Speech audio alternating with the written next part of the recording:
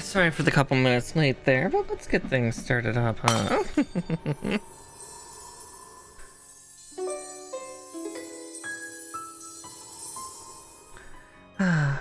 Evening, everybody. Oh, a little bit sleepy, a little bit groggy today, but I think that's just because I didn't, I woke up a little early and my body wants a nap, but my body doesn't get to have that today, despite the yawns. At least it gets to have some caffeine today, so that'll be something it hasn't seen in a couple days now, so. But yes,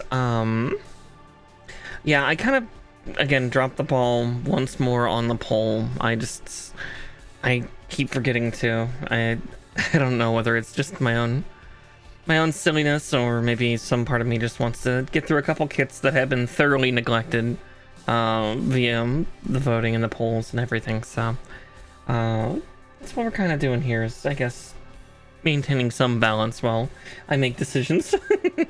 Forcing myself to make decisions. Ugh, what a hell for a span switch.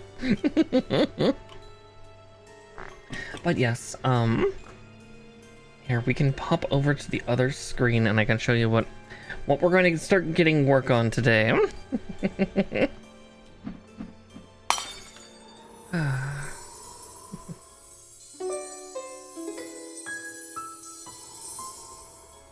So yeah, the big box that we're doing today, it's not Destroy Gundam as much as Tolan wants it. It is what is colloquially known as the Scarecrow, but it's, at least by the EFF officers in the movie. But we are doing, yeah, we are doing RX-9 Narrative Gundam. And this is for Ka. Right, this might be the one where if we end up building the core fighter, I may leave it so I can open the cockpit, because of all the pilots, I may want to paint this one. Because the one weird thing about this Gundam is that you can see the cockpit. It's glass. Obviously clear plastic for this, but still. Yeah, we will be starting work on this big fella tonight. Most likely this is going to take about 2 streams. This one should take a little longer than the Shinanju, because this one does have multiple modes with multiple parts, and it would not surprise me if the instructions have me first build this guy in dormant mode before we go into one of his awakened states. Now, that being said, some of the dormant mode will mean switching from dormant mode to awakened mode or destroy mode, whatever you want to call it, will require us to tear things back apart again in order to put the new pieces on, like the cycle frame on like the shoulders and upper chest especially. There's no covering like Unicorn. It's just out there, but it's supposed to then change colors. Which in the movie was initially just red, and then later on blue, when Fennec got directly involved. Sometime I really should get a master grade of Fennec so I could have all 3 of the units in a display together. Because that would be a lot better than trying to go for the perfect grade Fennec. I thought that one's rare, that one's just expensive. But yeah. Yeah, so we're gonna get this all together. I don't know why I put the scissors away. I'm gonna need them again in just a second. I'm very pretty. Very, very pretty. Yeah, this one's going to have a lot of parts, which I'm going to just start prepping the side. But as you can see, like, yeah, we've got some gray bits here and whatnot. We'll see as we get them all out of the box. I'm just gonna take all the runner sheets out, and then we'll grab the scissors. Trying a new method for this. Okay. Oh wow, it's got really detailed stickers. Oh, that's a problem. I'll probably still use my own paint markers because I can, and I should. Alright, and the booklets. Looks like I just need metallic green though, which is comforting. So, my favorite.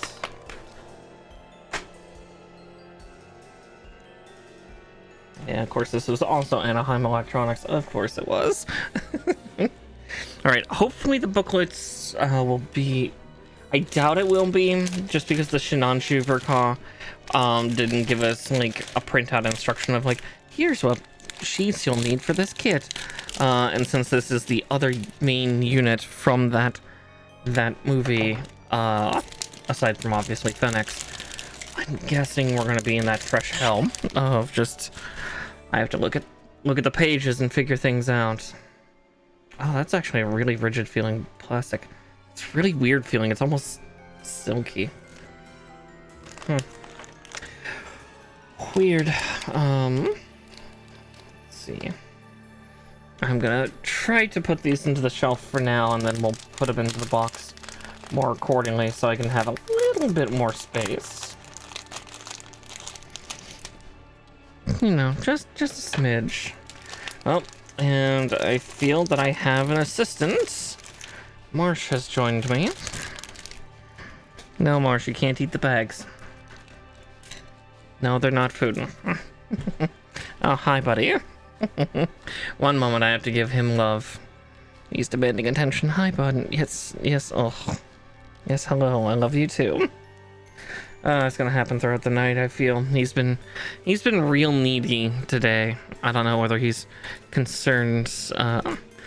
No, this matte red is just really weird. It's got like a runner's, like, even in the light it looks a little weird. It's like there's no shine to it, or there's not much of a shine. Like they've done like a matte texturing on it, or like a matte coating.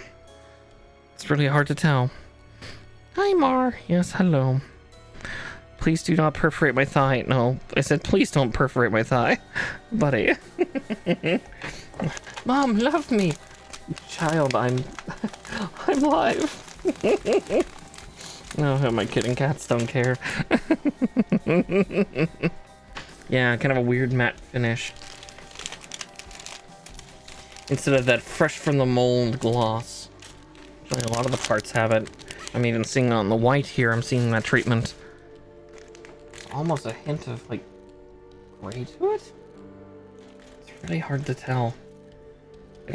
Like this part here, for me, from the angle I'm looking at, almost looks gray due to it. Yes, hi, Mar. Yeah, I'm getting full-on cat aggro. Hi, bud. Yes, hello, I love you. Get down. Help. Help, I'm being assaulted by a cat.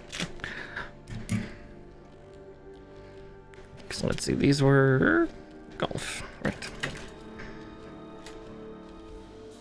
Yeah. he's being real needy right now. He wants all of the attention.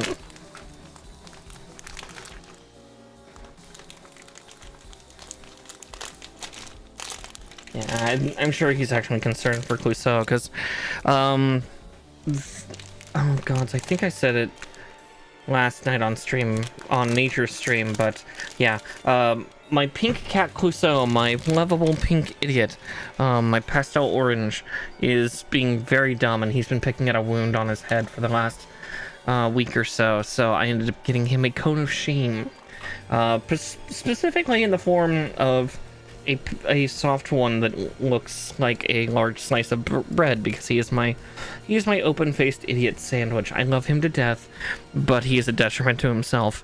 So he's got that, and I'm sure Marsh here is concerned for him somewhat, and some of that concern will be checking on me, being like, Mom, what you do? I'm protecting your brother from himself. That's what I'm doing, Clue. Oh yeah, because then here, look at these parts. These parts are super glossy. So these are the Psycho Frame parts that, when they're inert, which I might try to avoid using if I can. But yeah, these are super glossy. Like that is some shimmery bullshit. But we'll see. We'll see. Because let's face it, the Awakened mode is the coolest looking stuff ever. But we'll see if If the kid lets me. No, Marsh, don't eat the plastic bags. He is staring longingly at my trash can. It's like, Marsh, you are a Siamese, not a raccoon. Just because you have the same face markings does not mean that you are one.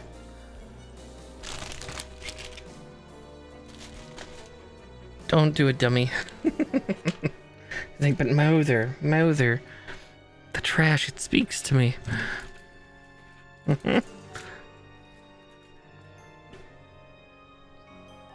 Oh, nice. Welcome to Tricera. Welcome to my hell. Hey, buddy, stop with the claw thing. Marsh is like gently pawing just under my kneecap, and I can feel a claw catching every time he does it. It's like he's gonna hit skin soon if he keeps that up. I don't want that. I don't want to get clawed. But yes, I am proud. Again, to whatever people like Ben's, I would never want to take him away from Hurricane, because that boy is terrifying on the thing. Like, don't get me wrong, I'm a monster in Tricera, and also in Stego for the most part. I can ruin a lot of people's days with that thing. I'm not a nice lady. But yeah, so here's the Psycho Frame parts. Oh, and we've already had one jump the runner, which was C5. Okay. But yeah, very pretty kind of. It's a little bit more orangey in the light in my eyes, but it's supposed to be like the Psycho Frame Destroy red.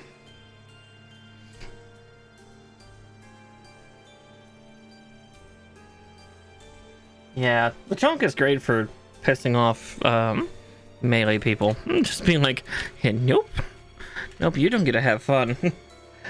Not with me around. All right, now we're gonna put these all back in the box, and then I will pull accordingly from what I need. I forget this thing has actually a really fancy V-fin. It's got a 4-point antenna, but it makes sense because, again, the narrative here had multiple pack systems, and some of them were rather complex, which needed additional antennae to control them. Now we're gonna leave the smaller ones out just because they're small. Small. Despite the fact they are, I believe, just they're the tail end actually, so I can actually put those back for now. That is a very interesting red, just kind of this ruddy, dirty red. And then we'll keep that seat pipe out since it broke away.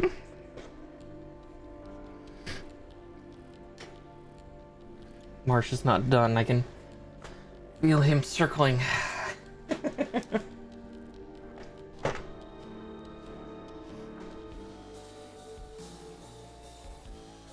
He craves the love. Okay. Yeah, and this thing does also have a core fighter, which is both fun and distressing. I think this was like one of the last major units that did have one, at least for several decades in Universal Century. Yeah, this thing's like a weird halfway point between New Gundam and Unicorn, which makes it extra trippy. Yeah, because there's like it in full dormant mode, and then there's it in full destroy mode. And I definitely want to have it in destroy mode, because again, why would you not have it in the cool, pretty death color? It's glowing, therefore it's scary. Oh, no, they did give an index for what we use. Oh god, okay, they're having us do... Oh.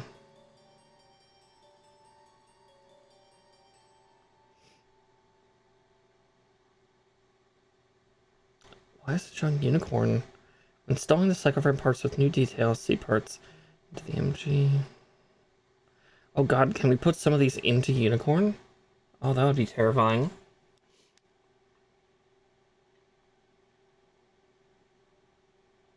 Okay, we are starting with the core fighter itself.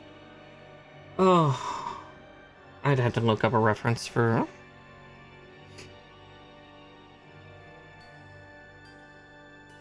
that. It's cool though that we actually get a really fancy index. The Shinanju Stein for Ka did not, and I was expecting this one to follow suit since they're from the same set, but I guess they were trying to simplify things with Shinanju Stein. At least that's my guess. Because this is a really robust booklet too. Like, this one is very thick for an instruction booklet. Which is surprising. Okay, we've got a number of parts we won't be using on just A and B. Okay. Everything else we are using to its fullest. That's terrifying. Okay. Huh. I'm guessing these two sheets had some parts on them that were, like, originally from the Unicorn. But I'm not 100% certain. Hey, McIgnus!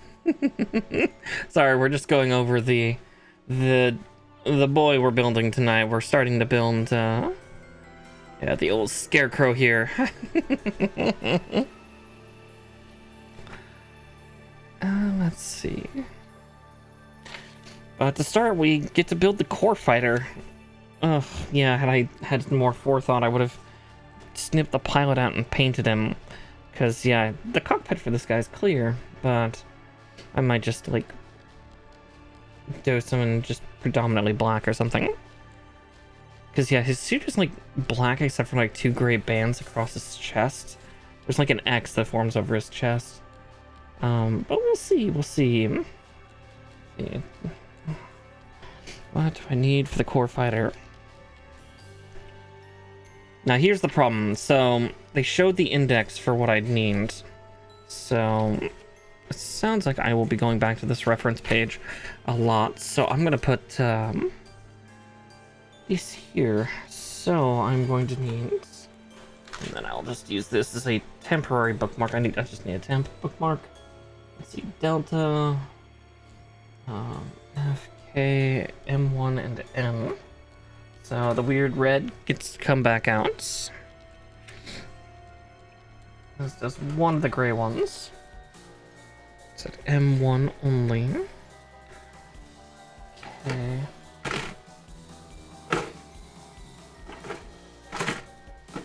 Let's see. There's K. Foxtrot. Should actually be this one, yes. Yes, there we go. And then pull out the old T. Throat feels a little drier than it should, so let's try to fix that. I've not been a good girl. I've not been drinking this much today.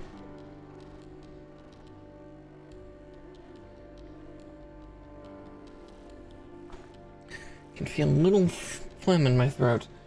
Also, before we start the build, I see Marsh has actually finally gotten himself settled. So I'm going to actually pop over to the cat cam screen real quick so we can build and have cats. You know, he's being the sleepiest boy right now. At least for now. I'm sure he will cause some hell and some chaos eventually. Let's see. Yeah, that clear plastic. It doesn't show as well on camera, but in person, it's almost glowing due to the light. Actually, that's a great question. It's been the light for so long. Okay, now it's not. I had to check. The first perfect grade for Unicorn was its parts were actually luminescent. Or like they would glow in the dark. Hence why the original lighting system for it was black lights. It was just to specially charge the pieces. But it looks like it's the only kit that has that feature. Let's see. And thank goodness I don't have to do lighting for this thing, so we're safe there.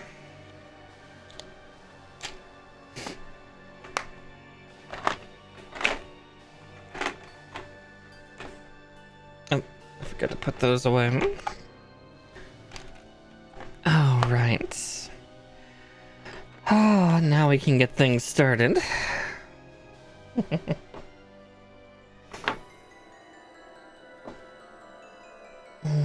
Okay.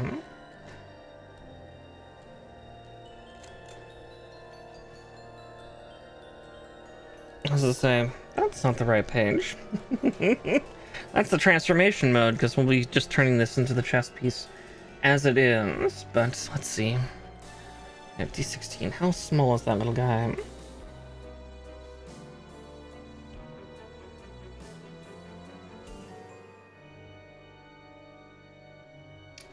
You know, it'd help if I was holding the D sheet.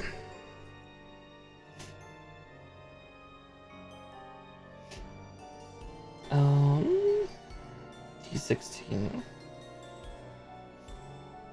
Oh wow, he is. Oh god, he's so tiny. Okay, yeah, no, I don't need to paint him. He's at least a dark color. I was worried that he was gonna be white.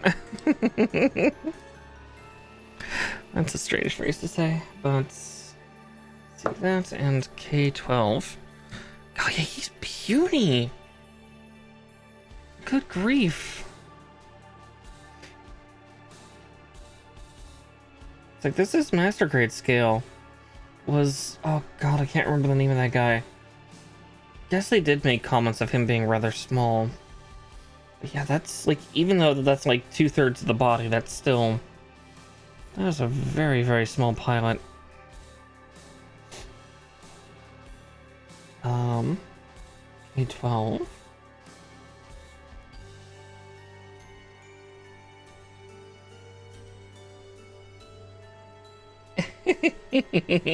Ah, thank you, nature. Sorry, ugh, I've been distracted with the kit so far. There's 12.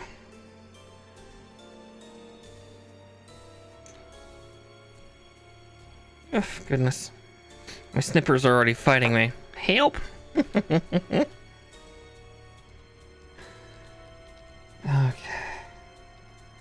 Let's see, yeah, it says be careful, don't snip that.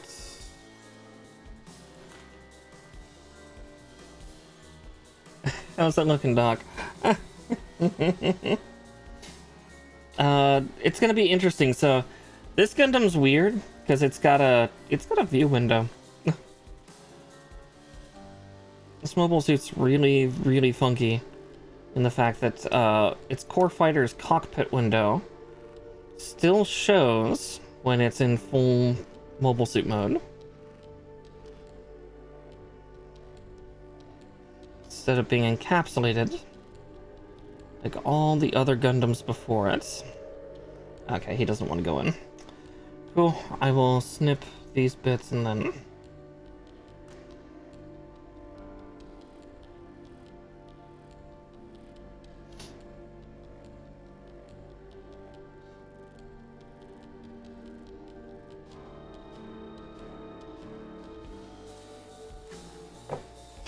But yeah, he's a very small pilot, good grief. Feels unusually small for a master grade. Like, this is, I swear this feels like a real grade sized pilot.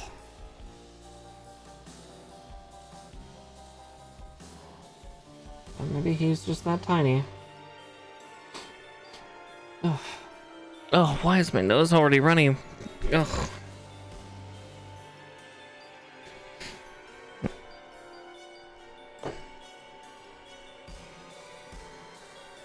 Small, yeah. No, he's fucking minuscule. Yeah, I would not have painted him. So, I mean, let's see if I can get that going. Like, he is so small. God, that light makes my nails... I promise my nails are actually white, despite how that yellow that looked when bringing it up. We're picking up too much yellow, camera. Let's see though. 1, 2, and 3. Yeah, he's tiny pilot. Yeah, exactly. It's pretty weird. Probably because there's like no lights there, maybe? I don't know. I keep my nails clean and they're not jaundiced on my part.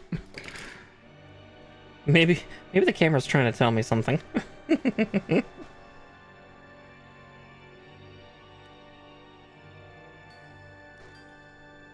And let's see, how does that snip off? Oh, right there.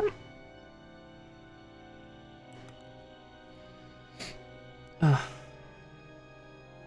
God, I've started sniffling now. What happened? What's going on?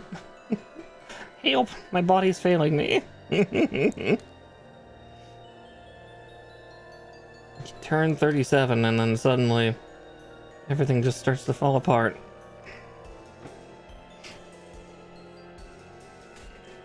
I've gotten a few new creaks, that's for sure.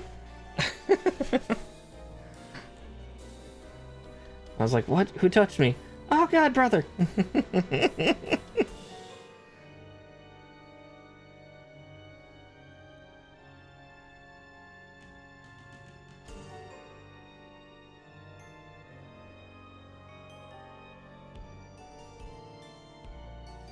Okay.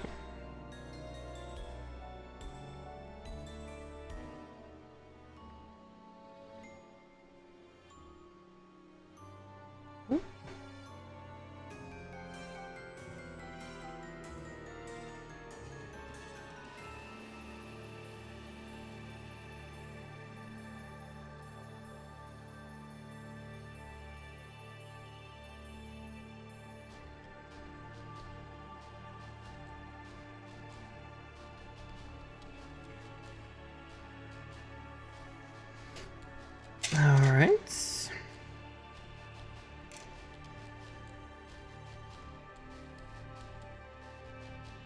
And I need K15. Yeah, definitely once we start getting into some of the Psycho Frame parts stuff, I'm going to try to make sure to build it with those parts already installed, but we'll see if the instructions will let me. Yeah, god damn it. Yeah, everything about my body is just failing today. Start yawning, start sniffling. Gods preserve me. It's a case of the Mondays. Unfortunately, it's terminal, apparently. Alright, and then it's at 27 and 28.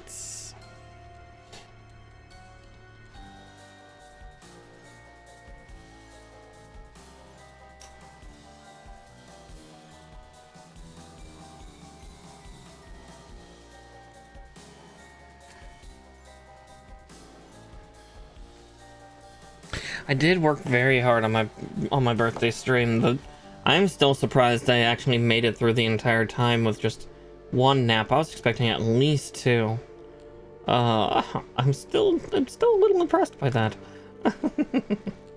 And a little worried. That last stretch doing Hell Divers with V, that was nice. Again, thank you to Jade and I believe possibly to Ace for messaging her. I've got to learn not to be so scared because I would like to do more stuff with her eventually, but that is for me to do, not anyone else. I have to be a brave girl. I have to talk to the the other Fey lady.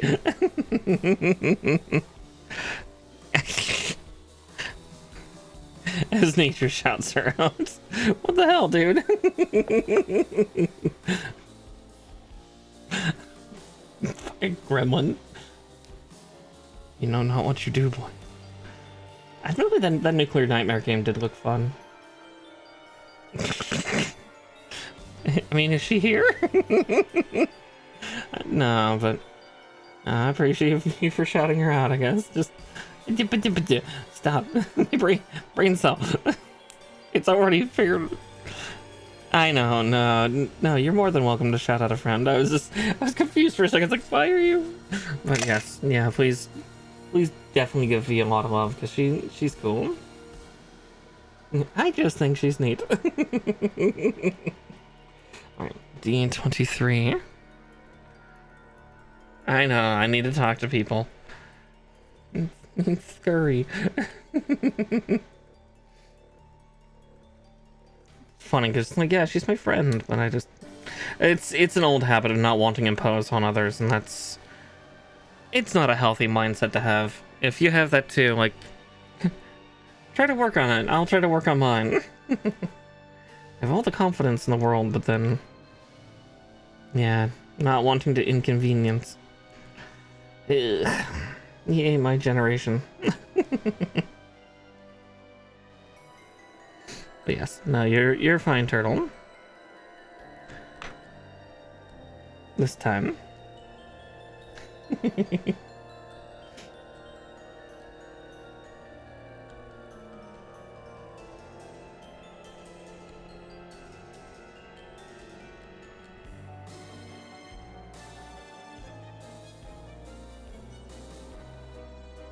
Okay, it's supposed to connect there. It's like, how's it staying in 1 unit? But now I get it. Okay.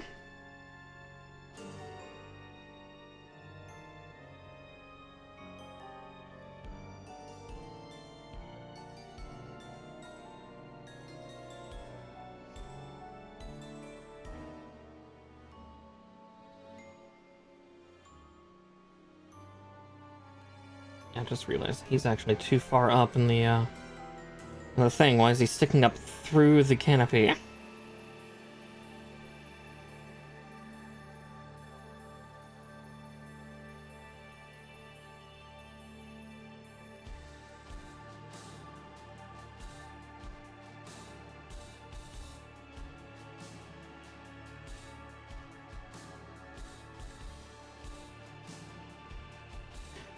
He's poking out still, but let's see.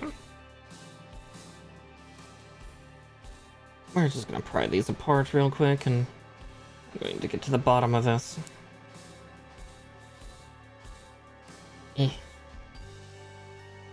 Use those nails for something.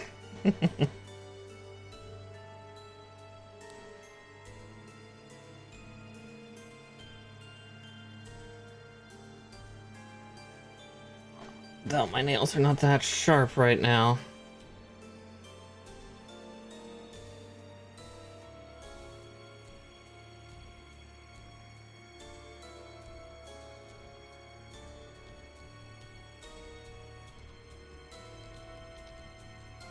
It's not as sharp as my part separator here.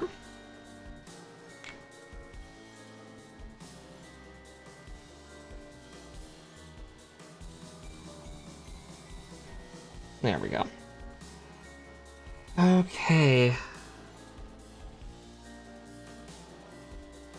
That's why.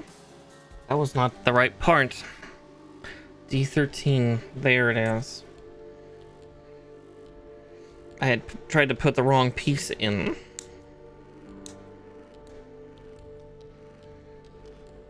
You know, that makes a lot more sense. But yeah. I've also just, in general, gotta ask more people to collab. In, like, not just V, but, like, all sorts of people. Even ones that'll probably say no, and that's okay. Because, yeah, it is good for Mara, yeah.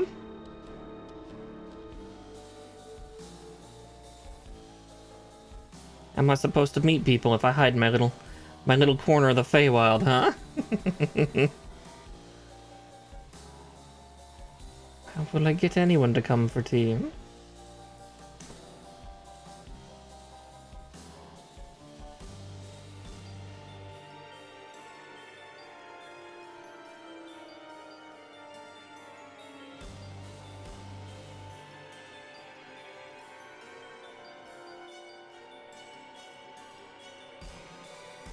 Group activities are good for sanity. What's sanity? What is this foreign concept you speak of?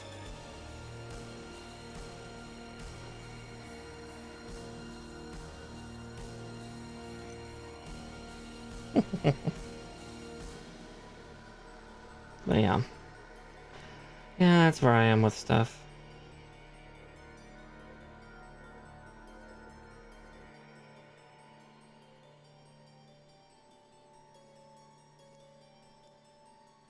There we go. I was like, that part should be able to seat in just fine, and it does. Just took it a bit.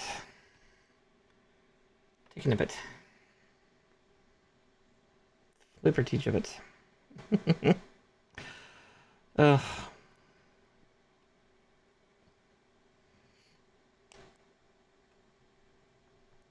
Alright, there we go. Now it's properly put together. Let's get that back in its home, and then we'll cut out the other D piece we need. We need D24. So the companion side, getting this one set up.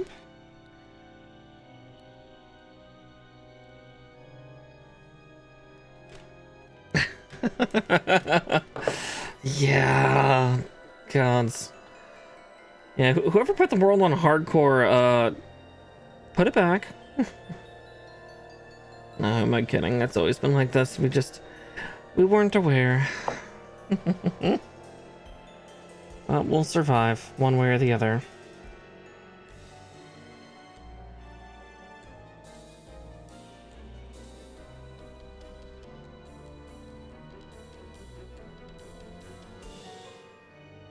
Oh, interesting. That's, a lot more in there than I thought I would be, but...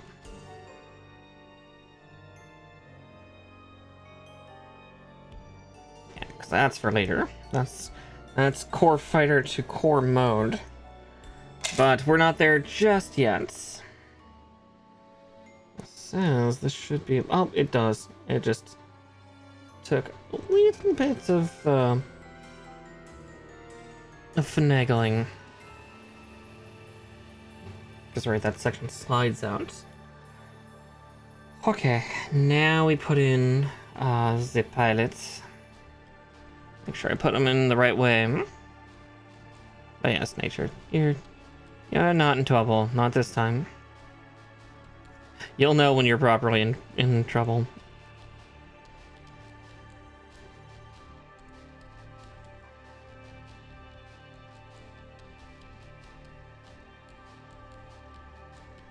That's a problem. I may be in trouble with this kid already. Good grief. Dear pilot. Go in normal. Is there normal? Is there such a thing as normal?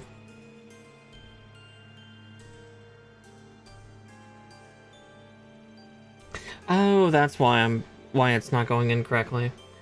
I'm trying to put it in. Not the way they say it.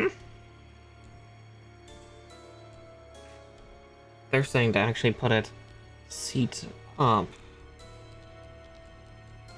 Like so. Yeah.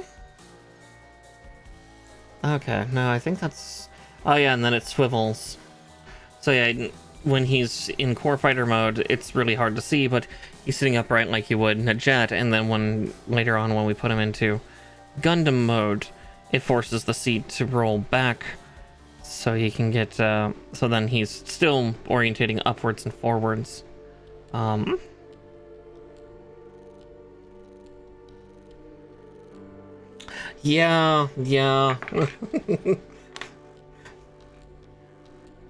Now that does sound like nature. I kid. That only happened a couple times.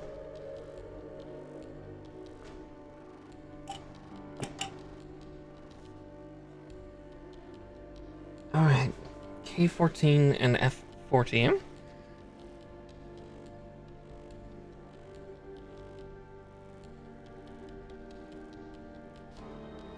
And I was touching K14. Of course I was.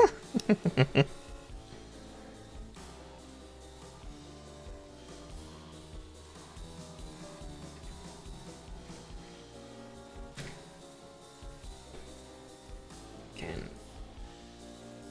40. Good grief. That is a lot of parts for one sheet. 40 pieces? Goodness. I'm excited for the color separation for this, because literally the only color I have to do for the entirety of the entire kit is green, and even then, this is the really, really good plastic stickers. These are like the really thick, durable ones, and they've actually got some texture on them. Let's see if I can get that to show. Yeah, see, there now my nails don't look like they're sickly. They're extra fancy. But yeah, all the parts. But I might still end up using this. We'll see when we get to the parts. Of what I need for that and what I don't. Because despite the fact that they are the nice fancy stickers, I still don't like stickers. It's probably why I've also not done any water decals for any of these kits yet. Like, you know, my excuse is, I want it to look like the anime. Because let's face it, 90% of the time, the anime does not show them. The, like, fancy warning logos and everything. But the other part is also because that means I have to sit and very carefully try to, you know, waterlog and then seal these little decals and everything all over the body of the units. And not all of them have instructions, and panicky rabbit.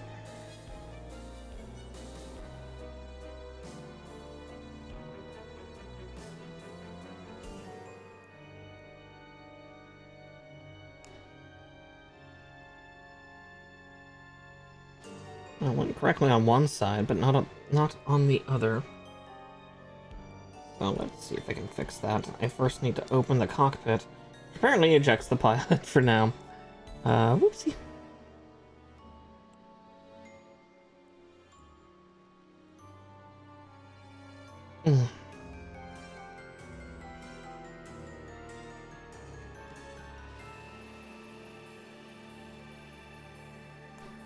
There we go. Yeah, they must have just not been squished perfectly together.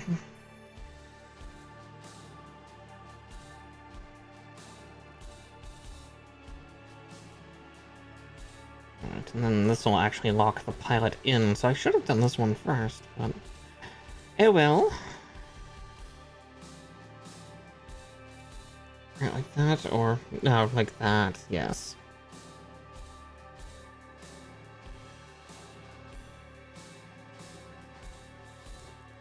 But, well, the pilot just popped out of his seat. Goodness, he is trying to fight me.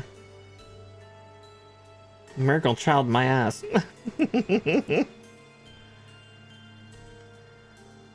But then again, that is lore specific to actually the movie.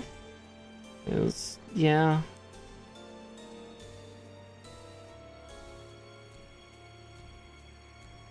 He actually wasn't a full-blown new type. If you've not seen Gundam Narrative, it is a fun watch. Definitely watch the uncensored version because they cut a scene from it that kind of... I only watched the YouTube version. I at least know of the scene now, but it's... yeah, it's like, man, that's a bummer. Sometime I need to rewatch Narrative. But uncensored. Wow, he does not want to go into his cockpit anymore. Into his seat. Or you're going to have to go in whether you like it or not.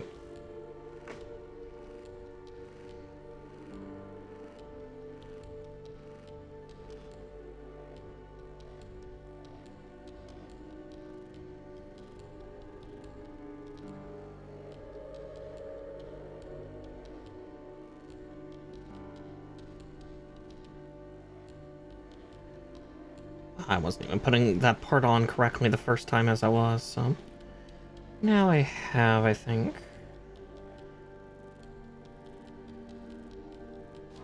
Oh, it doesn't feel like it's just 100% together yet.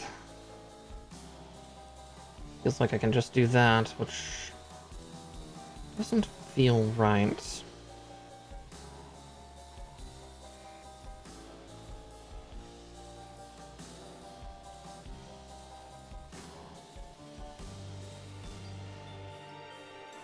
I wonder if I do it like that, maybe it'll be a touch more agreeable. Question mark? The question of the century, trying to get the parts to kiss. There we go, yeah, now it's, nicely in. Okay, yeah, I see what it was fighting. Okay, that fixes it. Cool, and that locks in the pilots. Okay. We're starting off very intricate. God's help me. Alright, the 25 and 26. And now I violence the boom of my mic. Okay, literally the two remaining lighter blue colors. Yeah, this unit, much like Unicorn, is surprisingly devoid of color. The most color seems to be on the core fighter here, and then yeah, then just a couple accent parts on the rest of the units. You know, the V-fin being yellow, the feet being blue, because that was a very Gundam Unicorn universe, like a era type thing to do.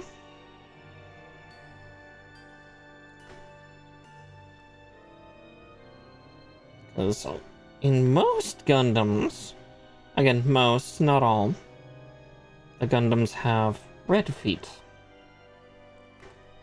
But occasionally they divert, usually to a blue. But, it also depends on the series, like, Mobile Report, Wing Gundam. Pretty sure Death Scythe had, like, black ones. Shenlong Ultron had, like, blue or green.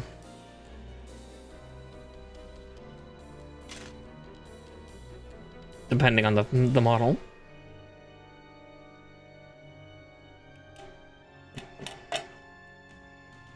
Alright, we built the internals. Now we can... Oh gods, yeah, here we go. We're building the wings, and from what I've seen of this core fighter, this one has one of the most, like, ridiculous wing structures. Oh boy, here we go. Right. K-17.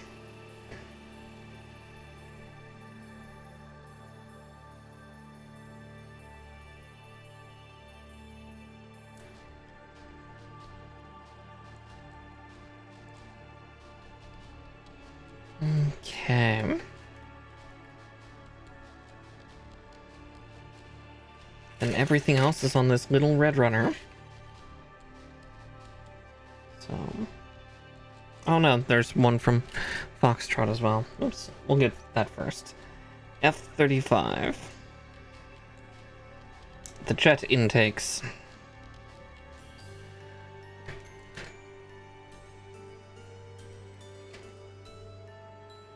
6M4. A C4.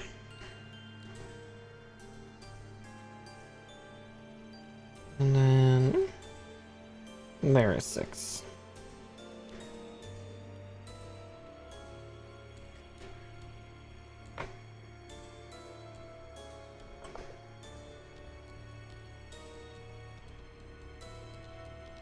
Yeah, we'll see how much of this guy we get through. I'm guessing we're probably gonna maybe get to the legs. Like, start the legs, or like, start the feet.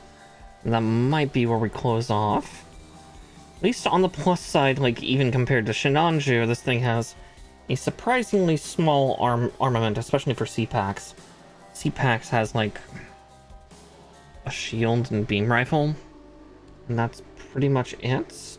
Now, that being said, if I went on a premium Bondi, I might still be able to order it, but it also might be sold out now.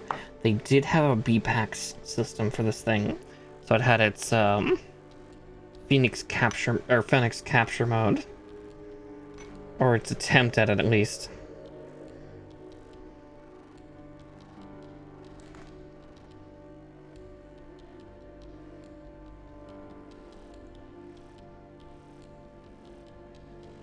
Because Phoenix had gone feral. Yeah, even this plastic chop's a little funny.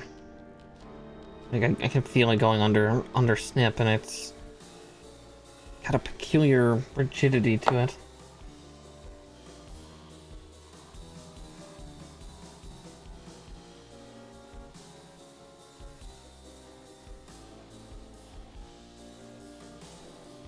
Which is probably good considering the fact that it's the majority of this color is being used on very flimsy parts.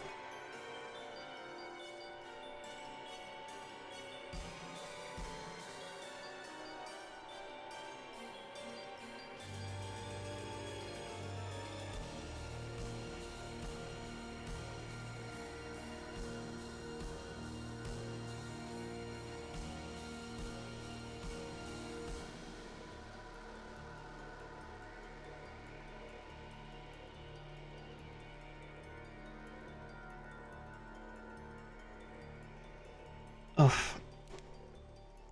Oh, my hands are already cramping. Ugh. Need a hand massage. Stat. Oh, that's why. It's like, why is it not going in its home? Because I, again, was still putting things in the wrong order. This has to go in first, and then that other part can attach. I mean, that's gorgeous already. I can see what they are plotting here, which is rather brilliant.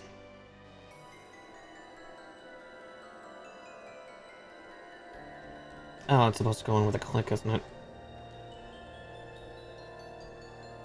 Ow, fuck. It actually really hurts. Ow, how are you supposed to... There we go. Oh.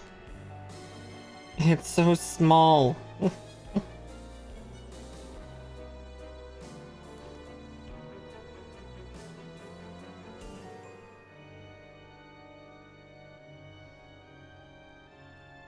Okay, well, I found something that's a little bit of a complication here.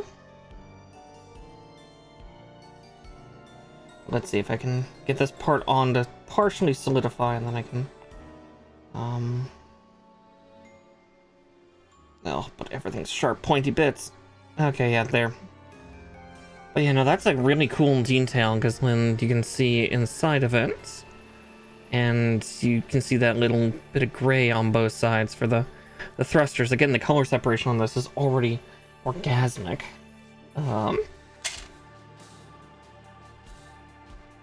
F33 N12 K4. So pretty.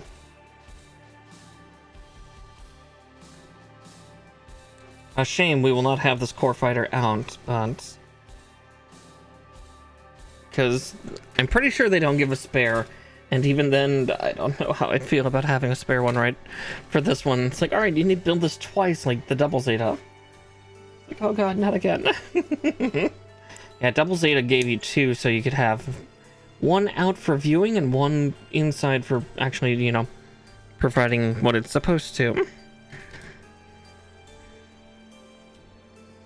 Let's see, N12.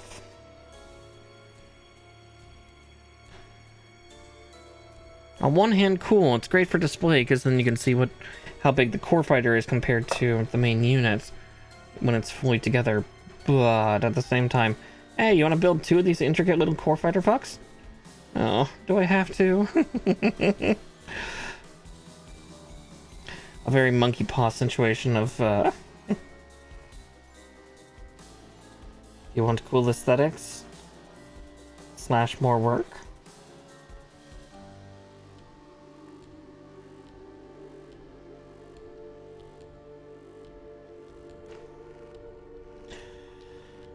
Choose.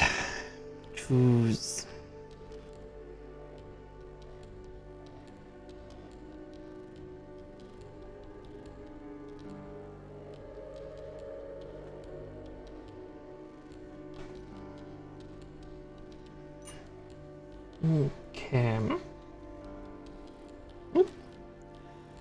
Alright, let's get the little wingly bits together, and then we can try to get this little pin done.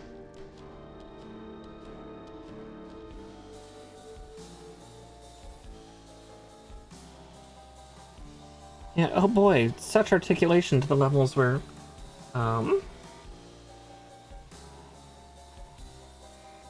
it's the point where, you know, this little guy is gonna be able to fucking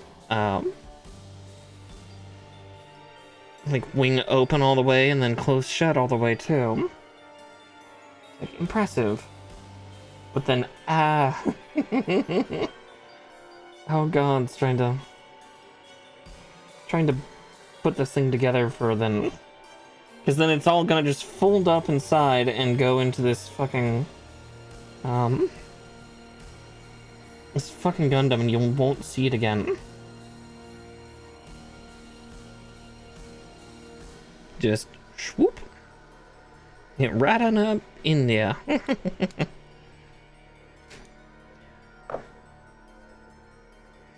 Only a couple parts peeking out, but again, that's welcome to version Katoki of like, how would this actually function?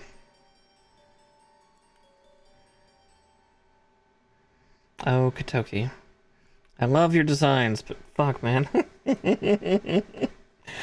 Oh, some days make me cry.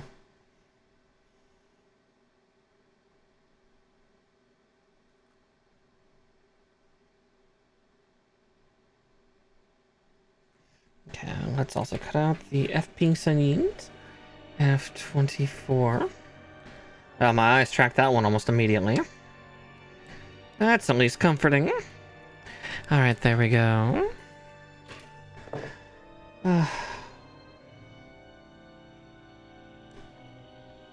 It's definitely been a strange day today. Instead of sleeping in after the last few days of like having a really deep sleep. I had pretty deep sleep last night, but I did still wake up fairly early. The steak I had for lunch was almost too much, which is weird because usually I'm a carnaholic, but apparently maybe my body is trying to crave something healthier. Who is to know?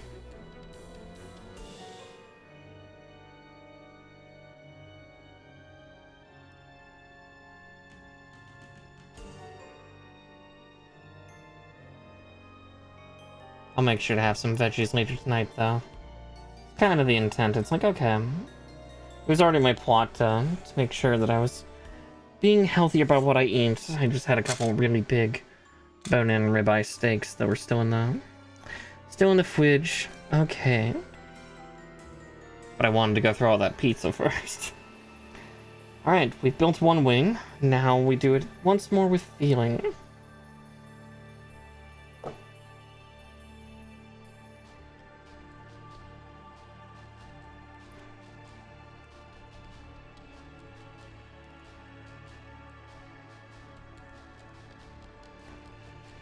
These are very intricate wings, but they are very, very cool. 36 and K16.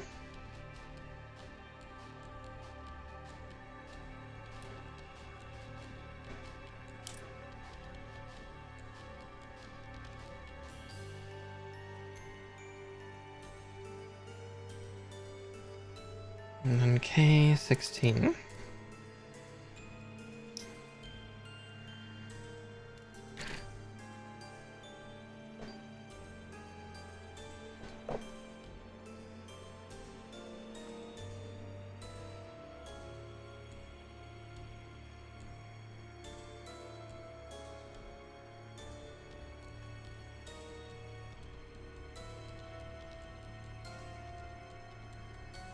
One.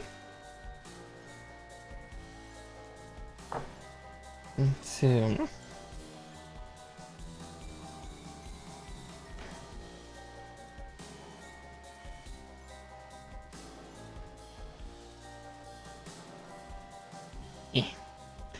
Now to try to get my hands to work together. I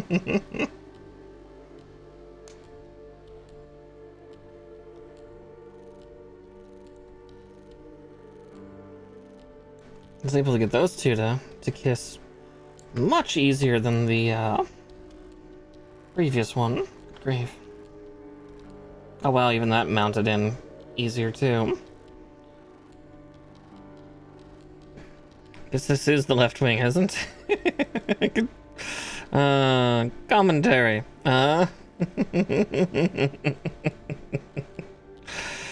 Ugh. Fries in the corner.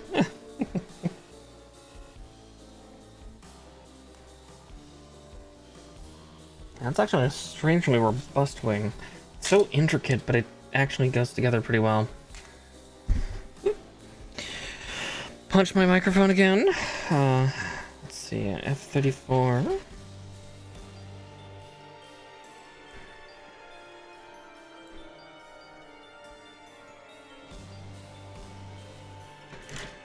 K3.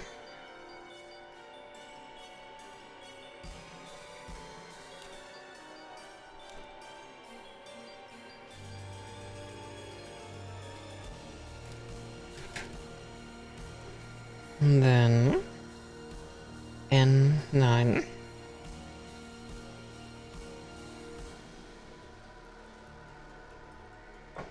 Okie dokie. Trim, trimity, trim, trim.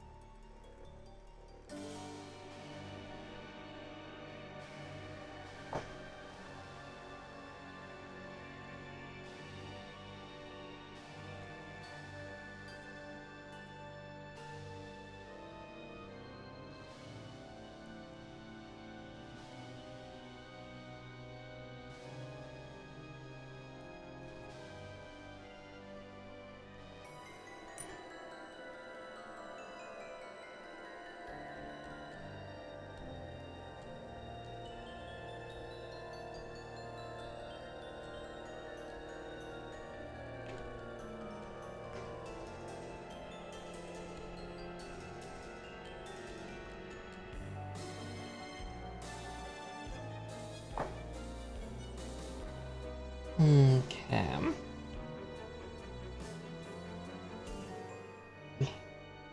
I just gotta find the hole.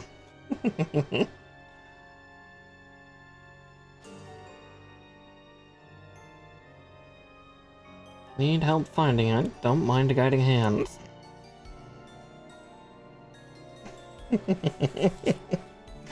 I'm just trying to go full Gremlin at this point. So F-31.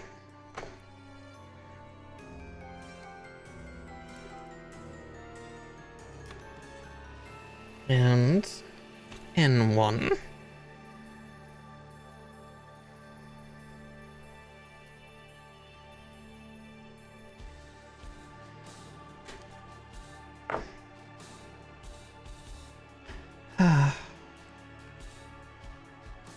But yeah, this unit's interesting in the fact that it actually has multiple pack weapon systems. And also it's another kind of, you know, fun, you know, Gundam fun fact of, like, just the atrocity of war and everything like that. Of this mobile suit appeared after, you know, EFF and Xeon and everybody was like, okay, yeah, let's not make units that have this much psycho frame in them, or psycho plate, because oh boy did this thing did Unicorn do something that has scared all of us. So let's not and say we did, huh? Did I put the winglet on upside down? I did.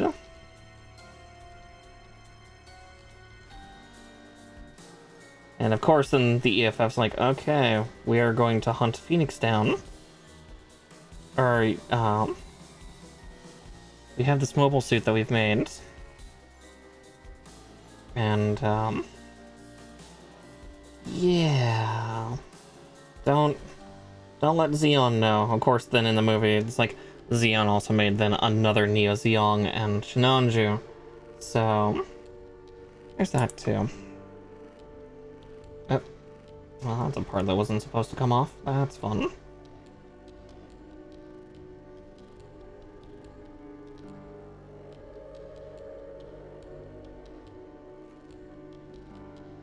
Yeah, the part I want to come off won't. Once again, I got a little hasty. Oh, actually, that works beautifully. Okay, so...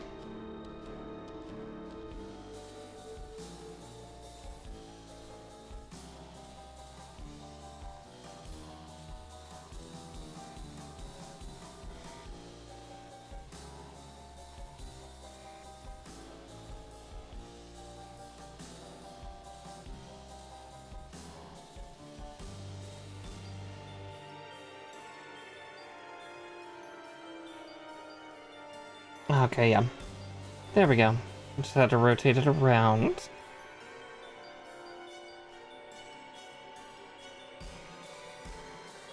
My brain just had kind of a little bit of a fart moment there, just kind of like, how does this work? How do?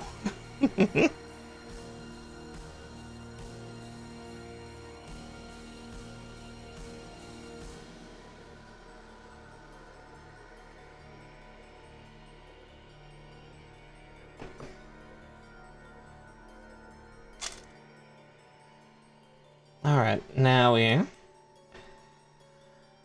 Apparently says to do that first.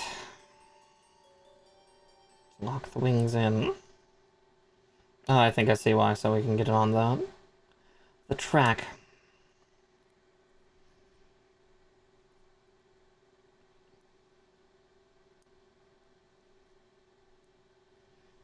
Then I could probably...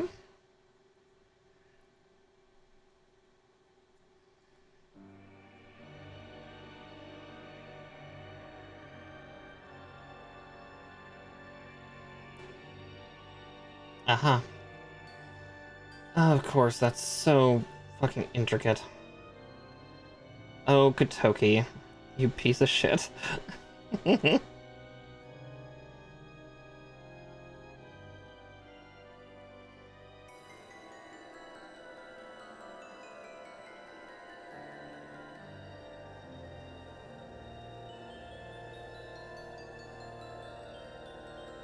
Let's just do that for now while we figure out exactly what they want me to do. Okay, okay, we're doing the thrust, like, additional thrust vector nacelles. Okay. So, K7... F-38...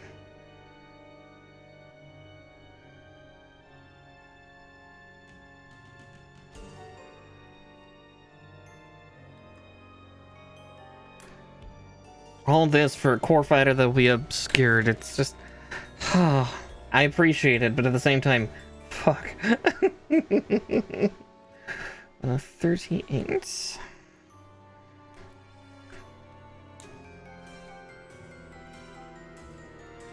I'm sure some people out there have built or bought a second kit of this just to have the core fighter out. Hell, those people have probably bought 3 of these kits so they could have inactive mode. Actually, probably even 4. Inactive mode, inactive open, active, and then destroy mode. There's also kits for changing that to blue. I think there's also one for green for special edition. So you could have like 6 of this unit if you really, really wanted to, which is ridiculous. 7 and 8. Okie dokie.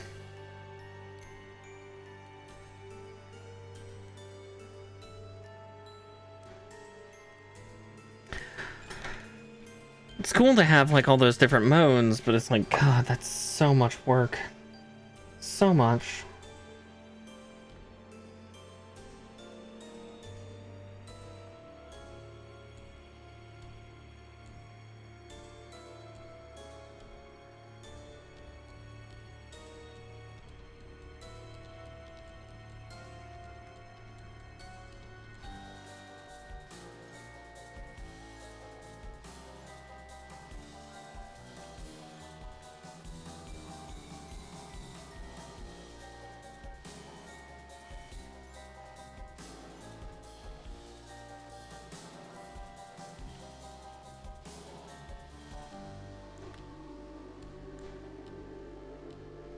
Okay. So suddenly look to the next step. It's like, no, we're not there yet, Mara. Ah, getting excited.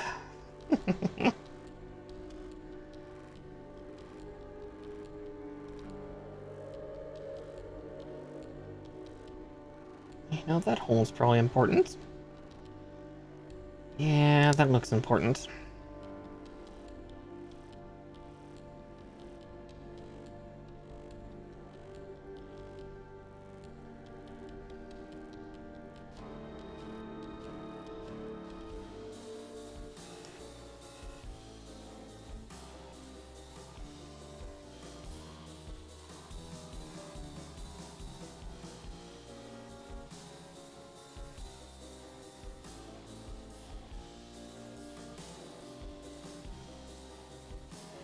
Whenever there's a core fighter, this is what we have to deal with, isn't it? Just... Are you ready for a surprisingly complicated little thing? Oh boy, I sure hope you are, because that's what you're gonna deal with. Bugger me. Okay, 8.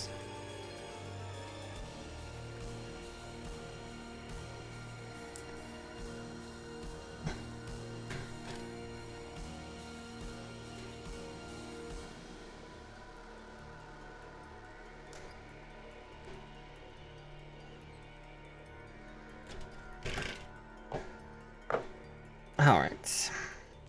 Once more with feeling, and then we can hopefully get to the end of this little guy's build soon, and then we can work on the rest of the meat of this mobile suit.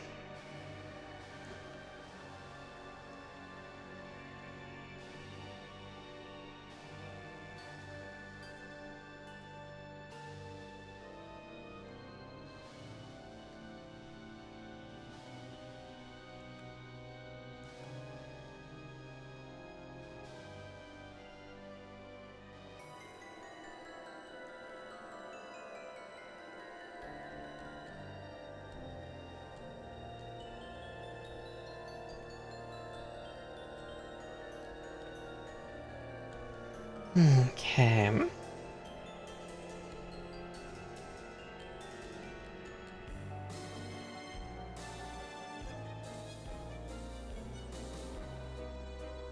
Wow, I'm trying to put this part on three ways backwards. It begins, the brain cell starts to sputter. Only like an hour in, my brain cell's already a little shot. Yeah, I'll blame the birthday bash.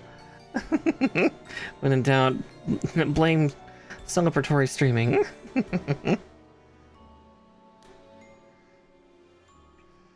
Maybe if I have a little extra money, also I might run down to a certain lovely little hobby shop downtown and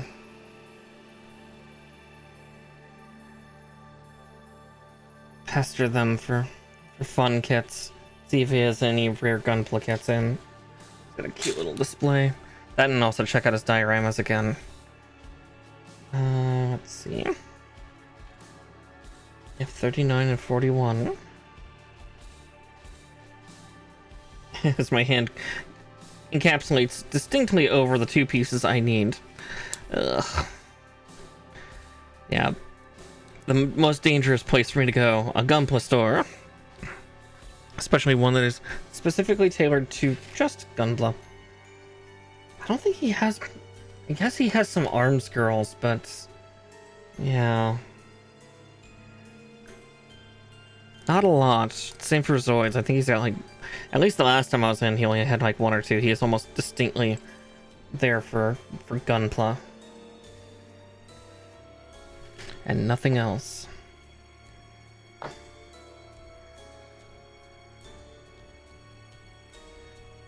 It's a cool dude, though.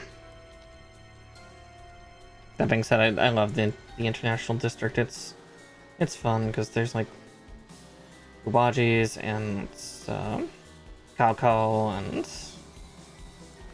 like there's just good food, good groceries. Had I not gone for a house, I might have almost gotten an apartment above that Awaji's. It's weird to have like a Japanese grocery store, but then there's apartments above it. Those apartments are expensive. Not as bad as my mortgage, but not by much.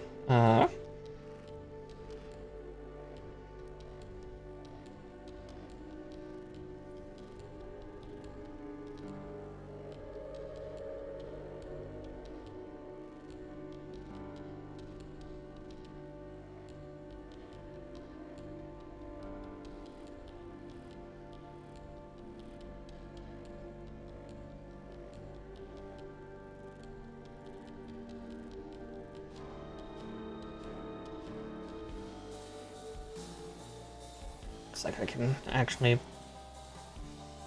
shove that back in, maybe? Question mark. There we go. I just need to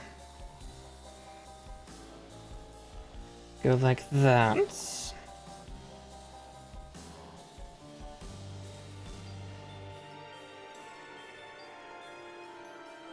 No, that's right. That side's an intake, so...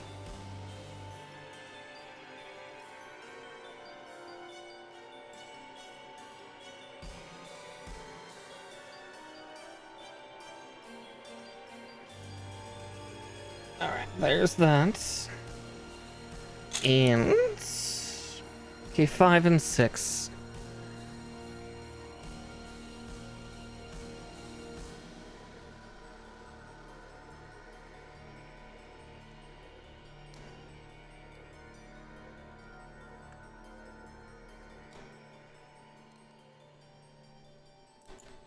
There we go.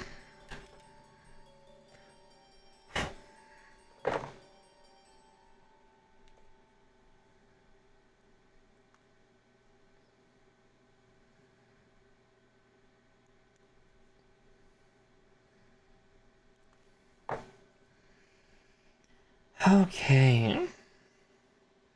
And we're nearly getting these, this guy done, I think. I think all that's left really is the landing gear, which is something that does get removed if you're doing the rest of the mobile suit, which I certainly am, because, yeah, I want the Gundam, goddammit. I want the big cool Gundam. But still, like this little kind of raptor looking, or pterodactyl looking Warfighter's pretty neat still. Just all speed. What if Gundam? Gundam. Oh, those parts are stiff though. That'll be interesting to fold that up soon. But yeah.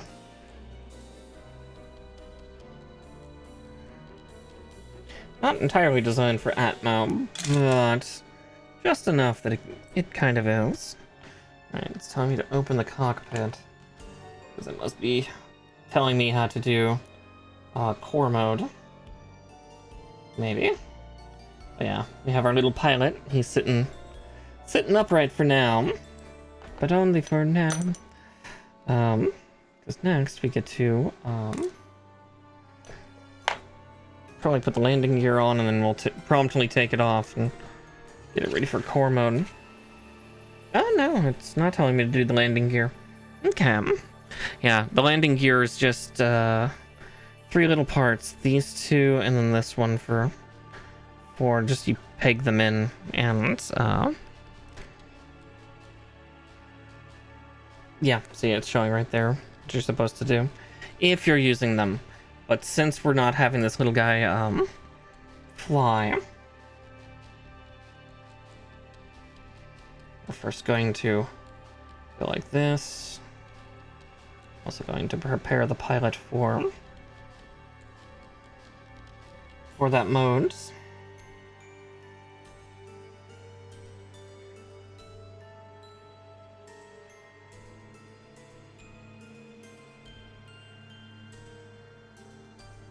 Because it goes like that.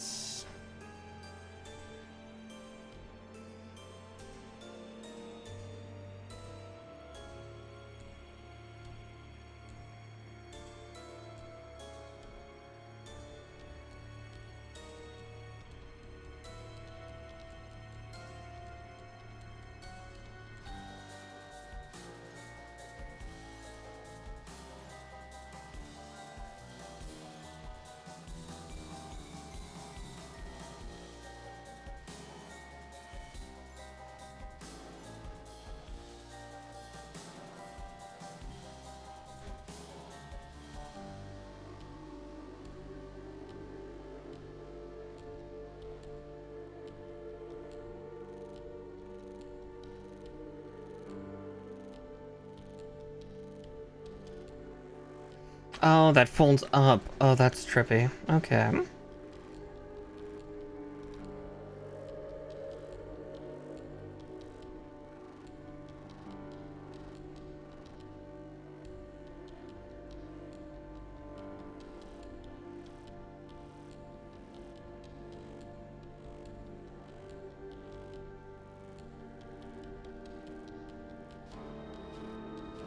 Oh, they fold back like that. Okay, I was like, so what is our step here? But yeah, then we go like this.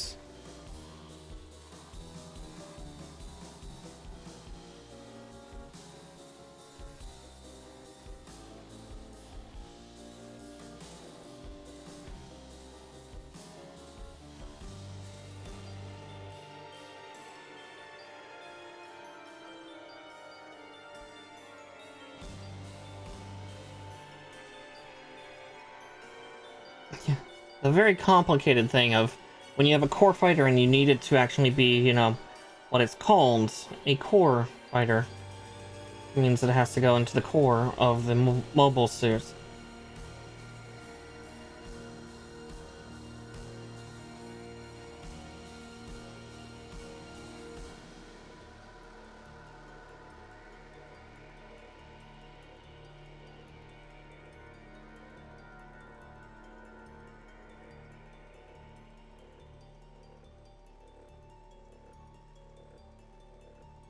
Ah, there we go.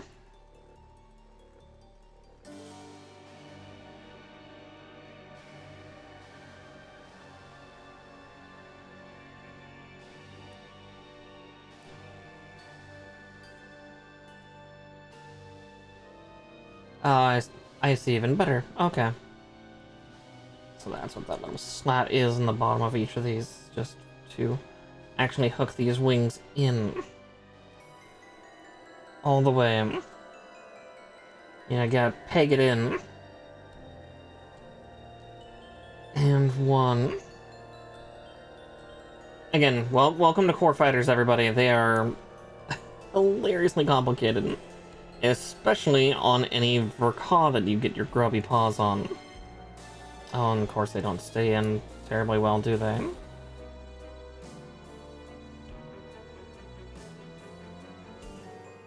Yeah, because that one keeps trying to pop its wing off.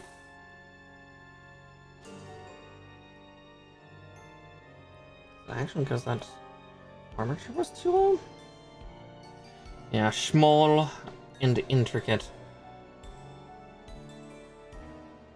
But yeah, there we go. Now it's in core mode, and you can kind of see how it's supposed to look.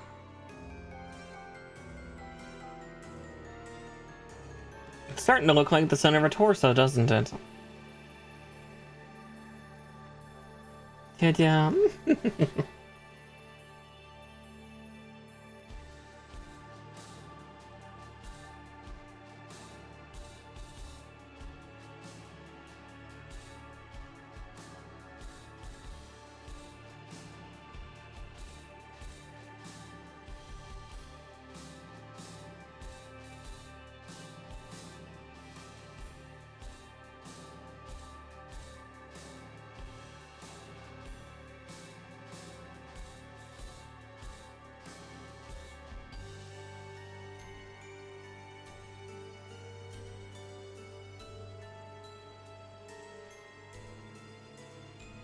Once I've undone that wing, I'm just gonna check. I think there's 2 parts that need to attach. Okay, yeah, found one. And through that I found the other. Okay. If that's the case, then I'm gonna open this wing up just a little bit, just to pull the same stunt.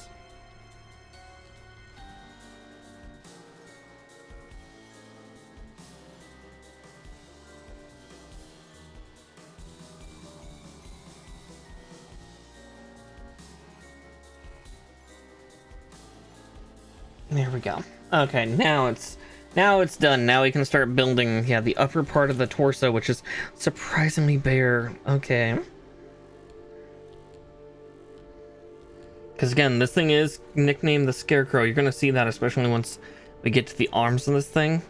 is, yeah, its upper arms are surprisingly naked. Of course, I said it right as another advert comes through.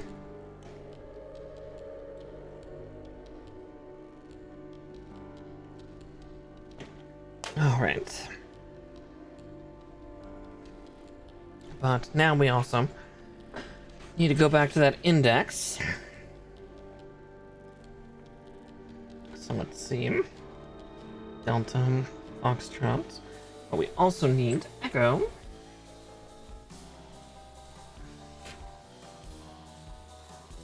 And Golf.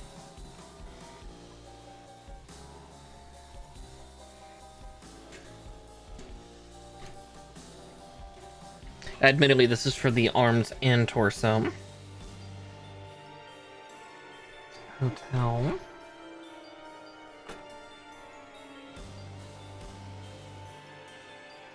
Indigo.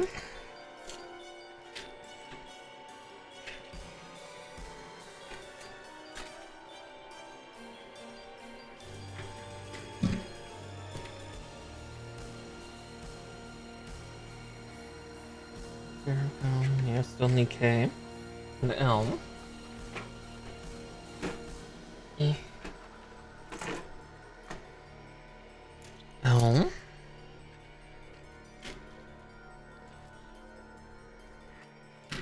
Oh, we're pulling all the sheets out, basically. Yep. A little bit of sheety violence as we get things to go. Alright, M1. Ah! Alright, give me a second.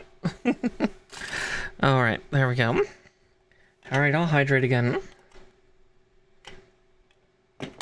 Yeah, so these are all the sheets we'll need for... Fuck, that's... everything but the psycho frame, or psycho plate. That's terrifying. Okay,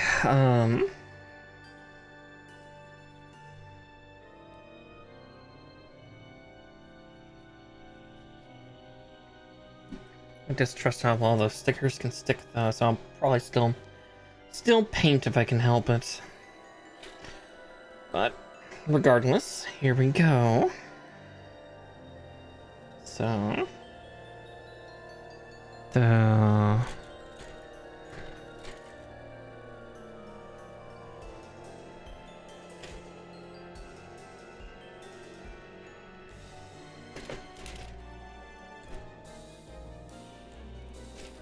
that's why I accidentally put them in the wrong order. Whoopsie doodle. Okay. So J12, 12, 12. There it is. Oh, it's a tiny part. Oh no. Well, I guess that makes sense because we're kind of doing the secondary latching for the hatch. And then Hotel California. There it is. And then we'll get 10 ounce.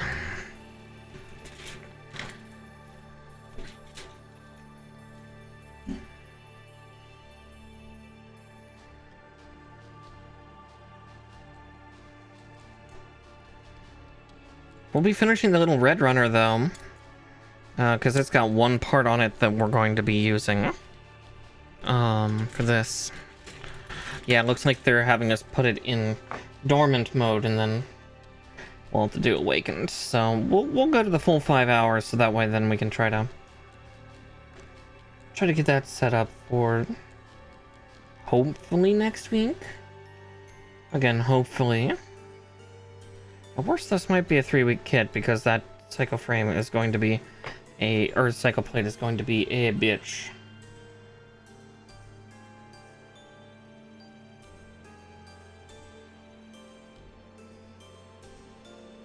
The psycho plate is a bit of a bitch.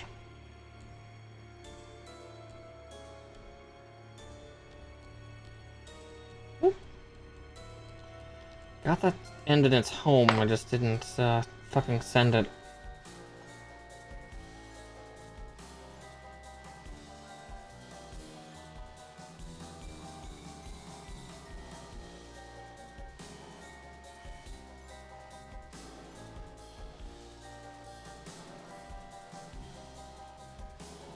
Sometimes you really just gotta send it home.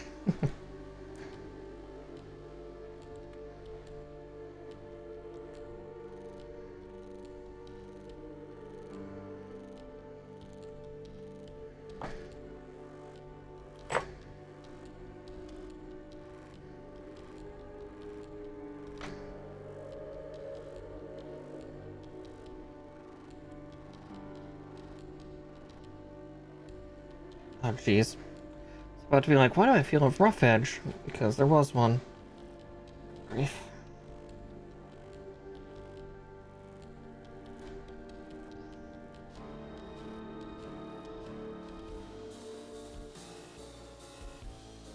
These 2 parts married, and then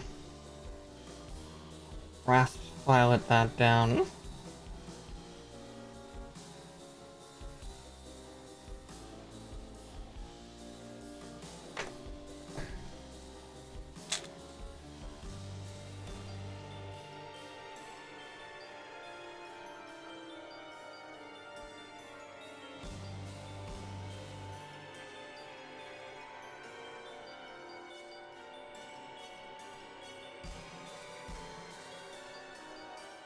Yeah, there's also a Japanese drama I need to start watching, or a Japanese TV show that's actually about Gunpla. I need to remember what it's called. And actually sit down and watch it sometime, because, yeah. Maybe I'll make that a Discord thing. I need to sit down and start doing, like, yeah, community watch-alongs and whatnot as it is. I want to, at least. It's just hard to convince myself to do so.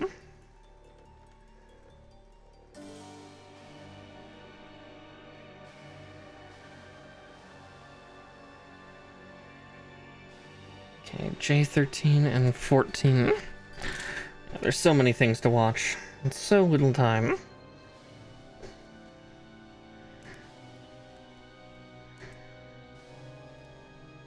Oh, good, I did find 13 and 14. I'm like, alright, halfway through the snips. I should check the numbers. Just in case. Oh, good, they're the numbers I need.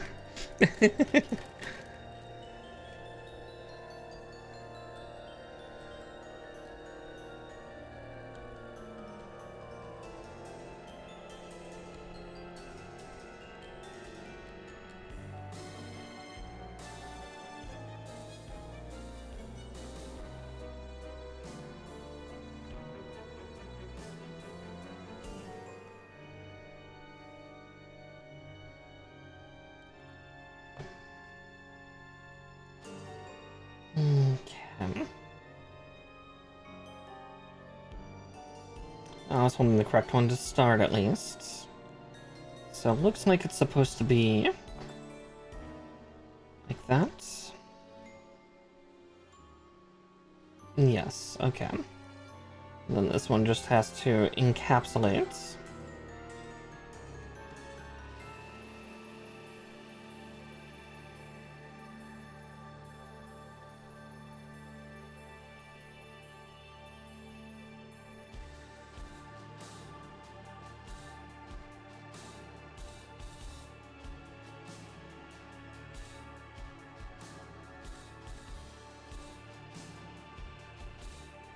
Yeah, because that's on a rail now. Okay. Echo 9. Oof. Yeah, the shelf's a little full for my liking, but don't really have much of a choice.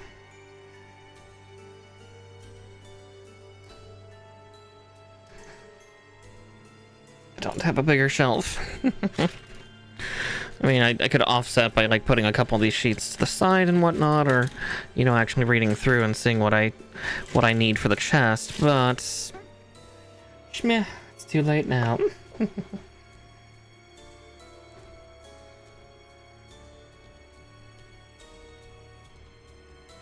Admittedly, I'm getting real confused with the parts here because they're doing it almost like at a near perfect side profile. So it's making it look like these parts are a lot smaller than they actually are.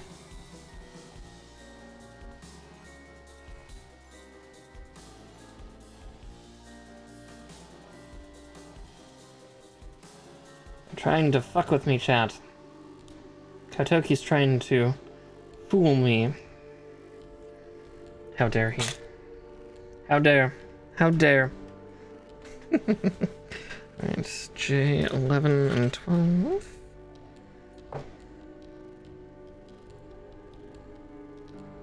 And 11. It's like we've already cut out 12. Preposterous. Okay. 10 goes over there. 11 stays in the hand.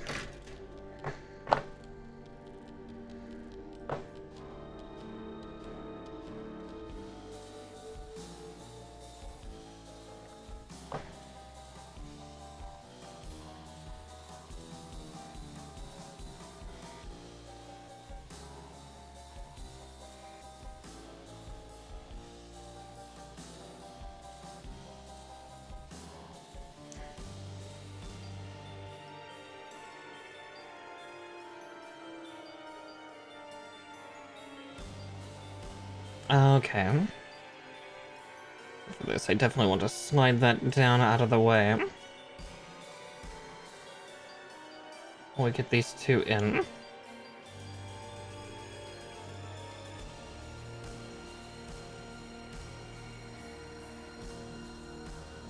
Oh, I see. I'm trying to put in the wrong one. The star's like, that's so loose. Why is it so loose in that hole? Right, because the other side's got the tight side. Yeah, whoopsie doodle.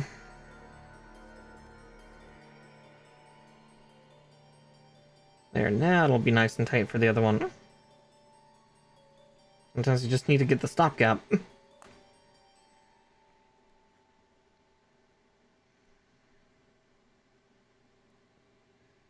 Back to our innuendo ways, right?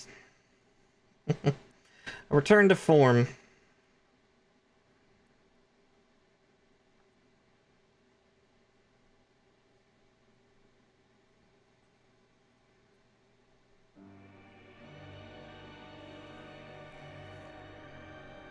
Alrighty. And then J15 and 16, because we're still building the interior of this thing.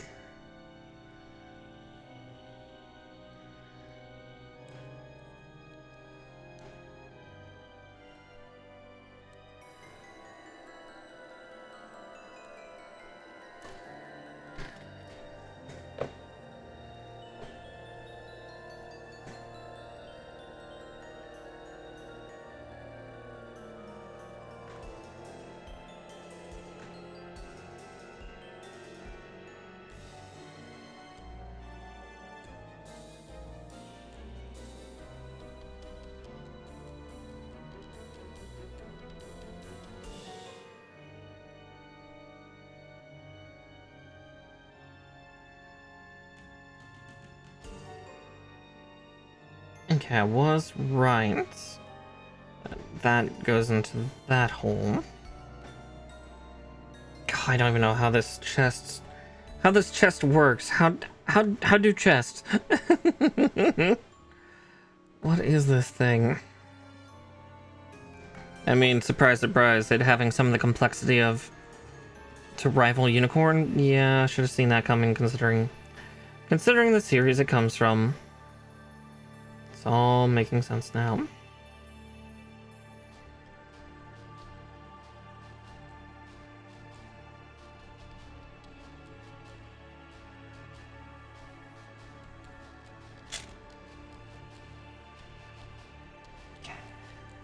H3 and 4. There we are. Looks like we're doing the neck joints.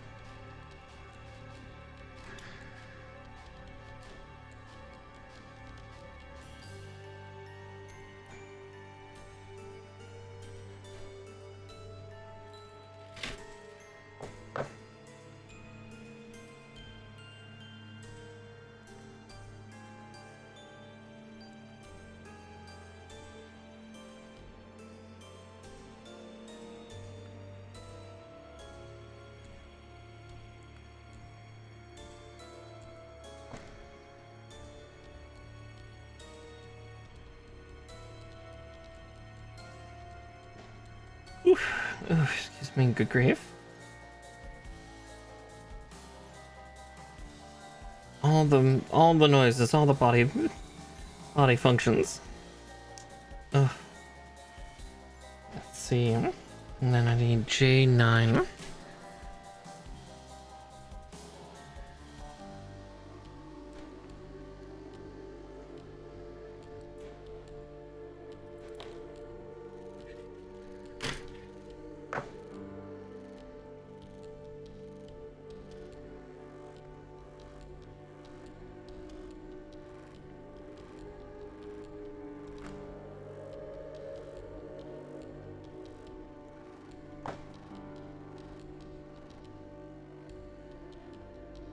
Alright, so it's supposed to go up into there like so. Okay, yeah. The question is it supposed to have a satisfying snap? Not quite, but it's supposed to definitely seat up in there. You know, get on up in there.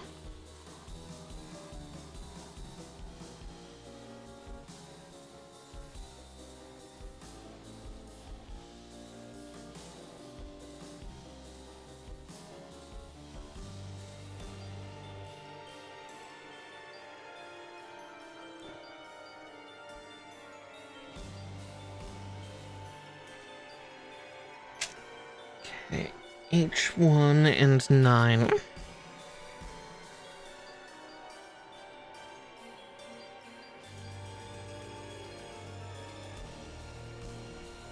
Alright, little deflector piece, and then... Oh, it tried to run on me. It tried. Nearly went in my water. I'm not sure if I want an icy cold plastic piece. Speaking of actually, some water sounds lovely right now.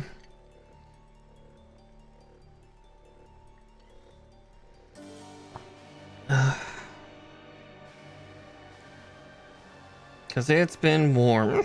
God, what's temperatures right now is about 24 degrees Celsius. Which is pretty bad for around here. Though I think last week we were like up to like 30, which was super bad.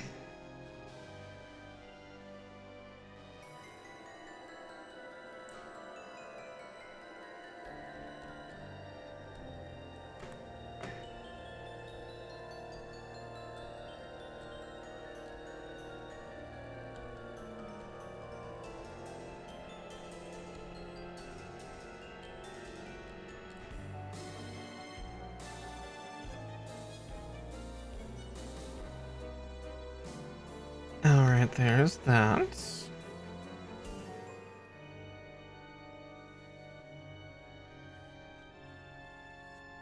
Alright, now we're doing the shoulder joints, though. Or the,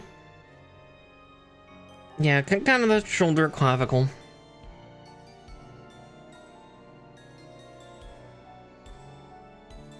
Two, 4, and 5, okay.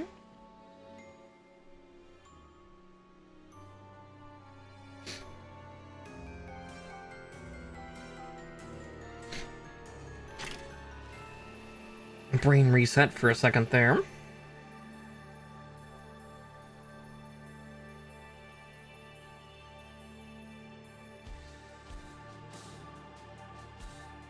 Oh no, J2. So 4 and 5 and then J2. Because L2 does not look anything like what I need here.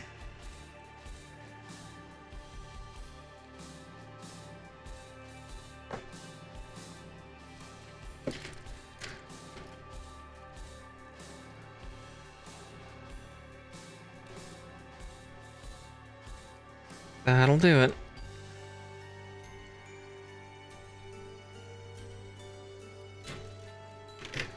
So much framework. Oh.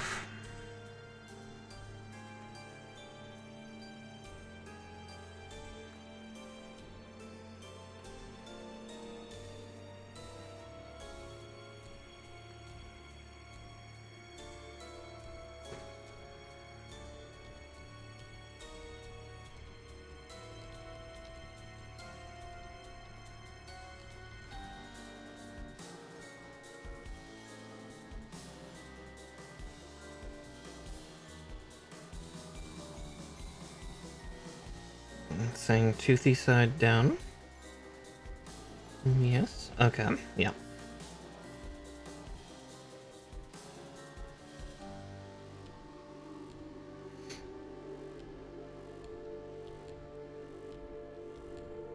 Trying to make sure I build these right.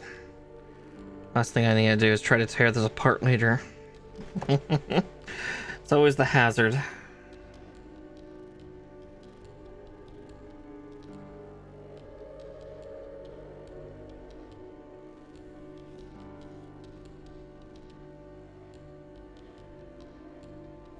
Okay, I need G6.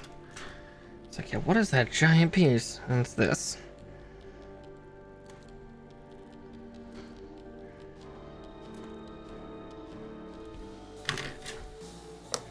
Again, amazingly in-depth. I feel like the Shinanji Verka was a little bit of a cop-out because they were just borrowing some parts from the classic Shinanji, which was a master grade, yes, but it was not a version Kotoki, and there's kind of something to be said for the complexity jump between Verka and a standard master grade. Again, kind of the difficulty spikes. You know, we're looking at high grades, real grades, full mechanics, master grade, Verka, and then master grade extreme, before then moving on up into perfect grade.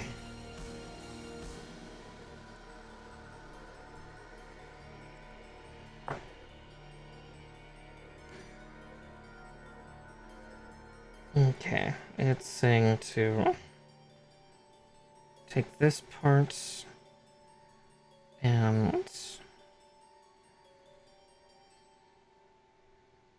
also doesn't help, like, I'm left-handed, so my buddy already wants to do funny things.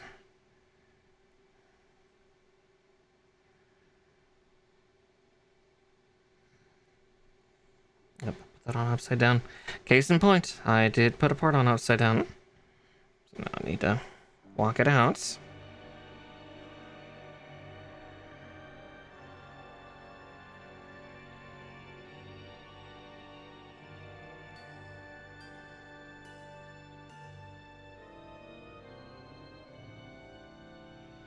Yeah, the one instruction they did not give was to twist that like so before attempting this.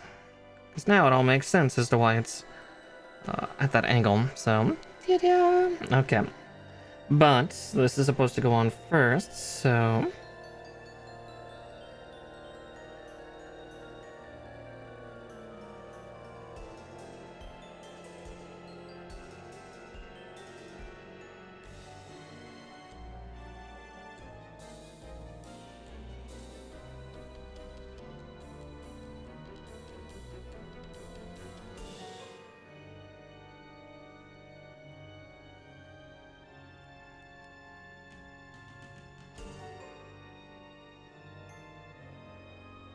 Okay, no, I was right.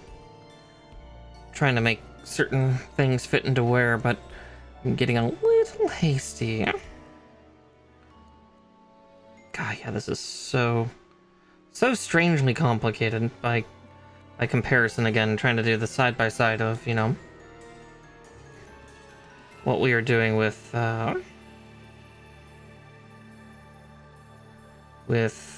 Shinanji versus this is just two different monsters.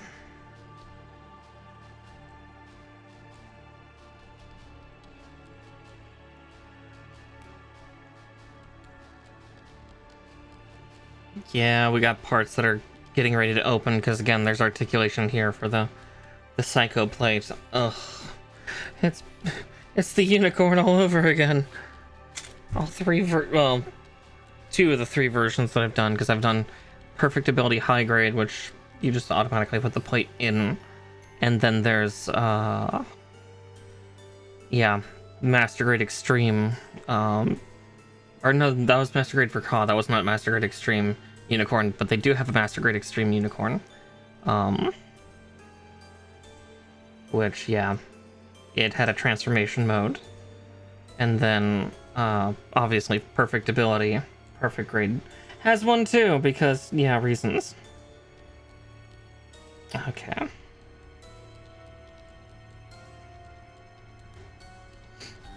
So E6 and E19.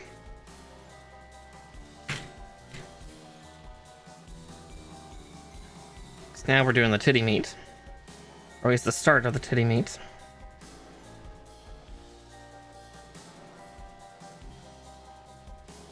Oh, you know, I forgot to put a piece on. While we're here, we'll cut out E12. I forgot to put the collar on. It's okay. Looks like that goes on just fine. E6. And 19. It's not good. I thought it disappeared. I'm like, oh no. Oh no, don't tell me I just had a Schwarzette situation. No. The Schwarzette incident. We don't talk about it.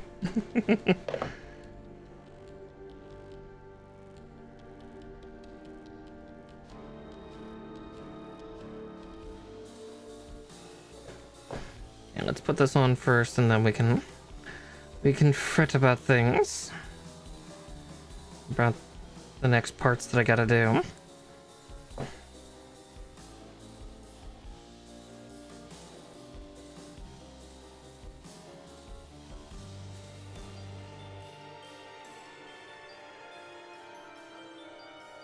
This is looking cool already though, because maybe something's a little harder for you to see, but you can see just the sheer level of like tech detail that they're showing on all the parts.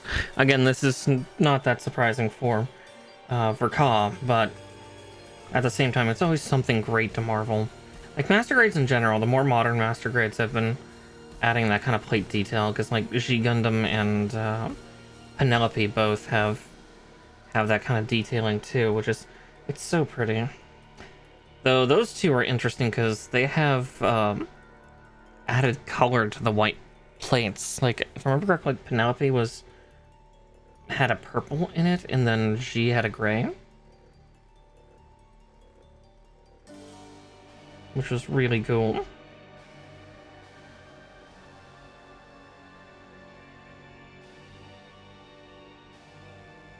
Nope, I'm trying to put that in upside down.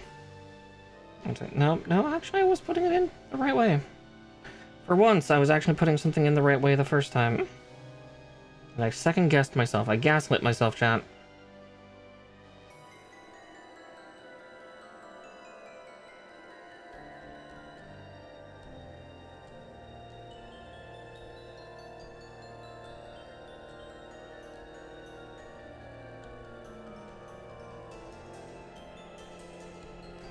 There we go. Now that's in its home.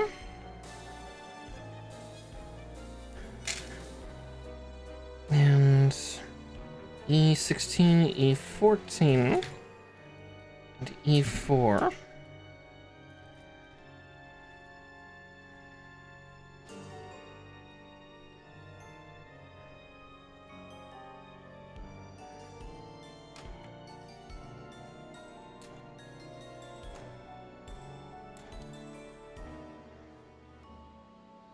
Yeah, these parts have been treated with some kind of coating. Because the numbers are really standing out too, which tells me that, yeah, there's some type of directional coding on this. I can see it, chat. I swear I'm not crazy. At least not yet.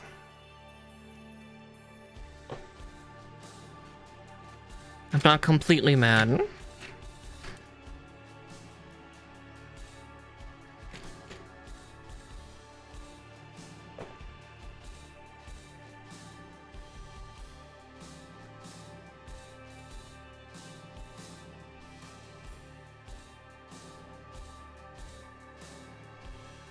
Another advert rolling through. I'm being real bad about noticing them tonight. I am so sorry.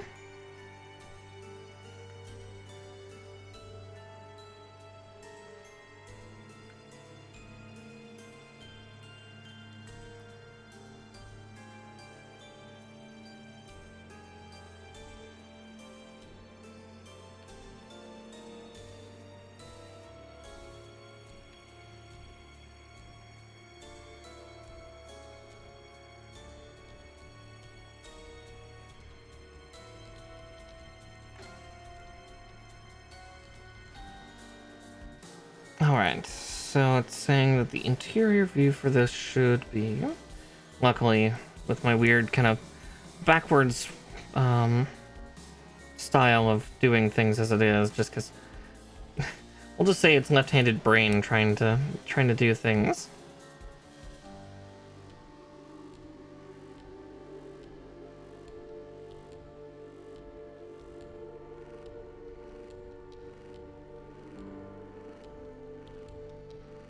So like that.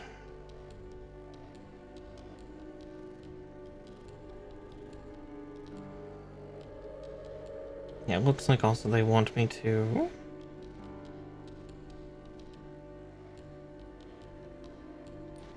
Ah! Okay, okay.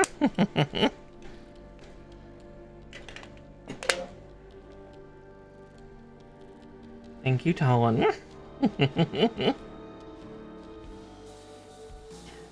Let's see. Just hold here when attaching.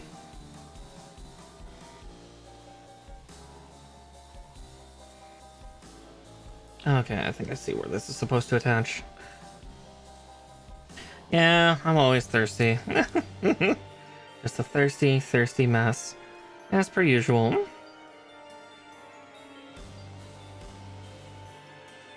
Okay, I was right. They did want this to be fully opened as we get this attached. Same though. Yeah.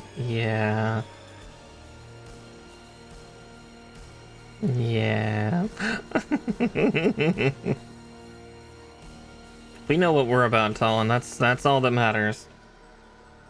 Okay, so then from there we can shove that up and lock it in for now. Because again, they're having us put this guy into dormant mode first, which is going to be such a pill later on when we do activated mode. Because I do want the woken up mode.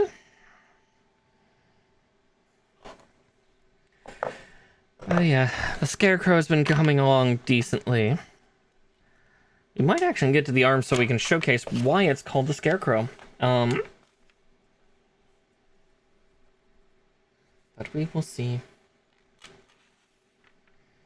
Let's see, making sure. Okay, that's all from that sheet. So up next is E8 and E2.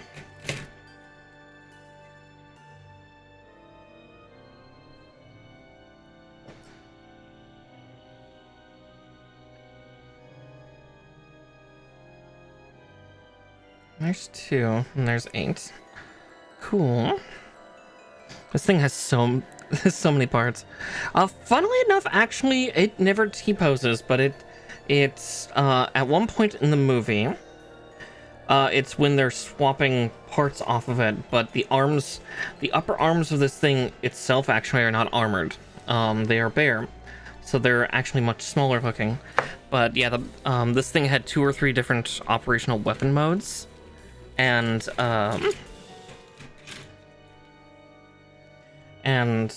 yeah, the interim stage, the shoulder pauldrons can come off, so there's just these little round shoulders and these really skinny arms going to the forearms.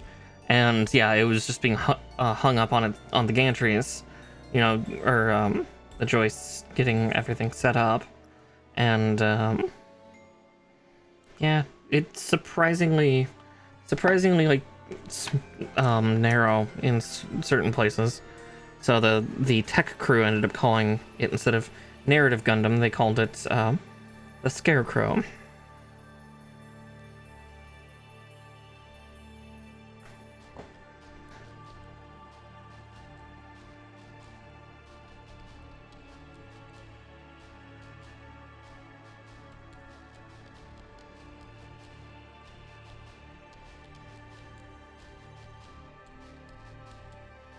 I think I see where it goes. Like that, yeah. Okay, yeah, like that. Okay. We're almost done with the left titty, and then we can do the right titty, and then...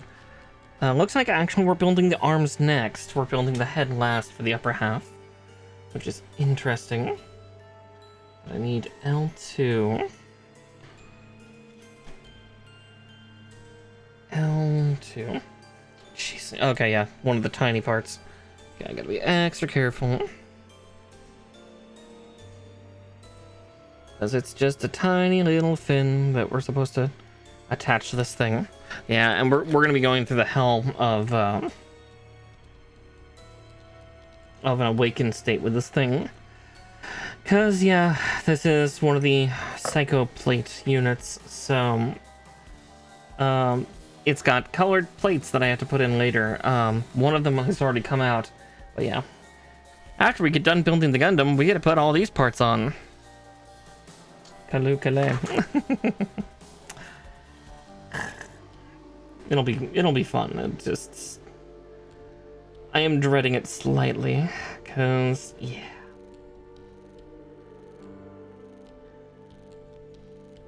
That, and also, you missed it.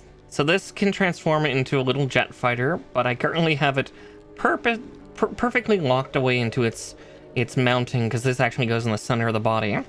And this cockpit can be seen from the outside, so this is one of the few Gundams that actually has a glass window cockpit system, which is terrifying. As I said, this thing is a lot of interesting bare bones bits. Let's see, it's saying... Yeah, a lot of the older mobile suits and Gundams had the core fighter system. But then, like, certain units didn't have it. Some of them stuck to tradition. But yeah, this one's the weirdest in the fact that all the other core fighters, their glass canopies are hidden inside of armor plating when in Gundam mode. Not this one. This one is very strange.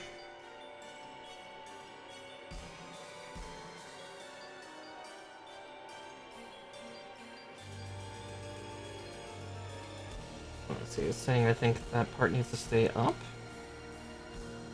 A little bit. Admittedly, this thing, where it was sent off to do was hunt Phoenix. So, not to destroy it, to capture it. But you're not wrong. Yeah. That's a major structural weakness hazard.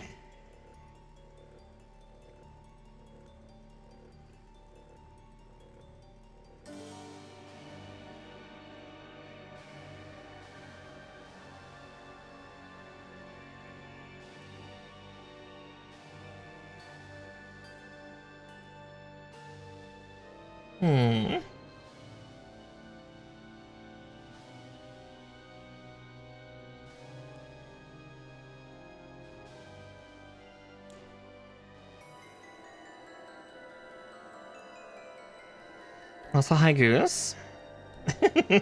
You've arrived to ruin the chat experience, huh? Why is it telling me to pull it out? Side. Like so. Oh, I see. Oh, no, it's... Why did... Oh, I think I get it. Oh, that's weird. For some reason, when I did that, it did a fucky wucky, so we need to try to pry this off. One end came off just fine, but the other did not. Oof. Also, would my phone stop exploding, please? But this also tells me that maybe this white part is not... Oh, seriously, who's... Scammers, stop calling me. I have nothing for you. Okay, yeah. Those parts weren't flushly attached. They'll be more flushly attached once this goes on, though.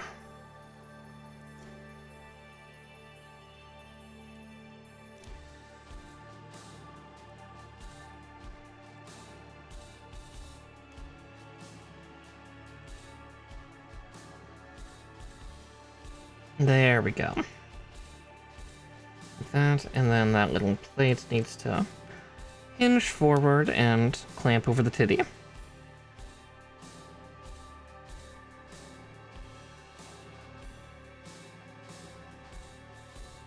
I mean, I can understand that.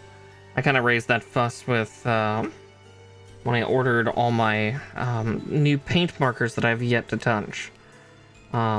display ones. I remember it had sat in the local airport for about 10 days, and I finally emailed them going, so where's my shit?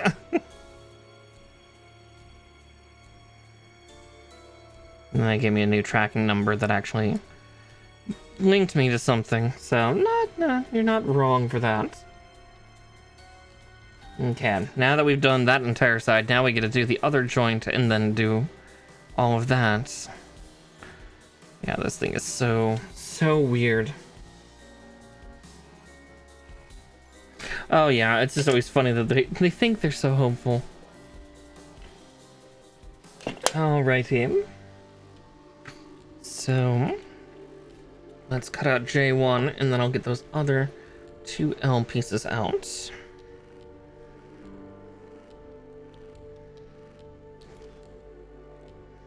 Now, with the way that they're having us construct this, I'm kind of intrigued.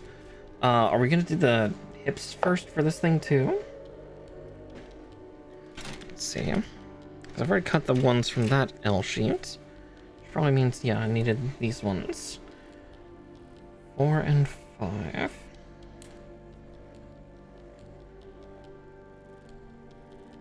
Oh yeah, because they always want to give you hopeful efficiency, and it's like, no, just give it to me real, doc.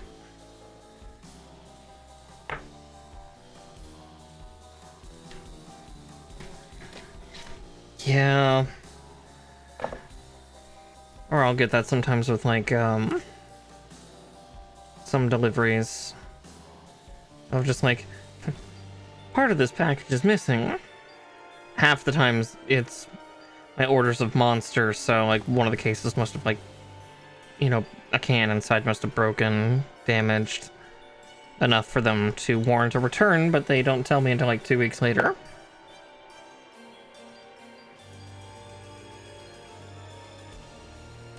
Though the weirdest one I ever got was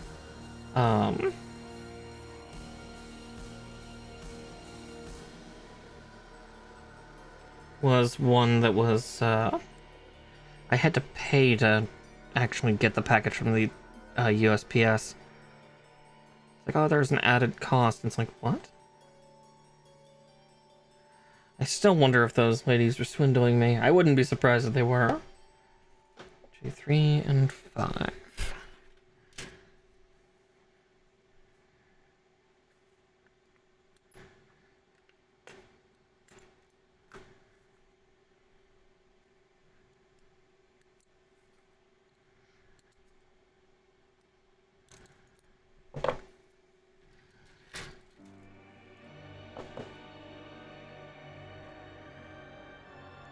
Alright, we'll get this little one together because this is the main connecting point for the joint here.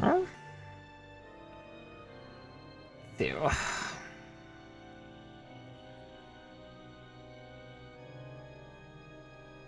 But this one has to actually attach first.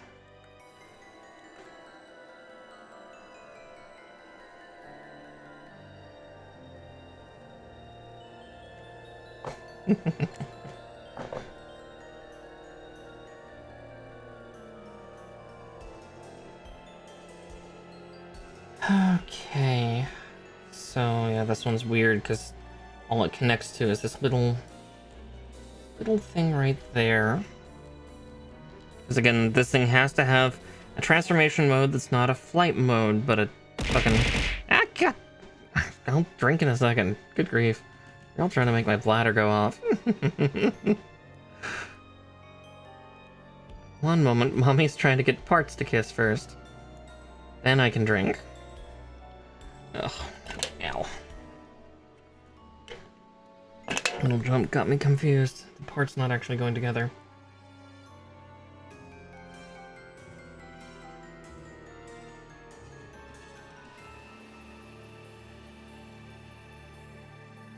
Oh, there we go. It's that uncomfortable squish feeling as you put the 2 pieces together. It's like, ugh.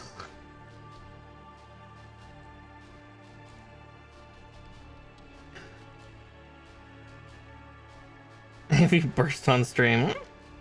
No. Don't make me burst. Not on here. Oh no, we are building the head next. So head.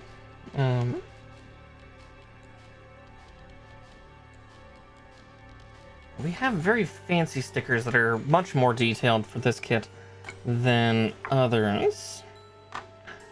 We got the fancy thick plastic ones with actually some pretty heavy duty detail, if I can get the dang thing done.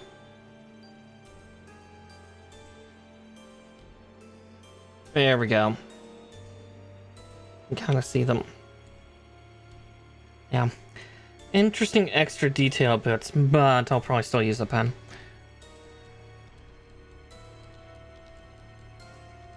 Oh yeah, or like you try to snap a piece and it flies. The Schwarzette incident will always haunt me. I am missing a piece from one of my kits because I forgot to hold on to the clear plastic piece, and as I was snipping it, you know, right as the snip finished, it was gone. It disappeared. I could barely see out of the corner of my eye that it flew to the left of me. I've yet to find it. Wouldn't surprise me if Marsh ate it at this point. You know, bad kitty, don't eat plastic, but it's Marsh. I can't stop him, no matter how hard I try.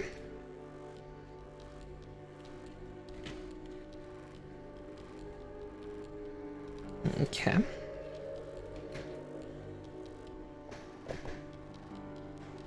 It didn't break the kit, but it's definitely just one of those things of like, well, oh fuck. E5 and 18.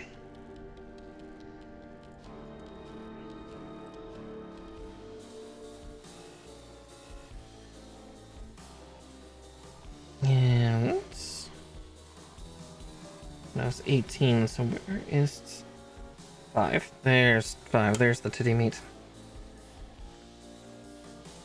And while we're here, I'm gonna also pull out the 3 I need here. So 13, 15, and 3. That'll just be for the next step.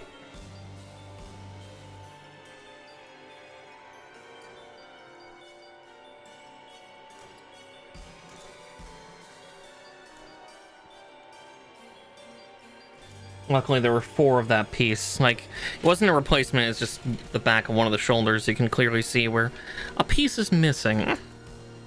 Piece of what should look like some type of, like, glass.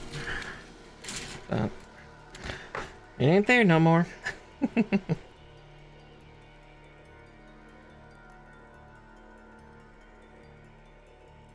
Someday I'll find it, or I'll get another kit just for that piece. Because thankfully that was a fairly cheap kit. Schwarzette's like 20, 30 bucks maybe.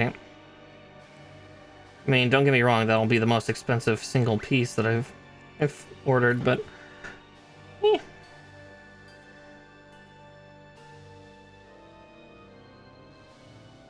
Now, technically there's a parts replacement program in Japan, but at the same time, after shipping, it might just end up being the same cost.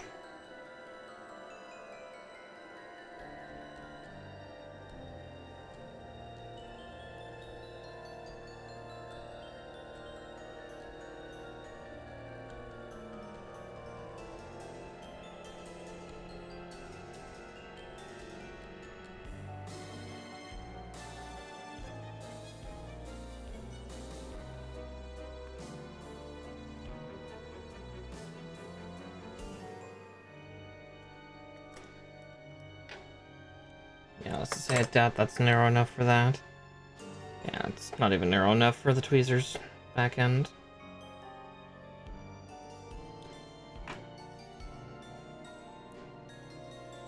Okay, I think that's actually all the way in.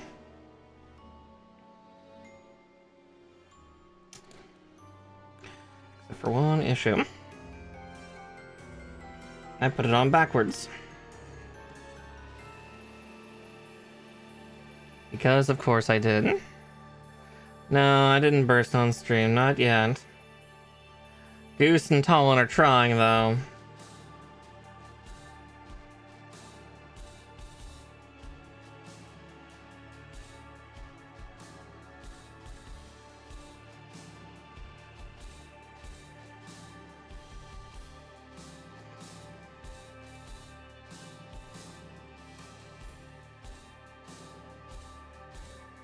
Oh.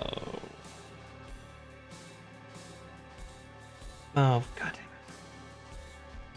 it. Put it in the wrong home. Again.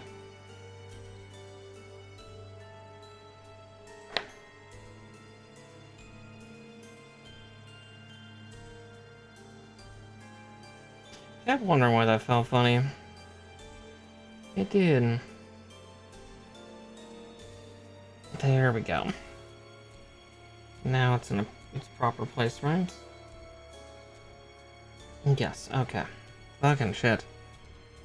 Worst part is I think this is a piece that ends up getting replaced later, right? Consult the holy text. Nope, it's not. Right. This piece of the titty meat actually gets to stay. Yet. Colin already knows enough hazardous things to cause me to freak out and burst. I am afraid. I am distinctly afraid.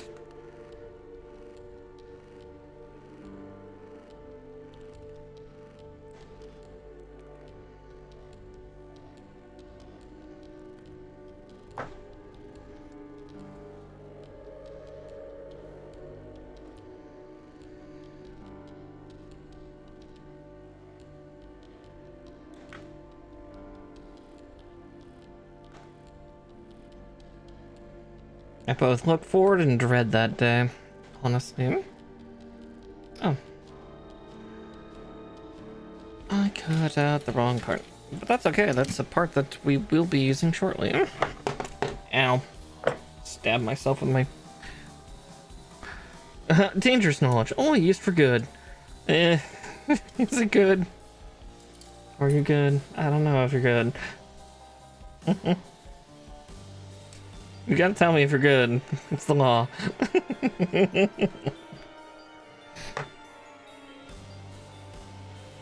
Chaotic good, yeah. That's more apropos.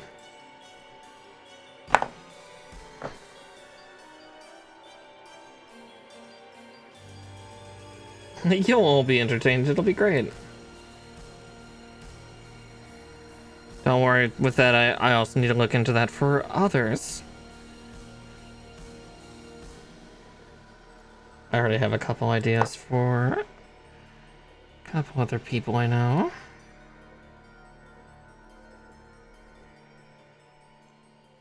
But their birthday's already come and gone, so you'll have to wait till Christmas.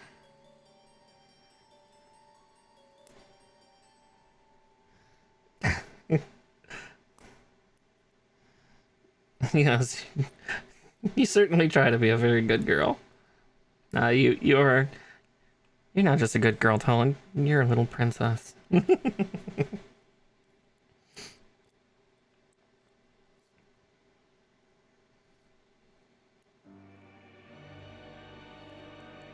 I know I am sowing my own my own doom here with. Is she the? Oh yeah, she's the best. She is genuinely the best. Hence why she gets the title.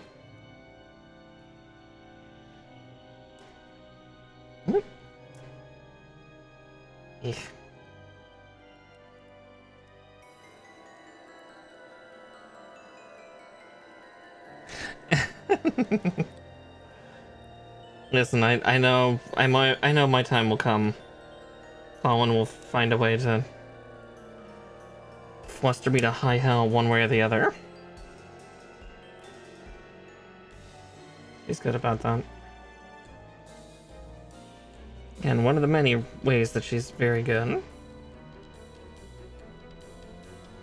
Sweet and holy, yeah. Why are you not going in your home? Okay. Yeah, we're just trying to get pins and holes, and pins are not, they're not pinning. Wait, are they squash heading? Looks like they're trying to squash head a little bit.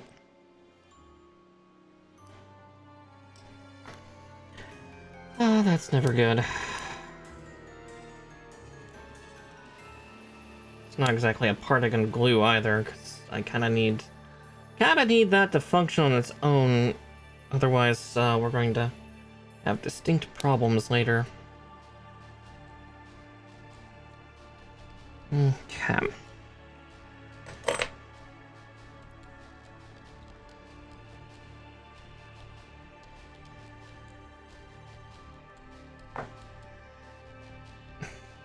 Also, an ad's coming in about 2.5 minutes now, so people beware. Alright, and I need L1.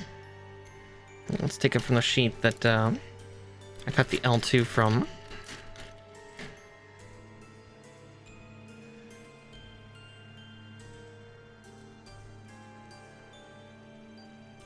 And 2. Cool.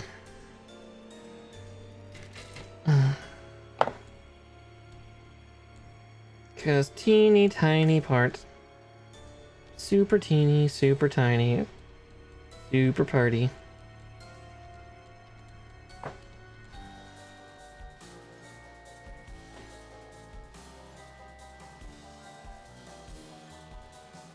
Okay, here comes the real challenge. It's so small. Because in such a funny little place.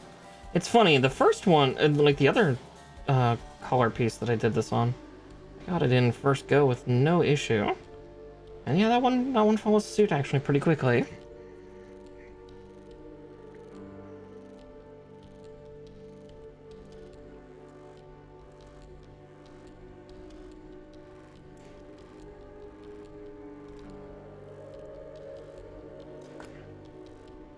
Right, I need to pull the shoulder out like that to really make this fit better. Eh.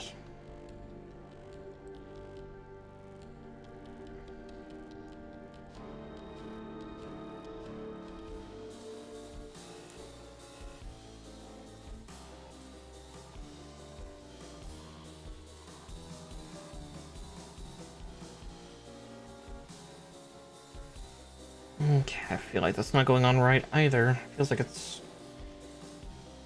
because it's got connection pins it needs, right?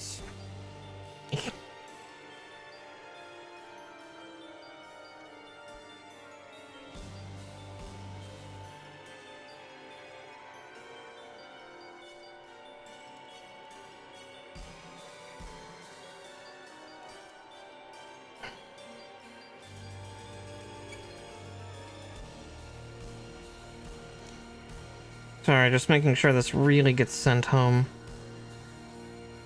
That helped a little. Just a smidge.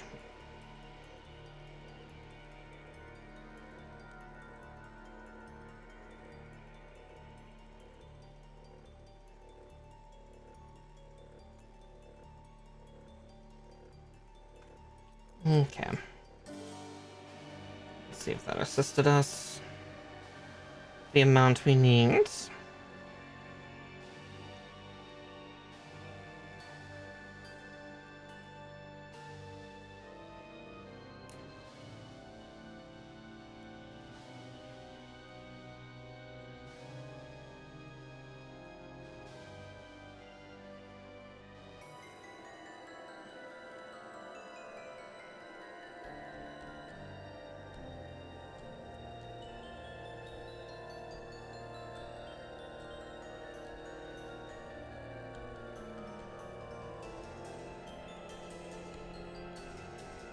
Okay.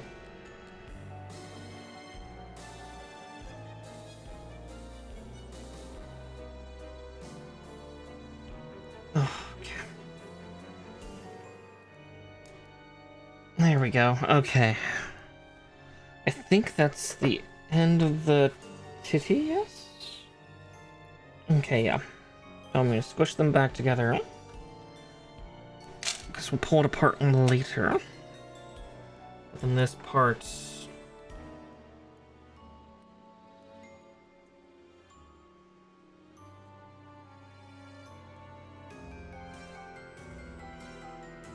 it's kind of like that, and then it'll hang open like this, because this little guy is going to go, like, right inside there. supposedly, but it looks like he's already having a trouble. Let's see. Before we go on to the face, I'm gonna see if I can try to get this core fighter a little tighter.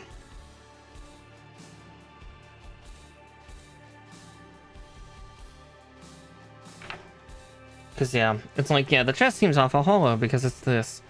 This needs to go in, but I don't know if it fits. Oh, no, it does. There we go. So it fits in like that.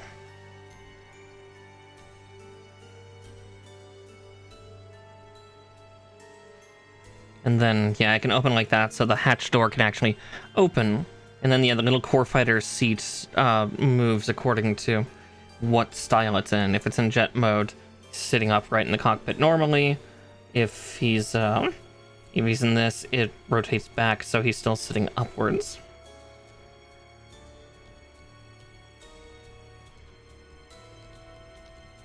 Cool, yeah, that's how the chest is supposed to look. Not that it gave me the instruction to shove him on up India yet, but I wanted to. I got excited.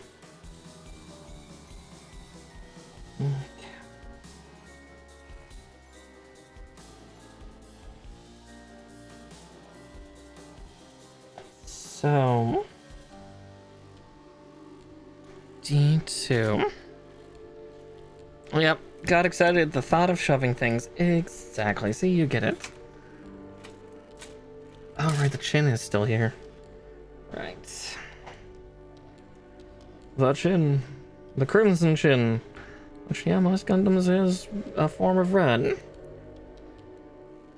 Oh, I hear the sad sounds of a fuzzy idiot sandwich. Hi, Clue.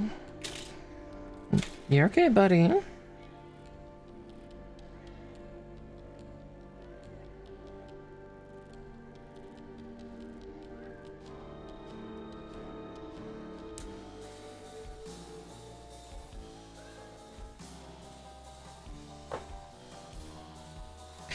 He's good. He started to find comfort with it last night of just like, oh, this is actually kind of comfy. Because, yeah, he's basically got a pillow with him wherever he goes. So he's content. Content as much as an open-faced idiot sandwich can be.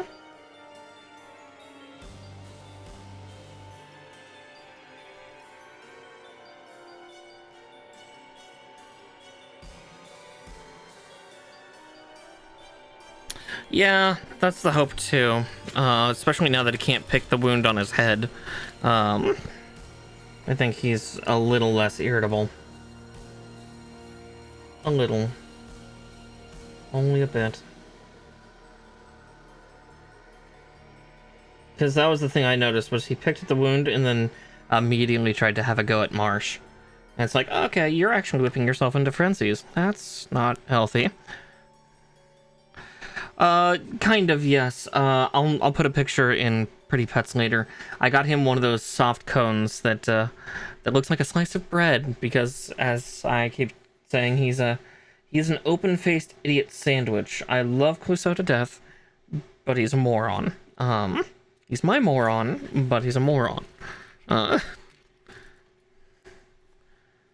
Yeah, it is really cute. It's just, yeah, because the problem is Clouseau keeps trying to instigate fights with my 23 to 25 pound Lynx Point Siamese, actually the one that is showing up over here. How do I point there? The camera there. That is Marsh. Marsh is very sweet. Marsh got beat with the hybrid vigor stick, so he's very big. Clouseau is 8 to 10 pounds.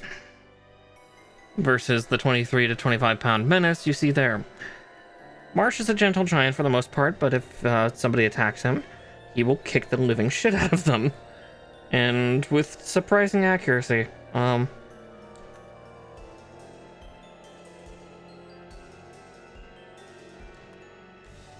And yeah, Marsh walloped him a good couple times a few weeks back. It was actually kind of gross. Clue ended up getting a really nasty welt on the back of his head that got to about 2 inches in diameter. And then he decided to get in one more fight with Marsh, and Marsh hit part of the welt. I was able to like drain it out after that, but Yeah, since then, Clue just won't leave the wound alone. And it seems to whip him into irritation, so he tries to then go after Marsh again. And it's like, dude, he's just going to do it to you again. Like, honey, my dear sweet baby Clue, stop trying to pick fights with the giant, please.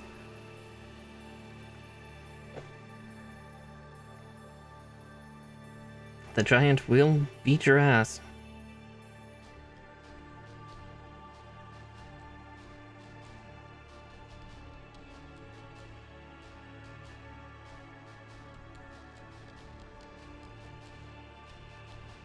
But yeah, Cluso is a good boy. He's being real dumb.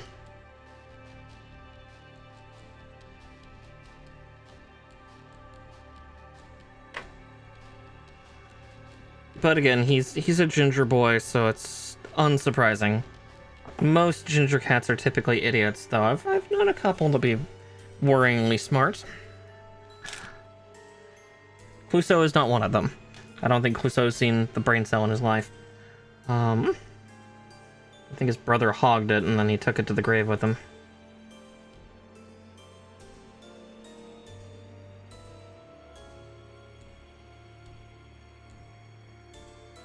Because as much as Sherlock was a jerk and an a-hole too, I can at least admit that he was incredibly smart. Not as smart as Tybalt, mind you. My parents' ginger cat that passed, I think, last year too, was worryingly smart. Also loved to drown his toys. I was always worrying he'd take his favorite soft toy and take it over to the water dish and put it under the water and hold it with a paw until the bubble stopped. I loved Tybalt, but Tybalt scared the shit out of me. I was apparently his favorite, so I had nothing to worry about, but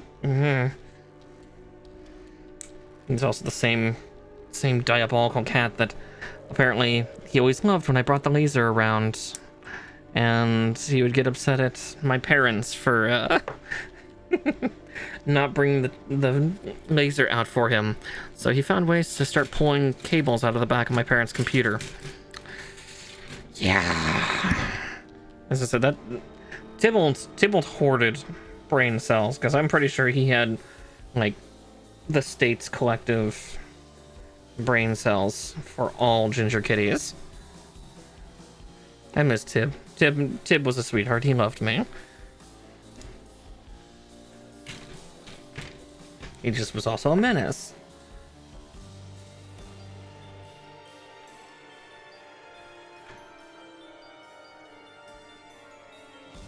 But yeah, Clue is very cute with his cone. He's getting comfier with it. Again, he's kind of realizing that he can literally sleep anywhere and have something soft to rest on. So it's cute. But I'll definitely share that picture later. Cause yeah, he's a good boy for the most part. Dumb boy, but he's a good boy.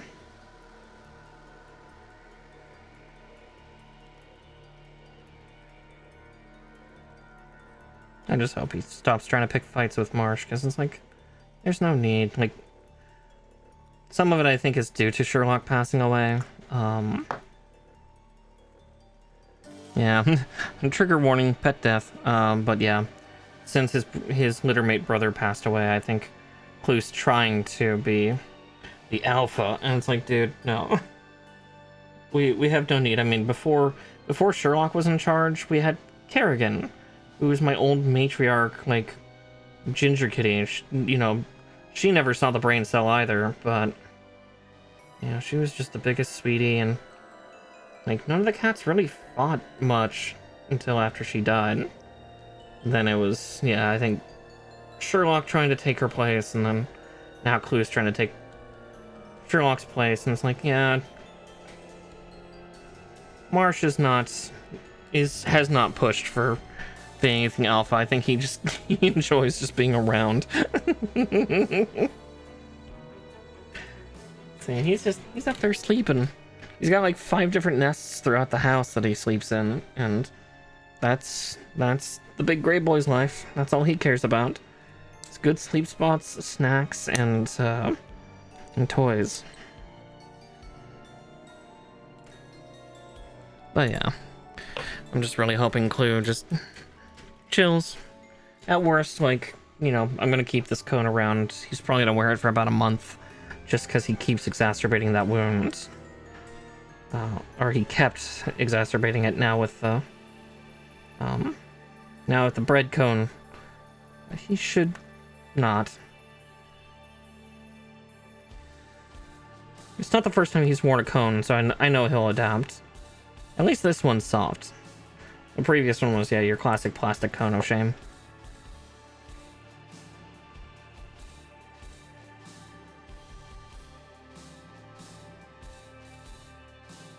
And hell, if it makes him more docile, maybe it'll just be a fashion accessory of his for the rest of time. I'll get him some other cones and just get him to be happy and chill. Getting it on was super easy too. Aww. Yeah, I was to say, how did that turn out? I know most times my cats will, like, have little pouting fits and just, you know, not want to hang out with me for about half a day.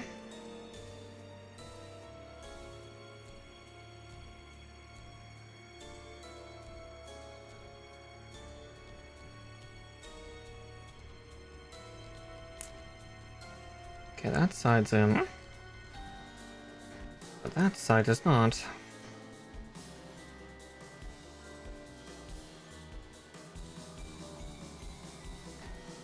Yep.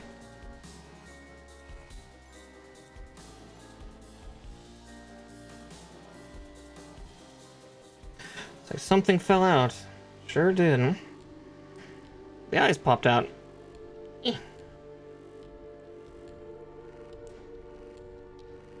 That's not terrifying. At least I know the paint's dry now. Stay in your home.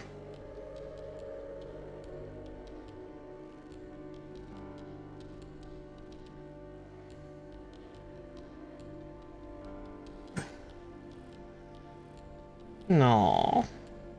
What a good kitty. I miss having a cuddle bug. Clue is not quite one. Like, Marsh and Fluff will occasionally cuddle me in bed, as will Clue, but again, their concept, like, especially Cluso's concept of cuddling is not cuddling. It's refusing to sit still while getting set attention. And it's just, yeah, it's a little disruptive. Is that why they popped out?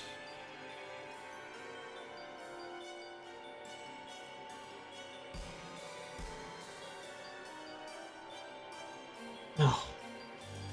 Putting so much pressure into those.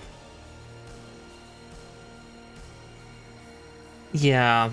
When she finally gets rid of that kitten energy, if she ever does. Yeah, Fluff is the best cuddler. She will sleep with me through an entire night. Admittedly, she's only about 8 pounds, but she is a tiny little furnace that does not let up.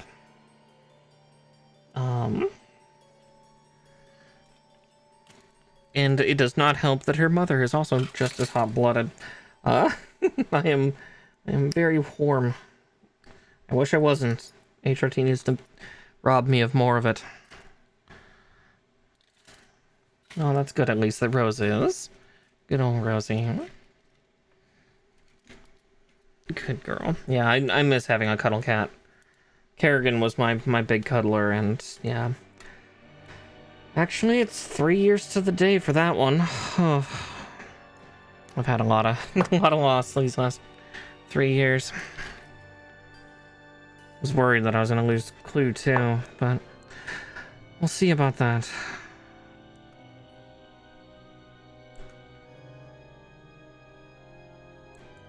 Again, trying not to hide things too much. No. Yeah, Rosie's trying to be careful. She's a good girl. The little midnight chirper.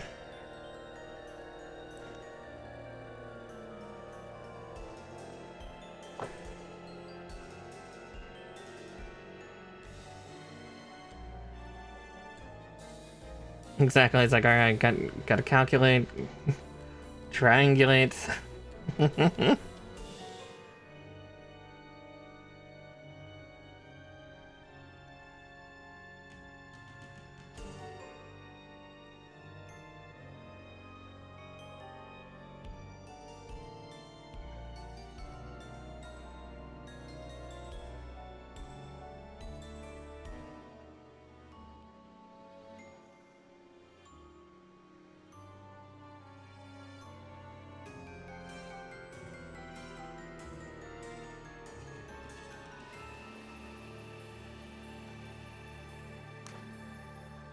I see part of the problem.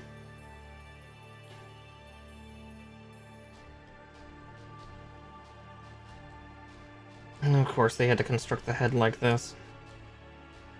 Of course they did.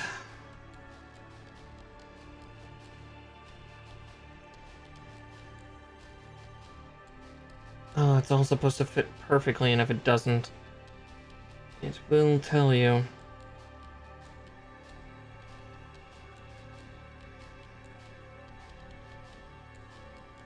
No, that's good. I was worried about that deer.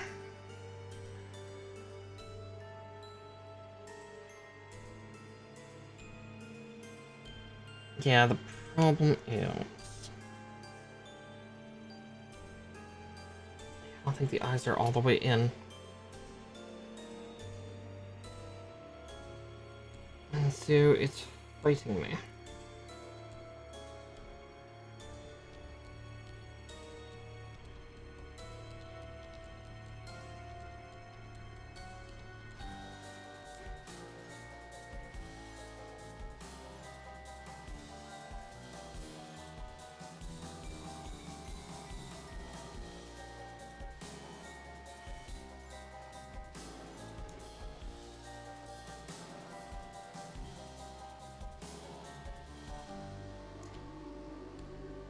Trying to put this in right? Yeah.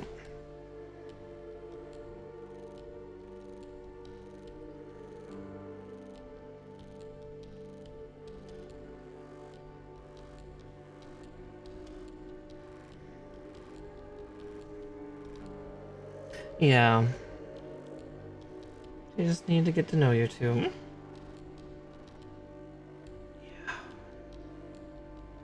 Yeah. Okay. Shit, I don't want to pull those two apart yet. Ugh.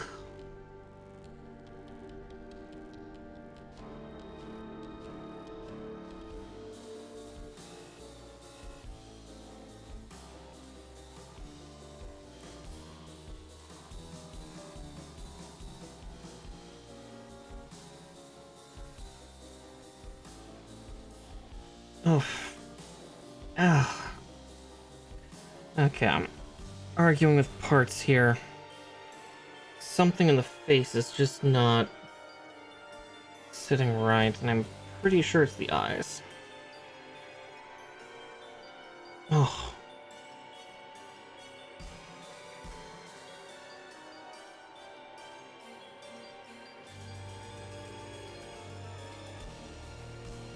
Ugh. Ugh. Come on, get in your home.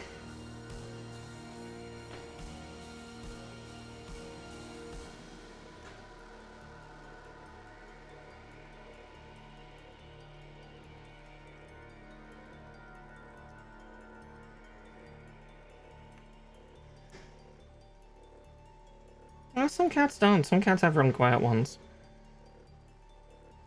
Sometimes the motor gets quieter as they get bigger. You know, etc., etc.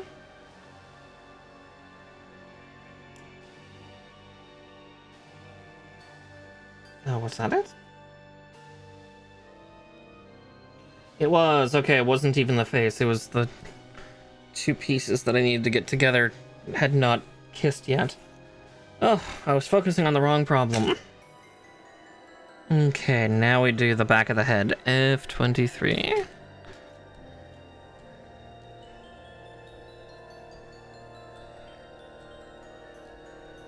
Yeah, and yeah, some kitties are just like that.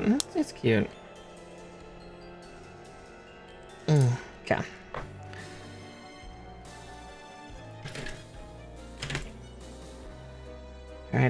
After this, it's doing the V-fin. I'll also probably get that Centurion piece, or the Centurion crest piece, ready.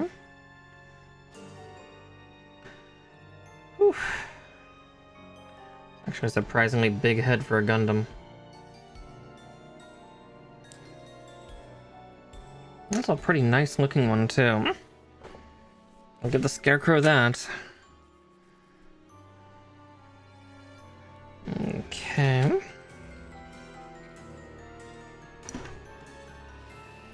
Delta 3.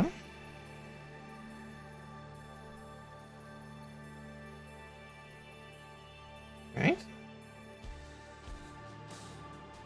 Oh wait, this isn't Delta. I'm dumb. Delta is the multicolor. Delta 3 and 12.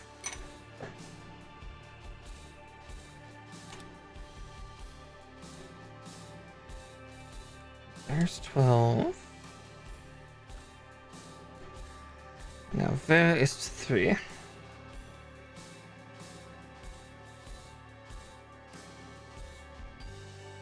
Ah, there it is. It's like, it's not gonna be clear.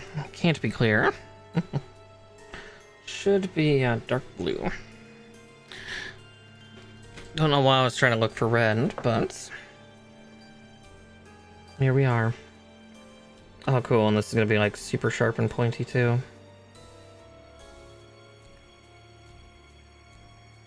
Oh wow, I trimmed that one perfectly. Cool. Yeah, the most stressful part. Trimming the V-fin.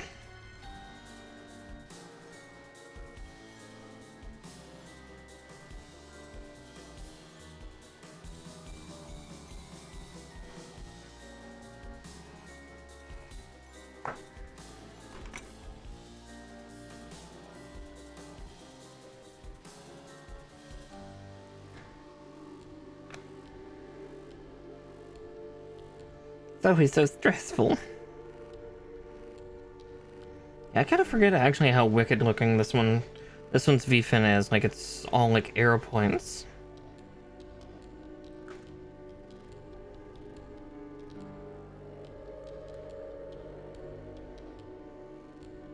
Yeah, I think the cutest purr that any of my cats currently have is Fluff. One moment as I first find that piece. That was a very small piece to lose. Of course my light's missing.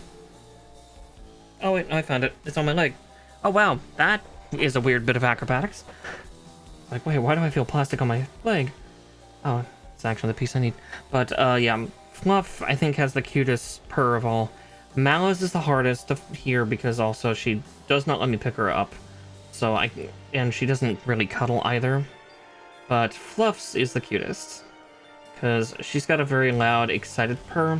And she'll start wheezing a little bit. Like, you know, she's just getting so excited that she's breathing really heavy. This is usually when I pick her up. Oh god, they want me to put the Centurion crest on after the V-fin? Oh, you bitches. Itoki, I hate you. This is crest after. Because it locks it in, but god damn it.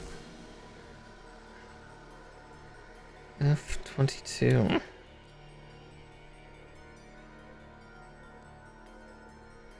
The only issue is I can't hold Fluff for long because she'll knead really hard and she's got little fucking razor claws. Like, she won't make me bleed, but she will tear my skin up. Like, any layers of dead skin that, you know, aren't ready to be exfoliated just suddenly get carved. But yeah, again, it's because she's happy. She's so excited. Let me try to put that on backwards. Because this is kind of important with how this goes on. Yeah, that didn't make me nervous, not at all, but yeah, there's his head. Alright. And now to do his scrawny little arms.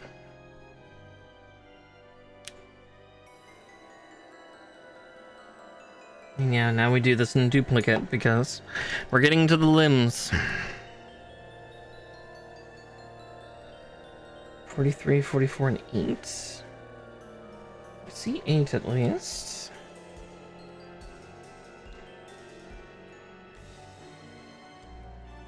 Let's see.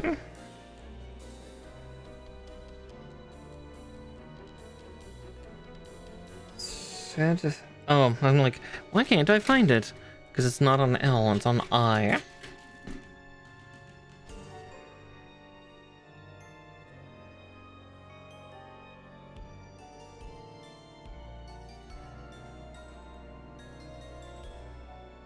Does pay to pay attention.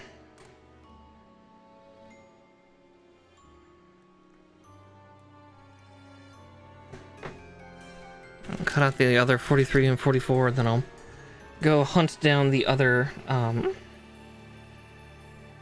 L8 I need. Because yeah, we can build these in series at least, which is comforting. Yeah, I'm guessing we're gonna get to the waist and the feet, depending on how they're having us do it. I don't mind going for the full 5 hours tonight, even if it makes next stream shorter, because yeah, the one thing that this kit is having us do is these cute pink pieces, these armor pieces. Several of them do go on the chest, but it's showing it in dormant mode first, which is extra worrisome. Yeah. None on the head, strangely. No psychoplate for the head, but for everywhere else there is.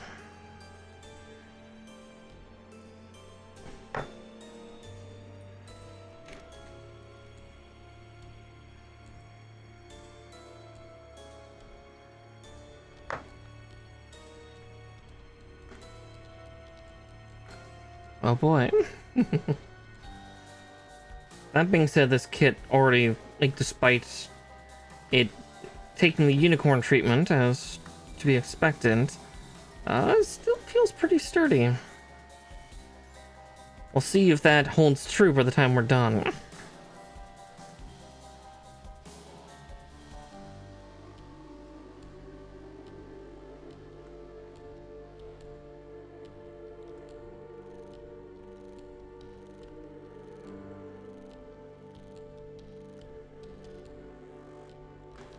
Yeah, I'm guessing we're gonna start getting to the legs tonight, but that's about as far as we'll get.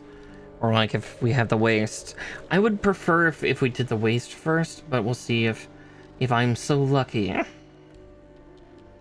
I might not be.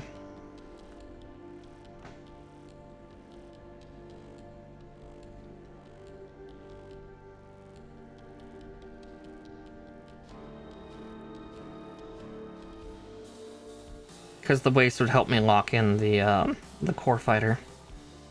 That's primarily the reason why I would rather do this guy's like groin first before doing anything else. Because that would lock in the core fighter and that would make me feel a lot safer about the kit. Because typically the little insertable core fighter that you put in, it's really neat and technical, but it's also just usually one of the most fragile parts of the entire kit. Because of how it connects and everything, it's just, ugh. It's so stressful. But it's something we live with.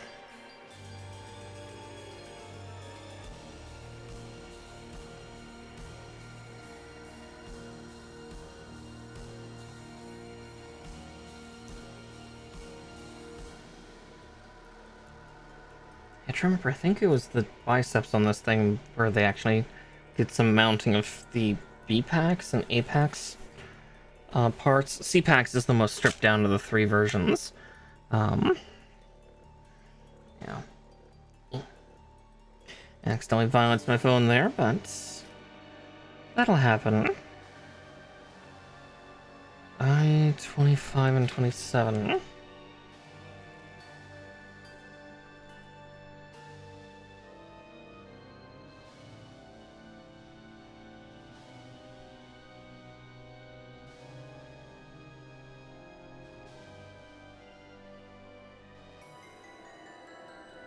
Sorry, getting a grasp of where they are. So there's 25.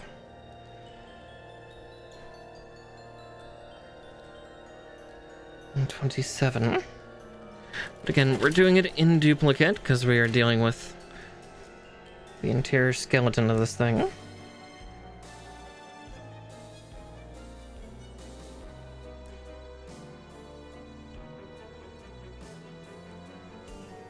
Now that I know where they are on the sheet, it's a little faster.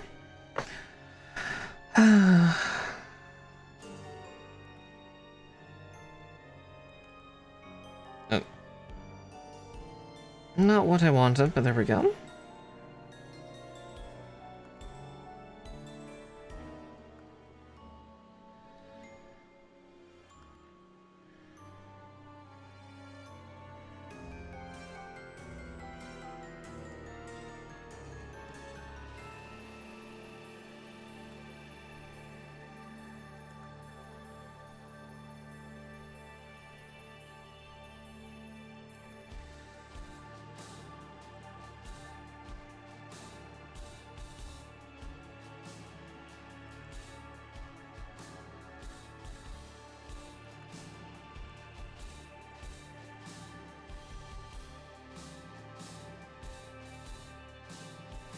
Okay.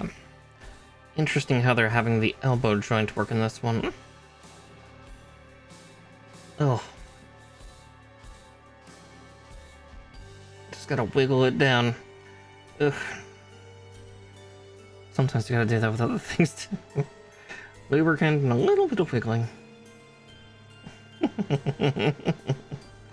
No lubricant for the Gundam here, though.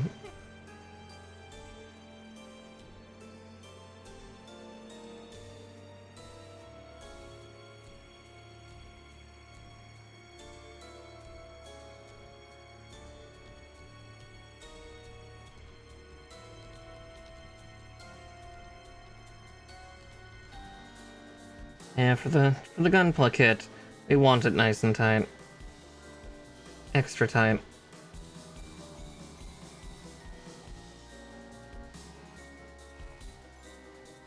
Oh, and I need L9s. Like, why does it look like I'm missing a part? I am.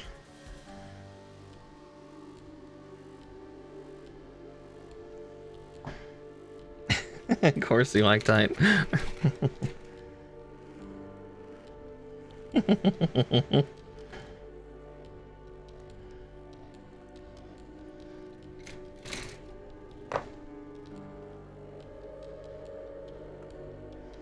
Tight is nice, but again, don't get too much friction. But I'm sure you know that.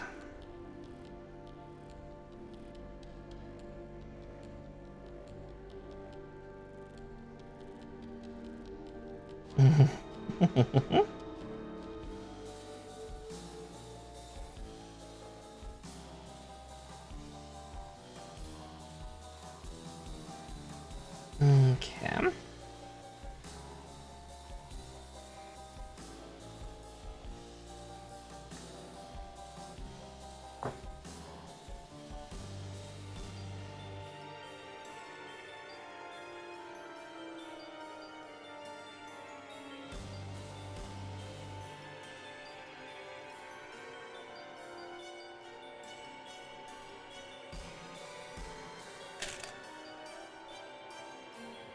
Alright, now we do the other part of the elbow, so L10 and L3.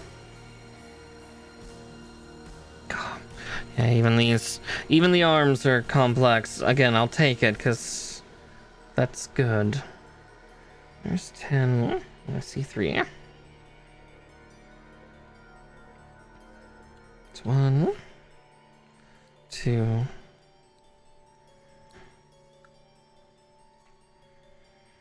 there's 1 set. Now we need to do it again. Once more with feeling.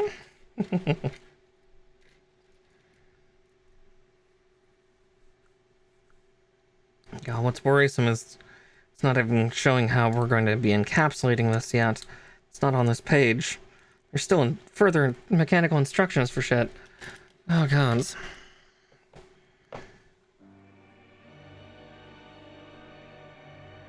Oh, Katoki.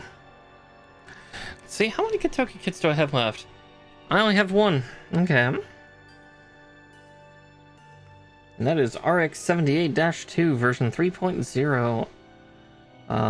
That's how many Katoki revisions it's gone through.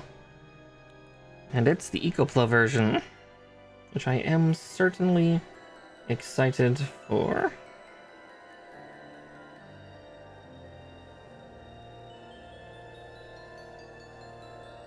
I do like the EcoPla ones. They're neat. I think they're neat.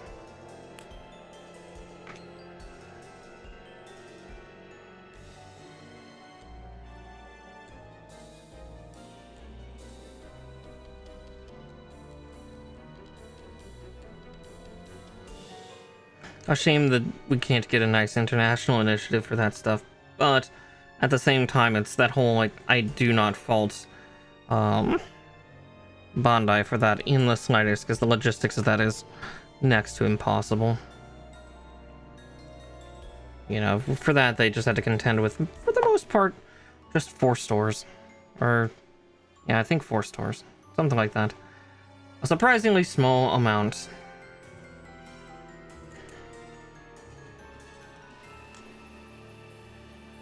But then resupplying all the Gunpla out in the world with... Or resupplying all the EcoPla out in the world for that is... Then the, you know, the rarity. The EcoPla then are that much harder to get.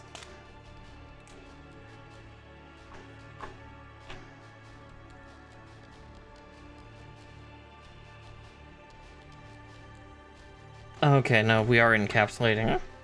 Okay, good. Need I-30 first, and then we go for I-26 and 28.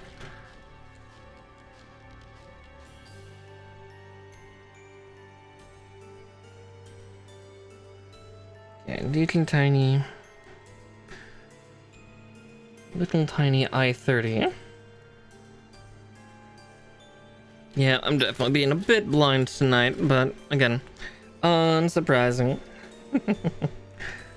So excited, not entirely observant.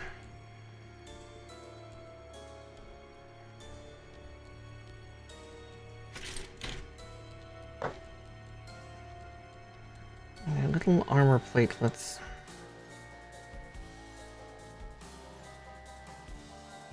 Okay, make sure I snip the right area. Ah, I see. It is a little mechanical slidey bit.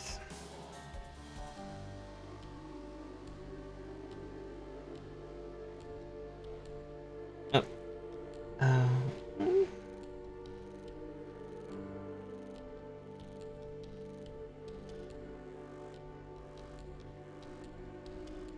Keep trying to put it on upside down and backwards. Okay, it's saying to go like that. Yeah.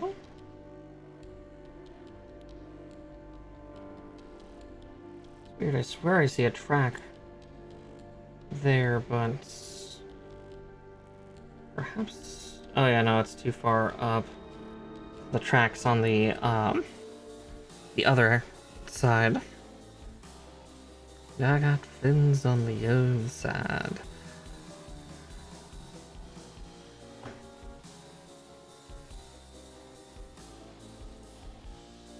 Oh yeah, I need to save a line that I said to Nature last night for post stream of some ideas that I have for UA.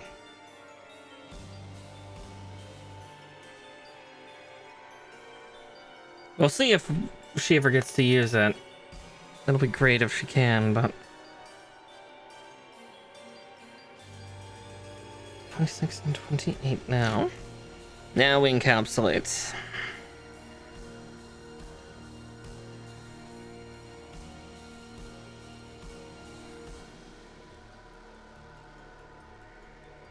None of the other players get to hear it, so not saying it here. It is a secret for me to keep, but it's a good one-liner for eventualities. I was like, Nature, you know what it is. You were the one that yelled at me to save that line, save that line.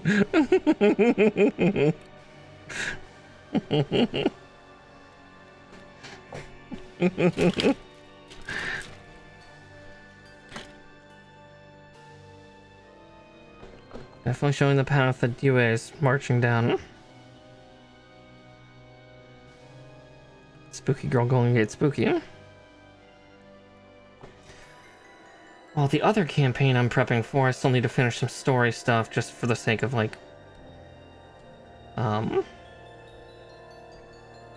just nailing down a few names and unit names.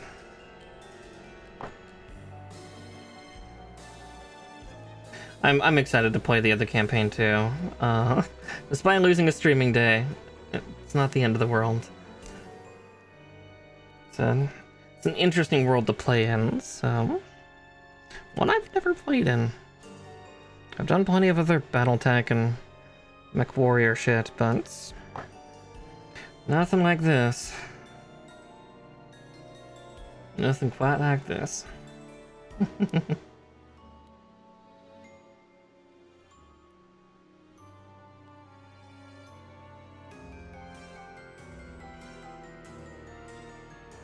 I'm trying to put that on upside down. Of course it's having difficulty.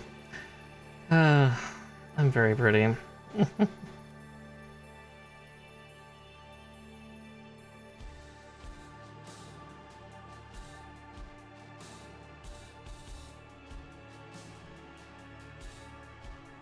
It'll also be fun to actually have an accent. That'll be something good, because that's one problem I had with UA, is I couldn't figure out a good way to do a good accent, because it's like, no, her accent actually would be more Arcastan as it is, due to the fact that, you know, she learned both languages pretty much at a young age.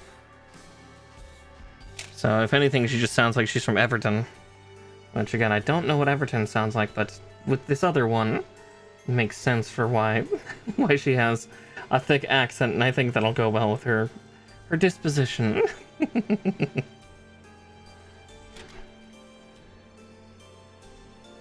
I don't know if I've shown Talon, yeah, the other character. I might have.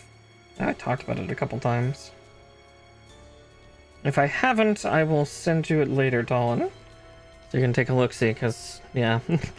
Nature and I both did this, of just making our characters in another game, because, like, we're familiar with this, fuck it.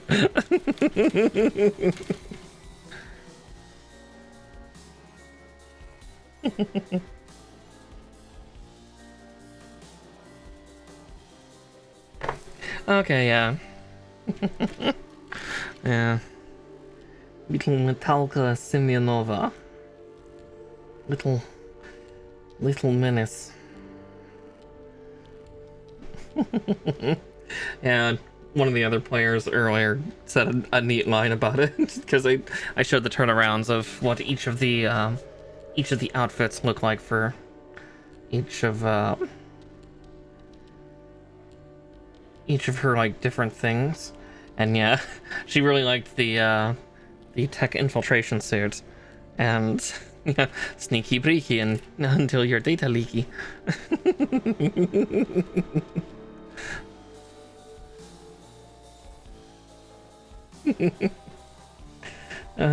Brought a little giggle to my heart. Let's see, I 45 and 46.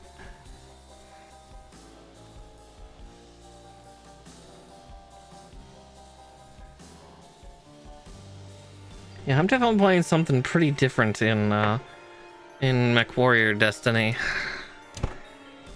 Not your normal, you know, I'm a pilot thing.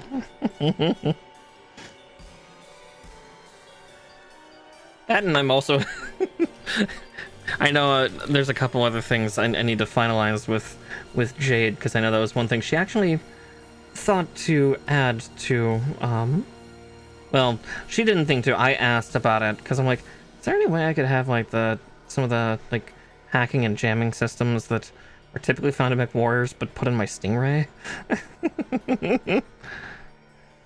It's fascinating. Like, yeah, like, Obviously, you get a mech or a lot of other vehicles they can choose from. I think originally it was expected that I was going to probably actually take a car, but it's like, no, I'm going to go with a jet. And I'm going to go with something that's a little bigger than most. Just because it's a character thing of just, I need something more sturdy than a fucking thrush. Yours was an anime protag. Unnamed all their attacks. Oh, gods. That's both great and terrible. I love it.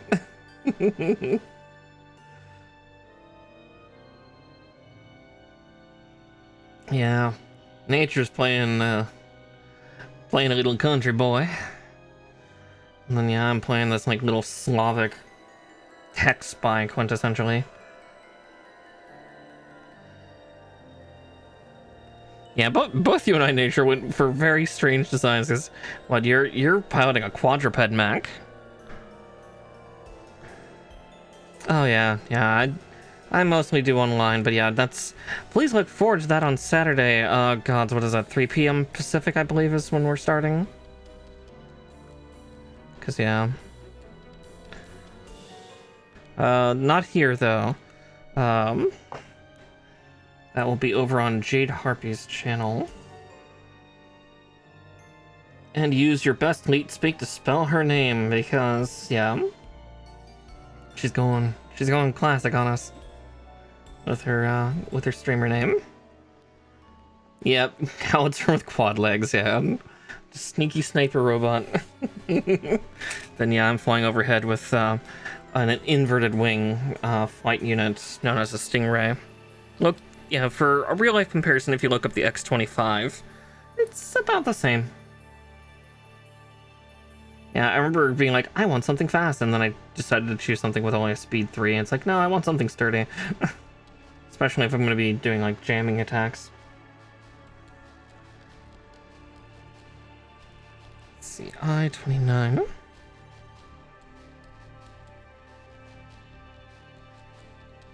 Yeah, that'll be fun, actually having like a special jamming suite put into things, and especially with how loosey-goosey the rules can be. And it'll be purely up to Jade's discretion of what Natalka can eventually do to her stuff. Because I'm sure she's going to tweak it eventually. Because that's just the kind of character that I made, was she's just this little... I wouldn't quite say tech nerd. Like, she is a tech nerd, but she's a tech nerd with a gruff exterior. Yeah. Cranky little tomboy girl.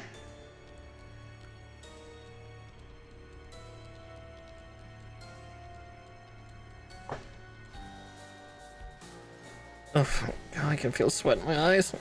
My eyes. I'm going blind. I'm going blind, chat. It's nice knowing you. I kid. But at the same time,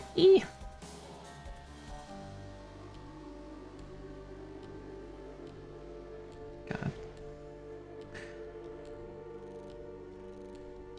I do like how most of us, though, have really made characters that are kind of rooted in the universe of MechWarrior and BattleTech. I don't remember our last member's character, because they've not put anything up. I think Nature and I especially just got our shit up super fast. Let's see. Where is that little spot? I don't know. Was I in it? There we go. I was like, should slide up.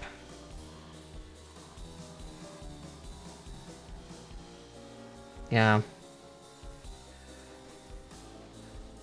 Hopefully I didn't do anything too weird with my character, because I know... Like, Jade seemed really excited, but at the same time it's like, oh wow, this character is like really outside most of the others. That's strange. Okay. I just like the sound of the Maskirovka. It sounded cool. I wanted to be a spew.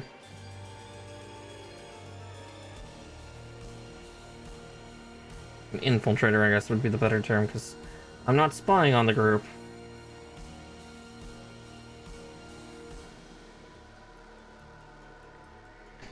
Okay, G17 and 15.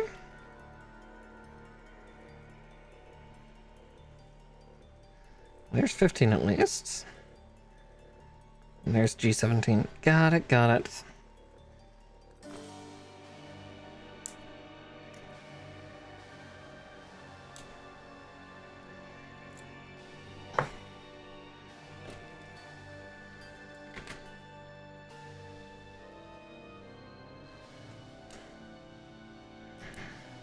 I think the biggest thing I have to do character-wise, aside from those like background character names, is definitely working on my swearing for in-game, since it's supposed to be a combination of Mandarin and Russian. And kind of pulling a little bit of Firefly with it too, of like the swears aren't always like, you know, me saying shit or fuck in Russian or Mandarin, but like, you know, son of a squealing whore, or, you know, damn pig-nosed idiot or something like that, but in, you know, either Russian or Mandarin. Admittedly, I'm gonna have to learn how to speak or how to pronounce Mandarin a little bit better, just because, yeah, Chinese I don't have a firm grasp on. Like, I have a firmer grasp on Korean than I do Chinese.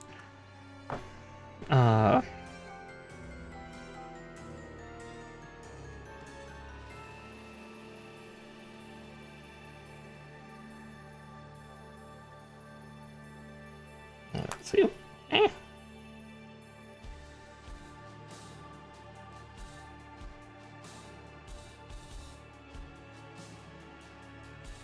But unfortunately, Korean does not help me too much. And Japanese really doesn't help. The phonetic pronunciation and inflection in Chinese versus Japanese is worlds apart.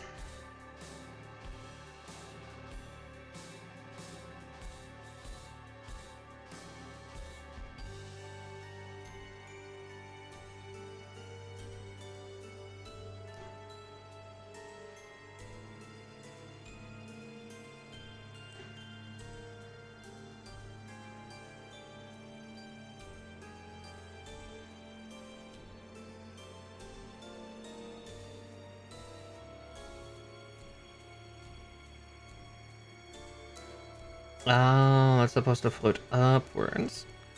Like so. Oh yeah, and that now is flush. Nice.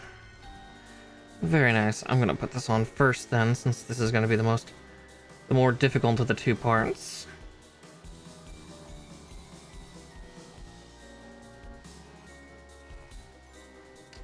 Eep.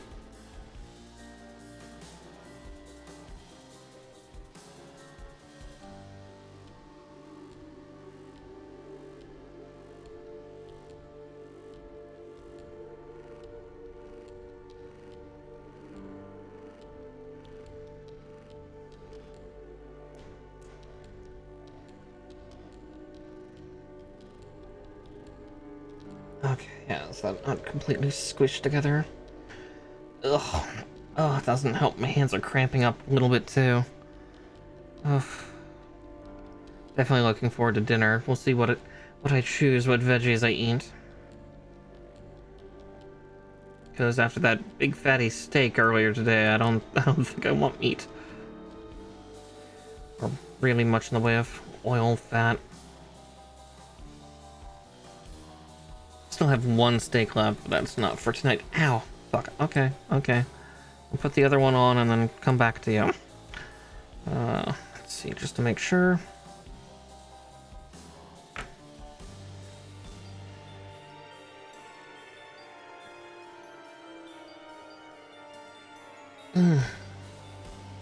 I need someone to massage my hands.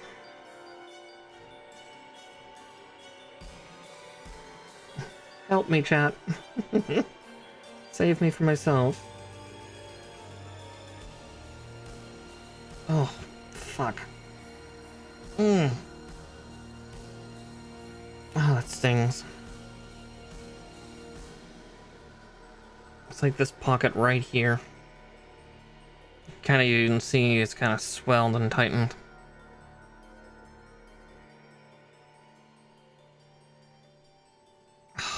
Okay. I was trying to avoid it, but apparently that just exacerbated it worse.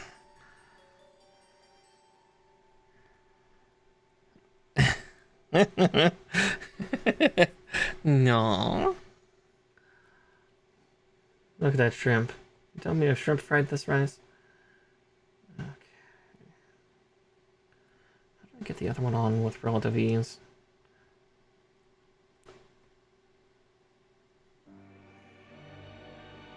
Mm.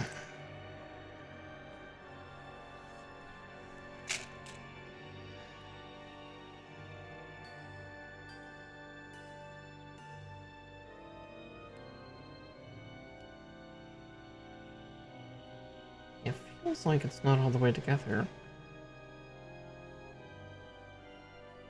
Let's see. Felt a little more given, so maybe that was the issue.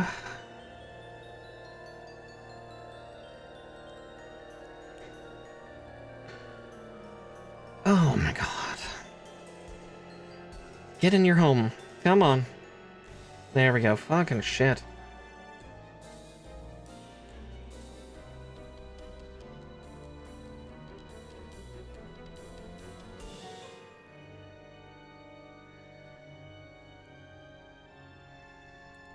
Ow. Ugh. Building gunplay as you get older just... Ooh, my hands. Can't wait to have arthritis. Alright, I-23 and 24.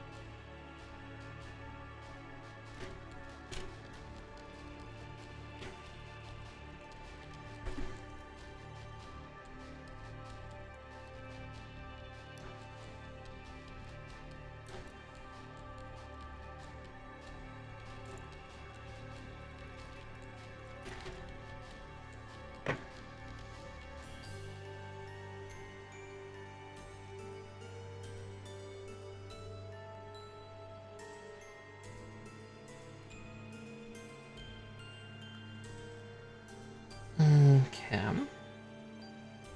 So we'll get these bracket mountings on the arms. And, get ready to go. So...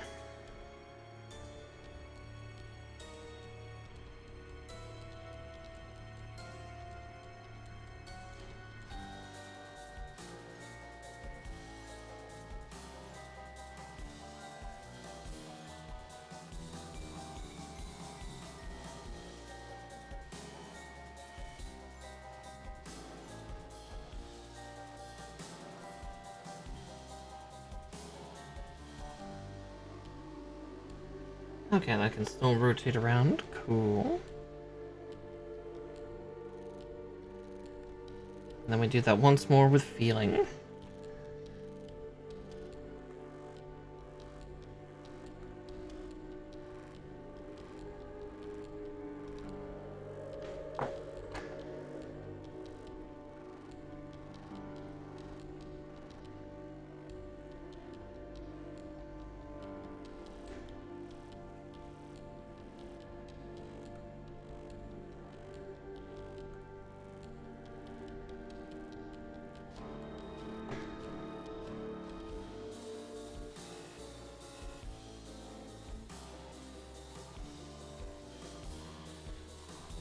Alright. So then from here, now we hook this bugger in.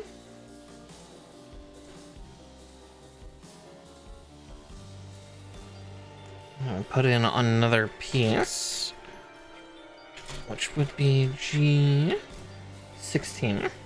And then we just do the pauldrons. As I said, these arms are surprisingly bare, and this is part of why this thing gets the nickname the Scarecrow. To knowledge, if I remember correctly, it's just not completely finished. Like, it had it had 3 weapons platforms, but it was still a prototype unit.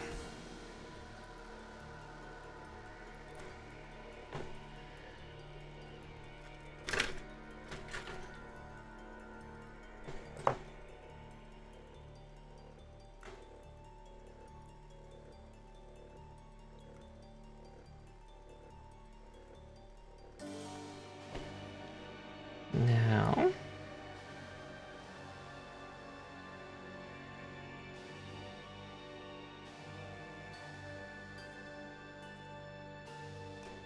yeah, because that's literally it. That's it for the armor. That's it for the armor for the arms. Yeah, the bicep, like, there will be a pauldron that goes over top of this. But yeah, this thing is quite scrawny. Very strange.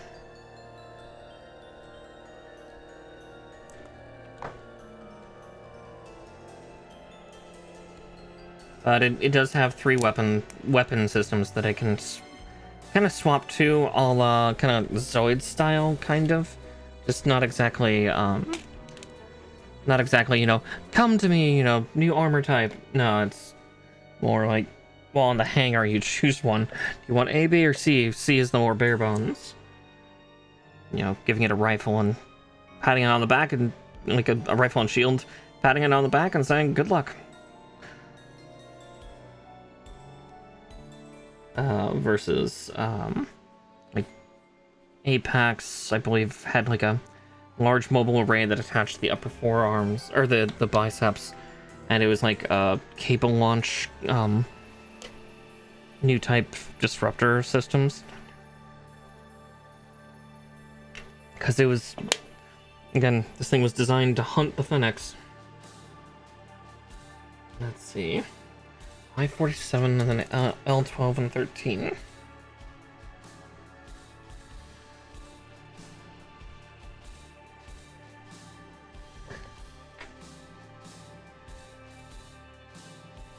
Now, it looks like they're having us build the legs first instead of the waist, but oh well.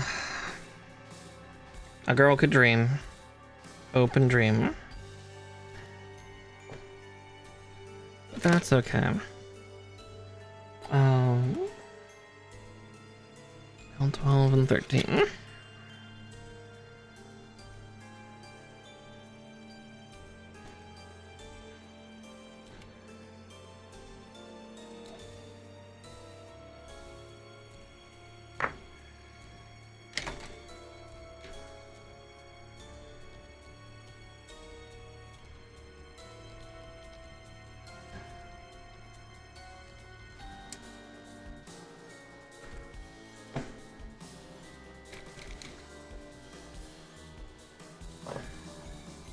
Okay.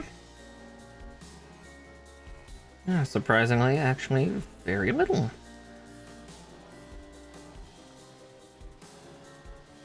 But I can see how it's gonna move in and out of place to accommodate for the new bits, the platey bits.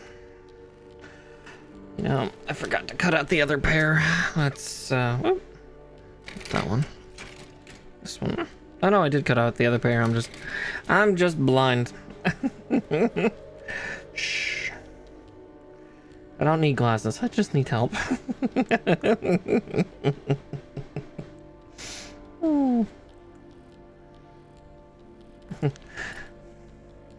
I'm just a mess.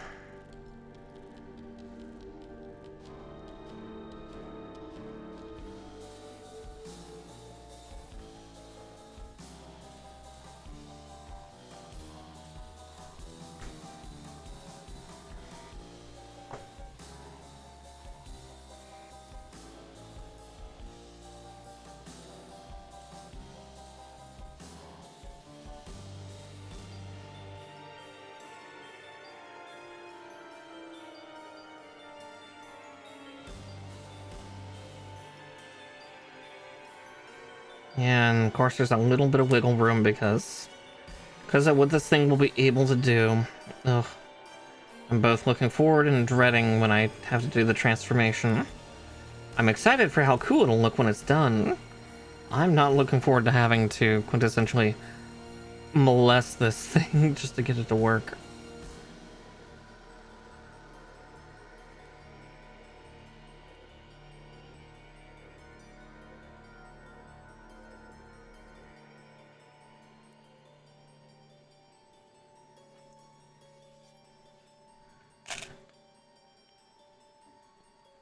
Okay.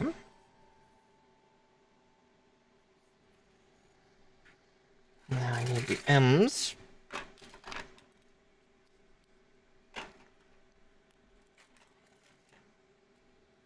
Six and 5.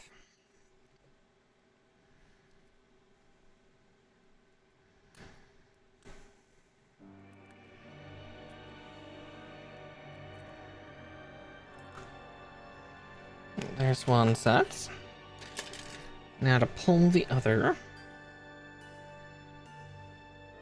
Of course, it's like, where are they? I touched it. I could feel it in me bones. Okay. And from here, G18.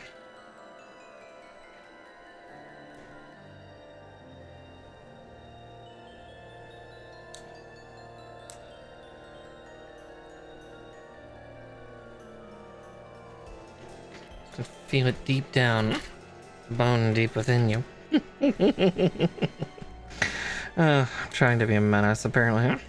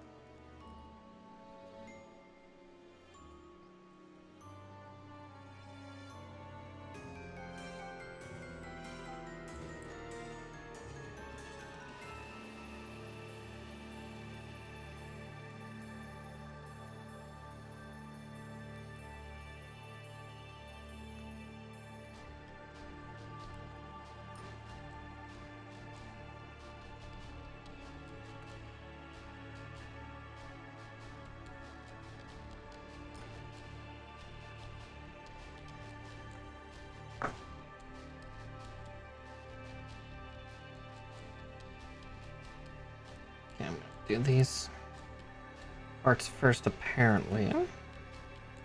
No, I should trim the other one first, just so then I don't have to go back to trimming. You know, be efficient.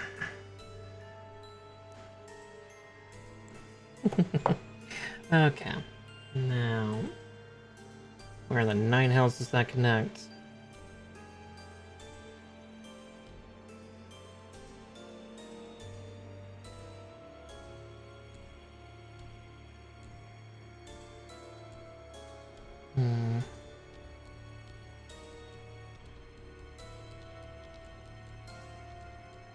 It'd also help if, you know, I was holding it in the right orientation. I'm too gay for this shit, help.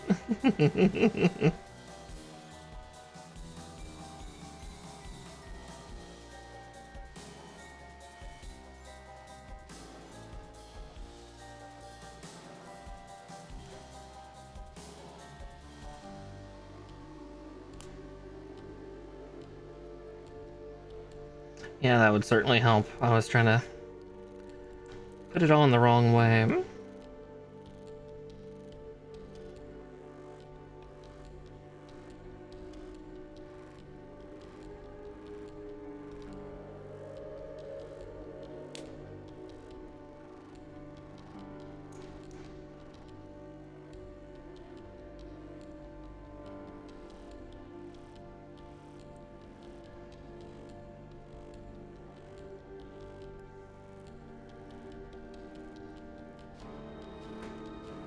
Alrighty, now G19 and 11. 1911. A good pistol, a heavy pistol, but a good one.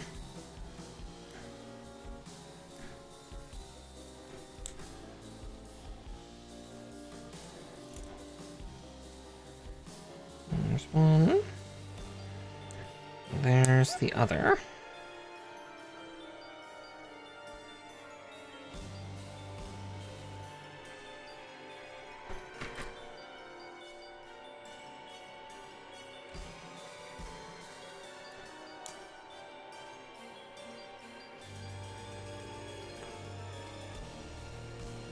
Yeah, it looks like we'll probably get the feet done. Maybe. Oh, we still have the hands to do, don't we? Yeah, shit. And the hands for this thing look like they're the articulated build them yourself type, and like the spider hands we had to play with in with Shinanju. Oh boy, undergates. Thought those looked like undergates. Yep. Okay. My favorite.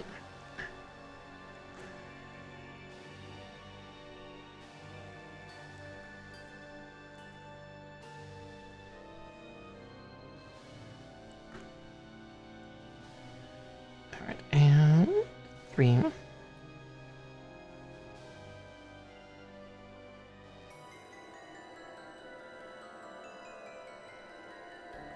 Two. And that one's trimmed up. Oh, that one broke off. That one also broke off. Okay.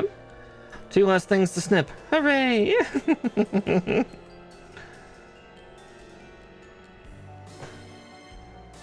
Okay.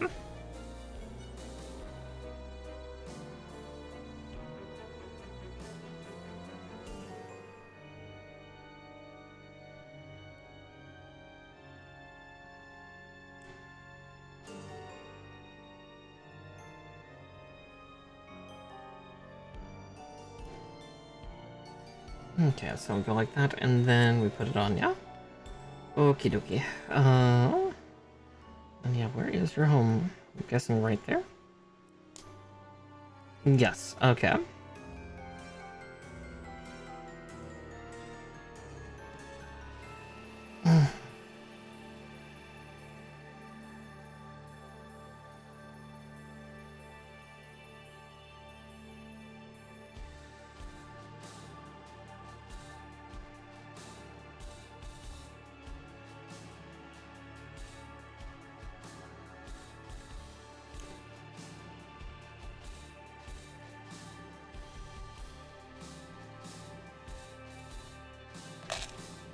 Alrighty. Let's see, all that's left is G12, and then we do the hands. Okay. Yep, it's about to be hand-holding time.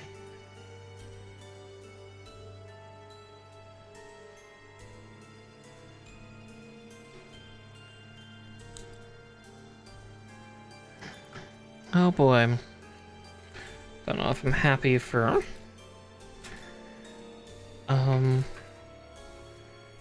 the fact that it's build yourself hands or what. Just hope this thing can hold a weapon. That's all that I care about. Is like, can you clamp around something like a rifle?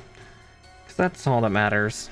At least this thing doesn't have the hell that was Shinanju Stein's weapon. Because that weapon is heavy. Holy shit, was that heavy. Way too much weight to try to support wielding that thing.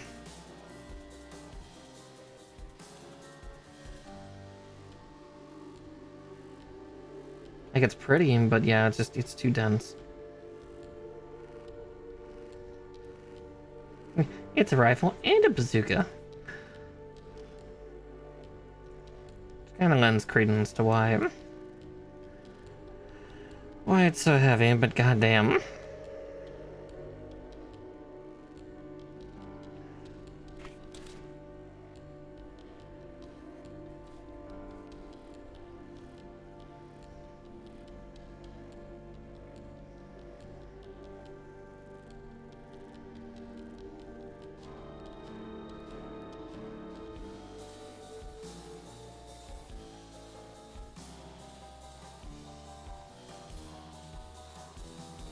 If the joint's tight too. But yeah, that's the arm for you. It's just surprisingly little. Maybe sometime I'll try to get hold of the I think it was the B packs that they were selling. Might have been the A. We'll see.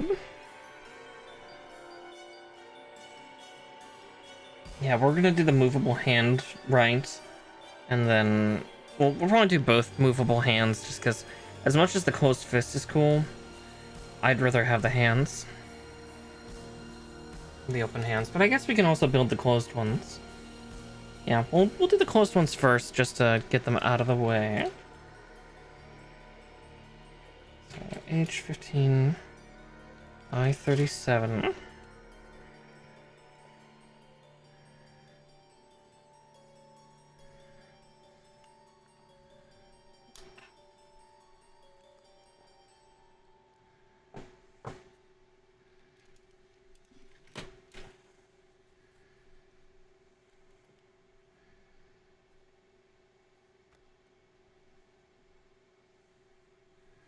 Yeah, that's what I thought, that it would probably also use I-37. So there's that. 2.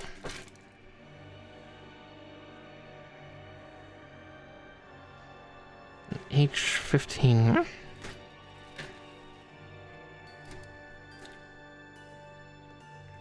Oh wow, actually those are pretty big hands. Good grief.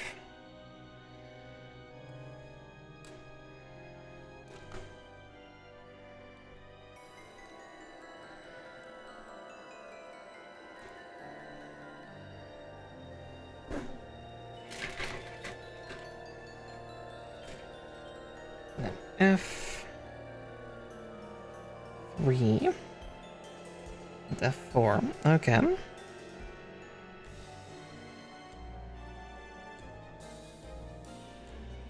Oh, there they are.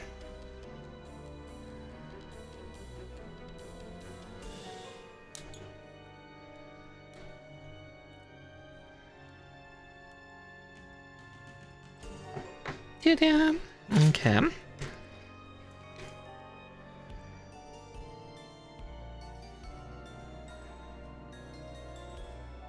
Yeah, those are surprisingly big hands. Good grief. Yeah, this Gundam is so weird. He's got big old meaty paws.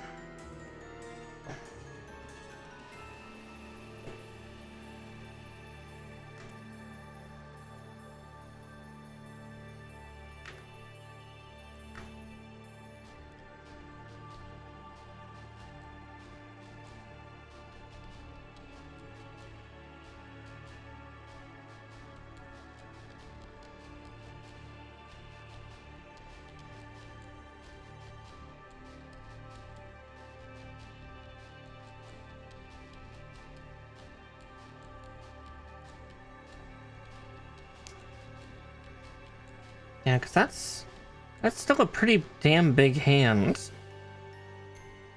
for, like, a Gundam. These are little dexterous hands. Now, don't get me wrong, we still gotta build the dexterous hands, but they're gonna be that size, so actually, this should be a little easier to build. A little bit.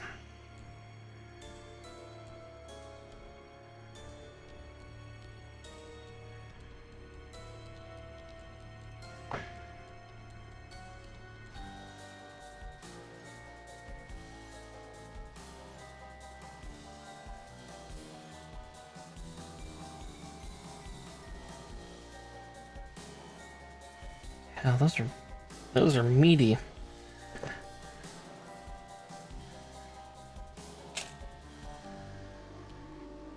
Yeah, I've also been oh, the circular suit? Yeah. Gods, yeah. Also, you may notice with the VOD. Oh, thank you for following AC4 4500. That's one thing you'll also notice if you go and see the VODs. I've actually been starting to update I'm not updating the old ones, obviously, but I'm going to be updating how the current ones work.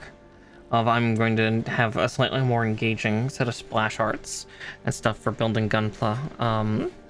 Basically, I'm going to be hunting down screenshots of whatever kit I have to make, and making a fresh splash from that. Again, you'll see if you look up the VODs for this sometime this week whenever I upload it. I might try to go back to uploading every night and see if that works a little better again.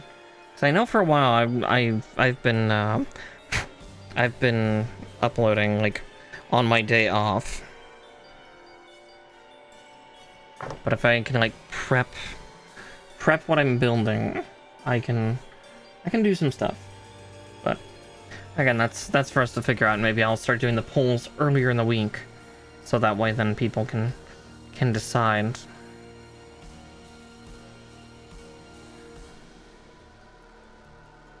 All right. With that said, let's get the hands built up. So I-38 has to be expected because we're now doing the more appropriate hands. And I-31. Oh wow, that's a much more robust tab. Holy shit. Okay, and H-17.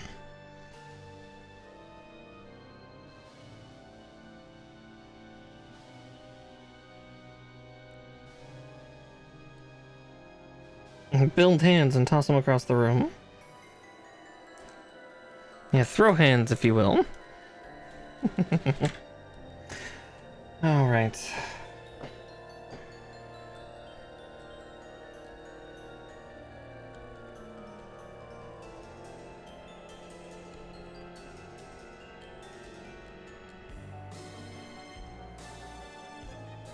Yeah, that's a much more robust insertion tab. Fascinating. So let's try to get that in. Yeah, that's much more robust. Interesting. Are the hand tabs gonna be that fancy going forward, or was it just this kit? I know that this is one of like the latest kits that was made in 2024. So, but we've not seen a lot of master grade for Ka units since this and Shinaju Stein came out. I know some people in the Reddit are whinging about like, oh, it's the death of the Verka and the master grade. It's like, no, it's just a lull. Master grade's been around for like 30 plus years. I don't think they'd phase it out now.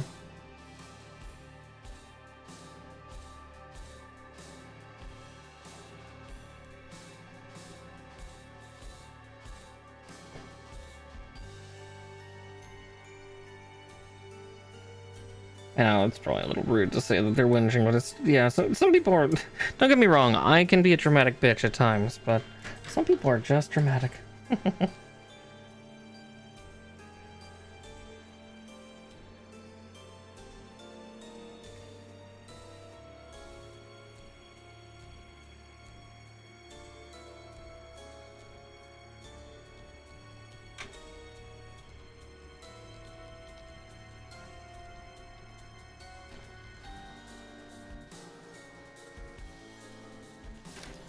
Okay.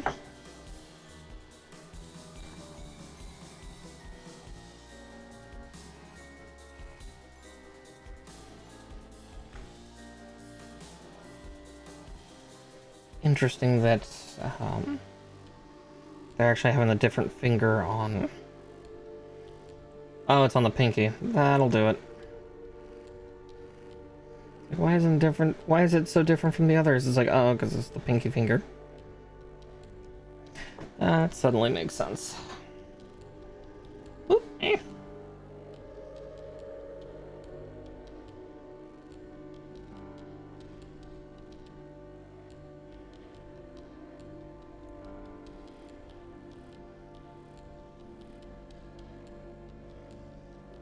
Ugh. Come on, little fella.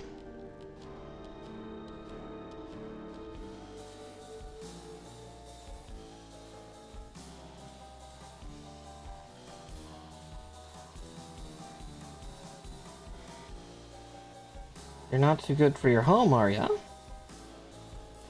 You got problems for things that are too good for their home. Ugh.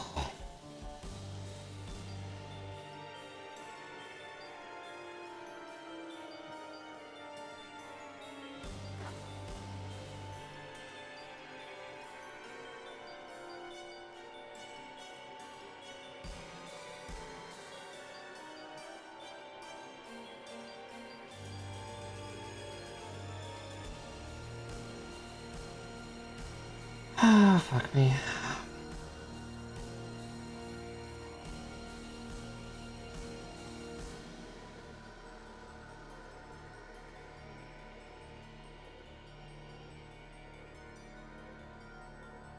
Okay, there we go.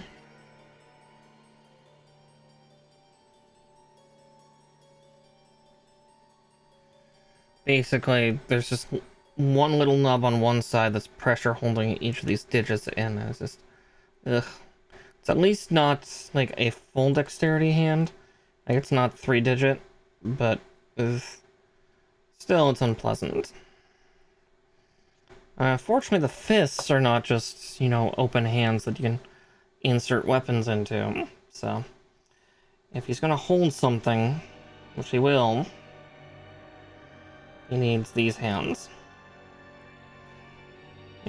These hands are rated E for everyone.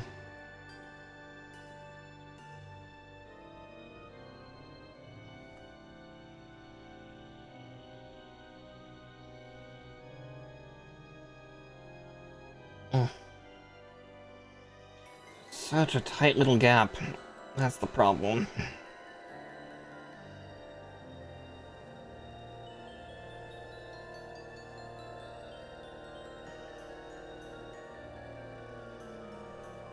Oh, fuck.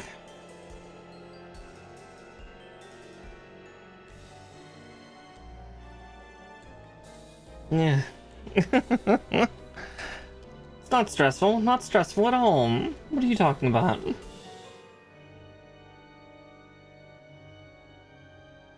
Oh, fuck. Like the last thing I wanted to do is suddenly bend 90 fucking degrees.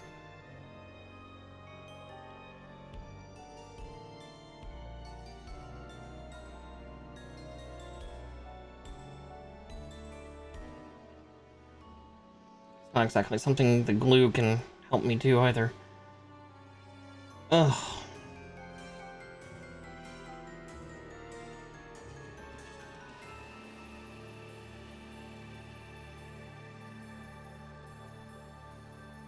You know it could be worse, though. I put the pinky on the wrong side.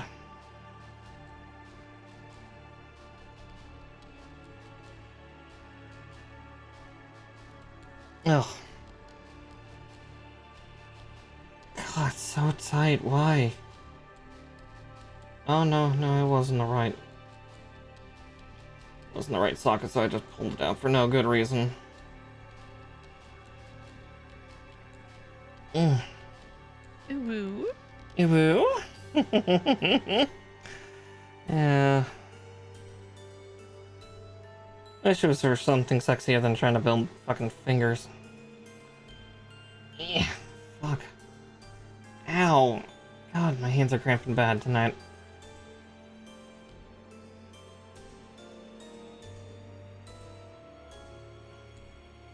Okay, is that another digit in, or is it pretending? No, it's in. Okay. One last digit for this, and then I gotta do the index finger.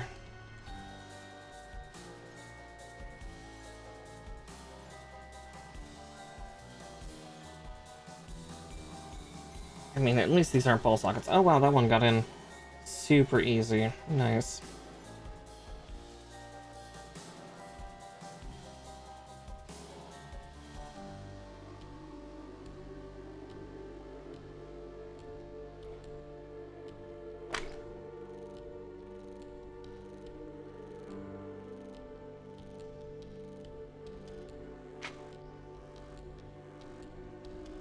Did I just tear them all out after getting the hand on? Yeah, I sure did.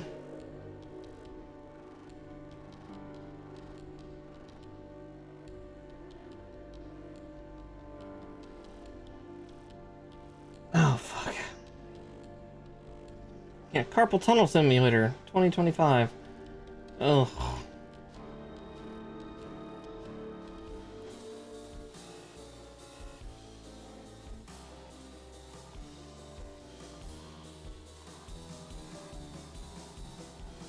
Fuck. Ow, ow, ow, ow, ow. Fuck. Oh. Damn cramps.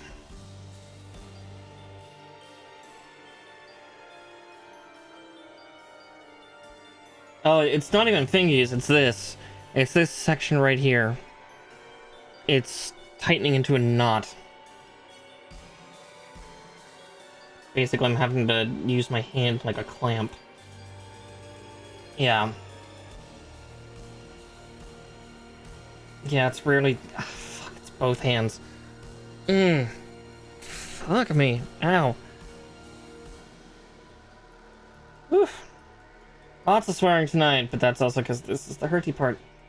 Because, yeah, doing these hands is just stressful. I had them in, but then I, made a mistake of clamping onto them to... Okay, come on, hand.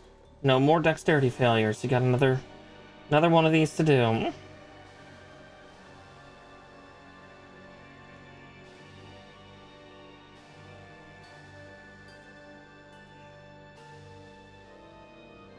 Yeah, it's not actually in. It's giving the false hope of it. God damn it, okay. Okay, yep. Fall out of that, that's fun. Fuck me. There, mouthing my fucking knotted up hand. Oh, I'm not hurting myself, I'm just... It's what happens when I play with very little parts. Ugh.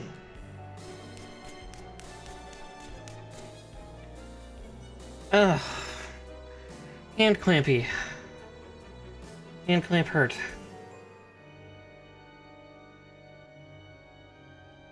Okay, there we go.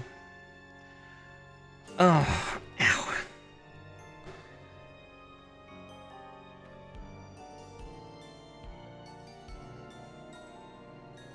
Okay, 36 and 33.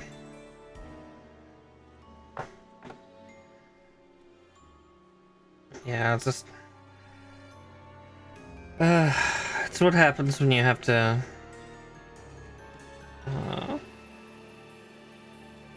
33. Yeah, it's just what happens when you have to, like, clamp little tiny bits together. And the thumb is 32 and 35. Got it. So I trim those out now so I don't have to go back to the sheet in a bit.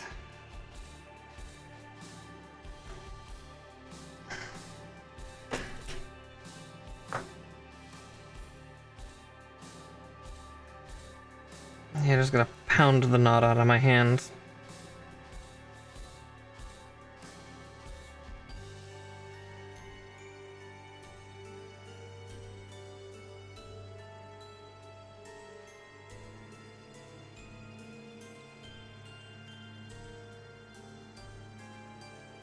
Don't worry, I'll take a massage gun to my hands later tonight. I just yeah, I promise I'm okay. I'm just ugh. Again, when you have to hold little pieces together, it's just kind of a bitch. Yeah, case in point right there. I want to use the fingertip as a fulcrum, but I can't, because that'll actually cause the upper joint to dislodge. Okay, there we go.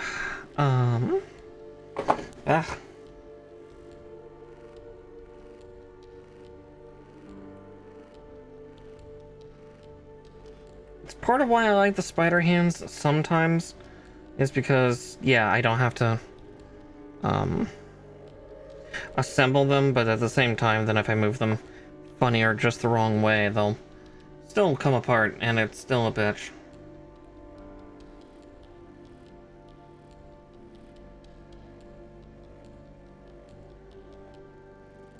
Oh, bollocks.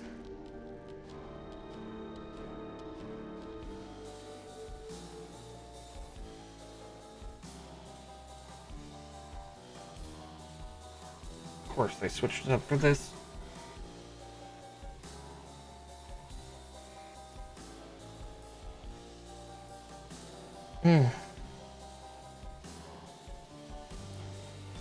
There we go. Fuck. Shit.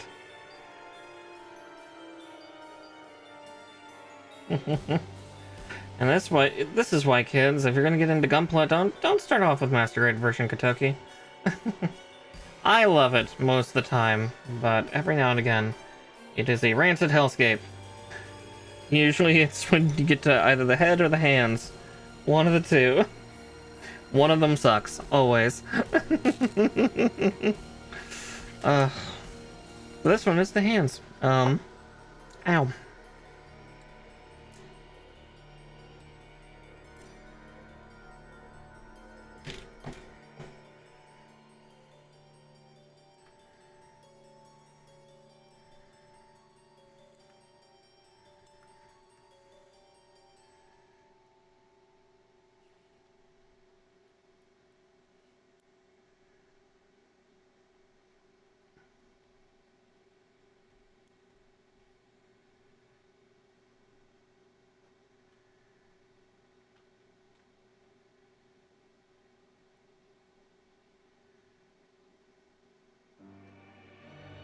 Okay, but there we go. At least one hand is done, and that's the hand that I do need for the rifle.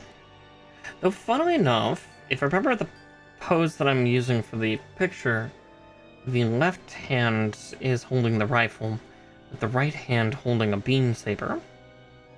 But let's see. Maybe this pilot's ambidextrous. Which, if so, good for him. I'm only slightly ambidextrous. I was taught certain things as a righty. Like, I use a computer like a right-handed person, so my mouse is on the right side. Is trying to find left-handed, and the mouse peripherals is a bitch. And I was just taught righty. That being said, yeah. Okay. I-31.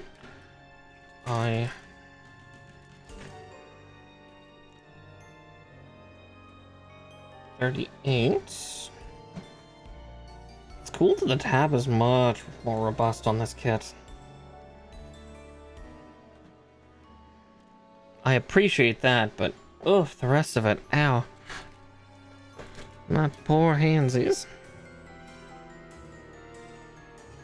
Here, while we're at it, I'm gonna lop out the fingies.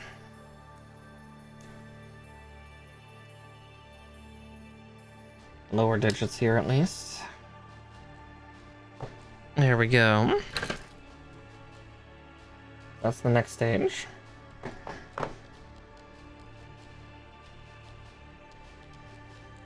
Oh yes, Ton, I promise I'm not hurting myself.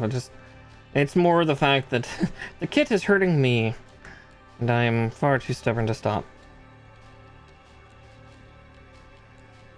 It's just little minutia things of trying to get your hands to just hold on to something just so desperately.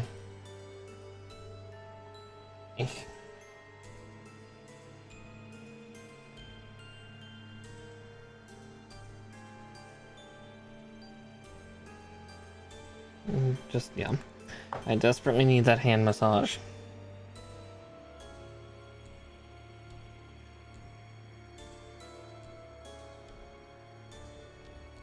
Yeah. I am having a little bit of hand dexterity issues again after several hours of building. My hands, it's kind of similar to like writing the same words over and over again. Is eventually they start to lose meaning, and that's kind of the equivalent, I swear, I feel with my hands, is just eventually the concept of what I'm doing starts to slip away. My hands start to falter.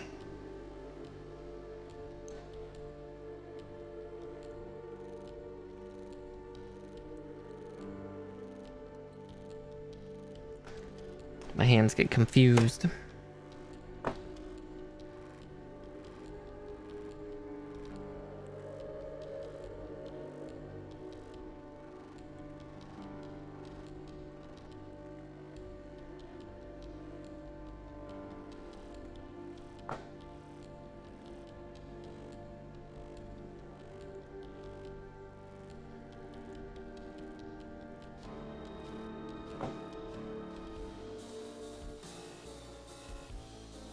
The pinky is especially bad for this kit because it's like a good 30% smaller than the other digit tips, which again, it's a neat feature, yes, but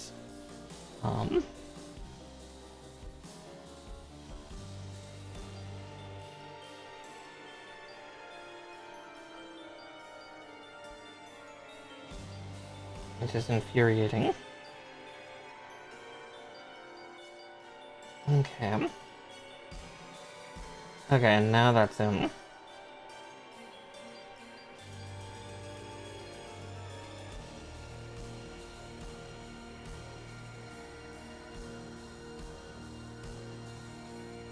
Oh.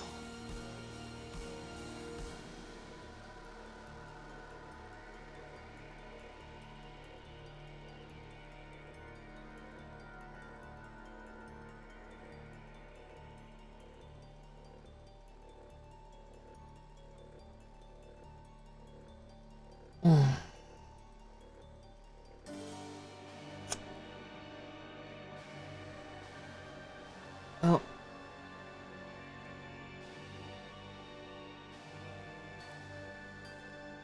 Alright, there we go.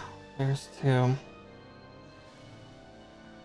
Yeah, those have to be extra ginger with this as we install it. There. Now it's these. I think the base here is joining.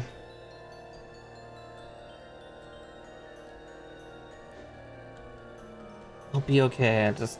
Ow.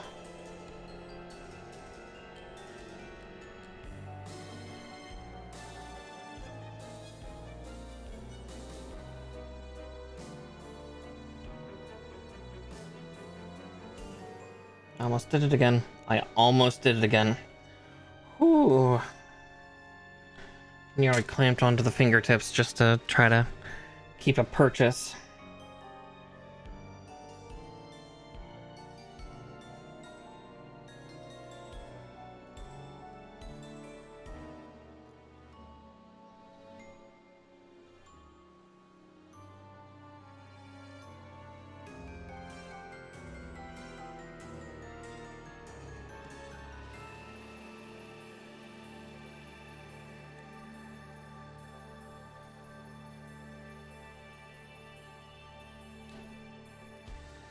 Someone was like, why are those cuts so smooth?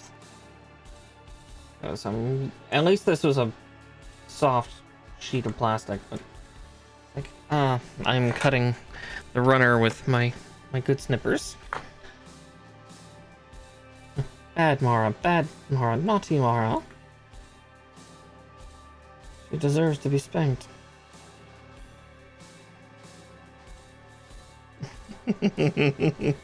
Did I say the quiet part out loud?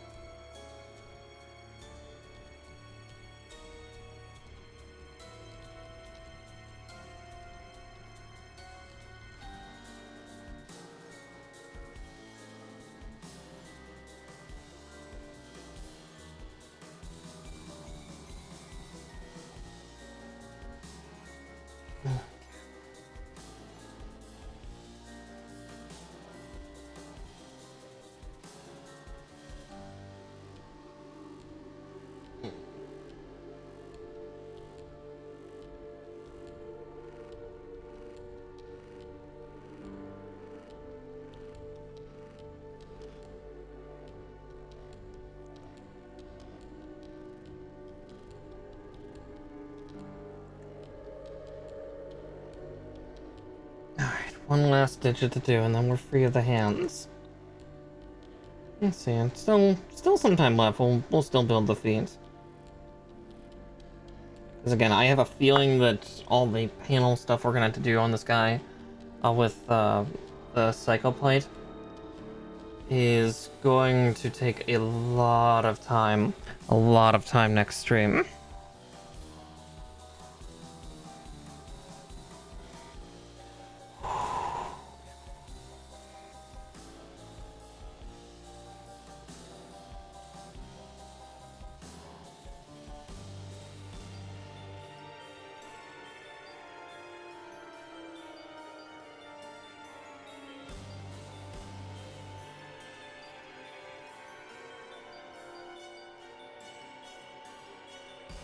There we go. Ew.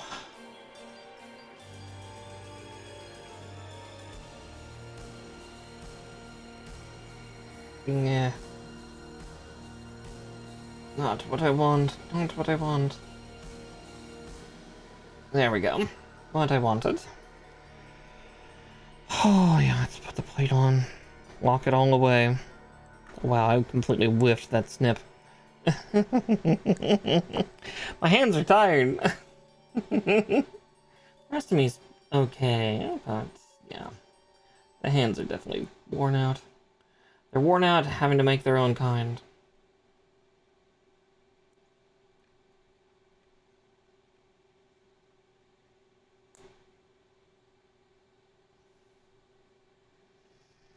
Okay.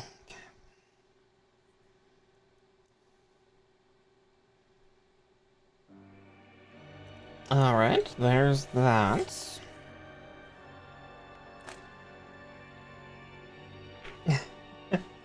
Yeah, it's just trying to get a set of pliers that will not chew the plastic up. That is the hardest part of it all, is just making sure that the plastic doesn't get, like, annihilated by, the pliers.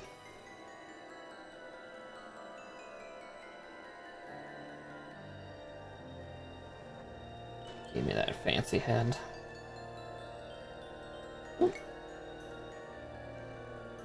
Help also if the neck was, you know, properly upright.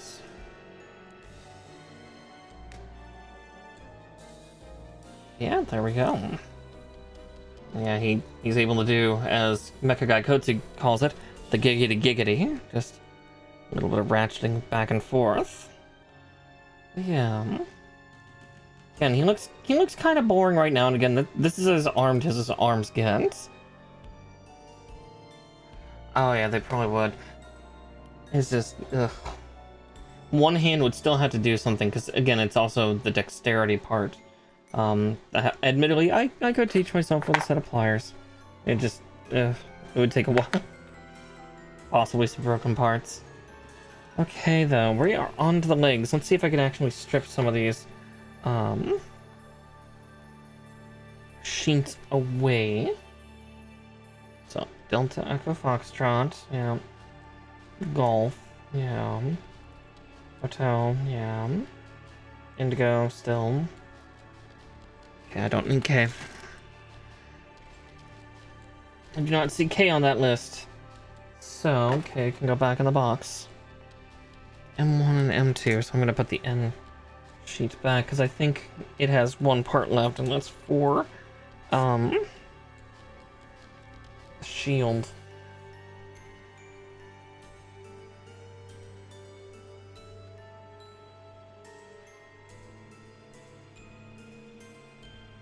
Hey, that's more than fair, yeah. Nothing wrong with that.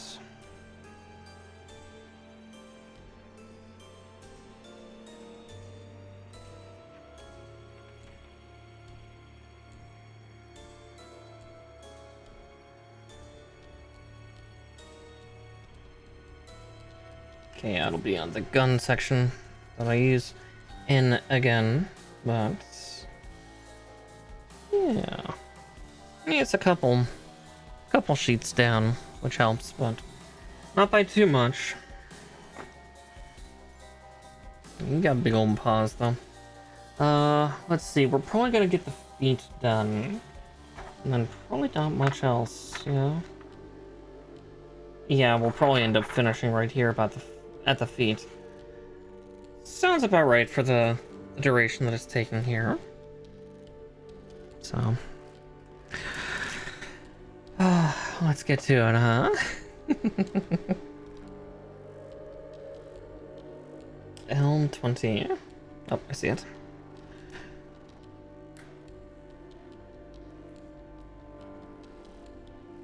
One.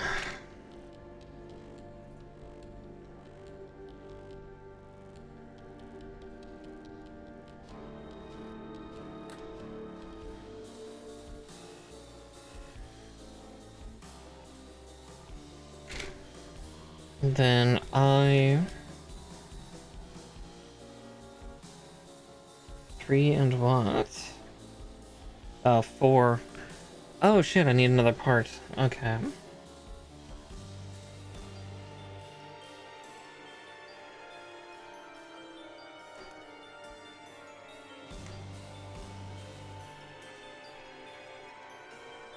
Yep. We've lost Mimar. Mr. Marsh is on the prowl. Probably gonna go have some snackies and then he's gonna waddle off somewhere. He's a very strange cat. Sometimes I wonder if he thinks he's a raccoon or something. He gazes so longingly at my trash can.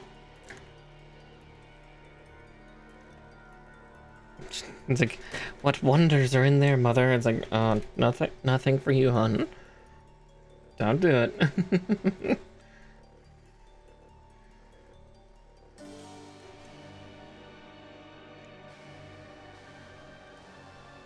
One.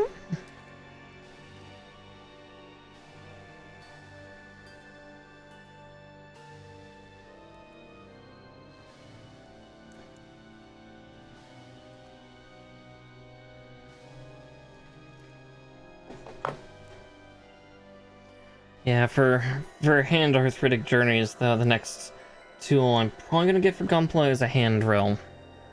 Which, yeah, that'll be a special hell in itself. Basically be able to repair any major damage that I encounter. I might even be able to revive that Sazabi real grade.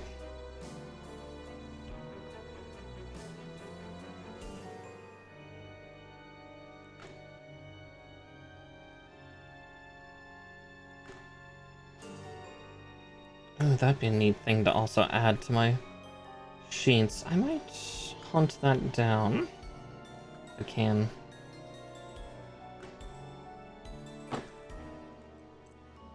But we'll see. Sorry, I'm musing about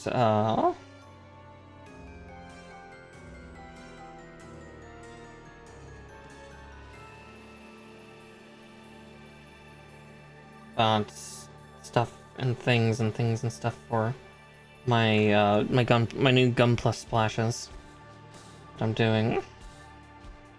I've been real creative today.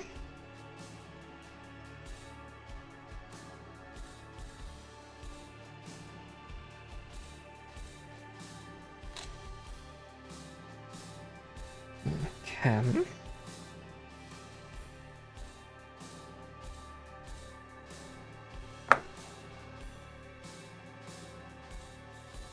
We'll just have to see how well that goes, though. Okay, this part is supposed to go to the other piece. Got it. Yeah, try to find all the logos, but it's more the fact if I can find a Verkaw logo.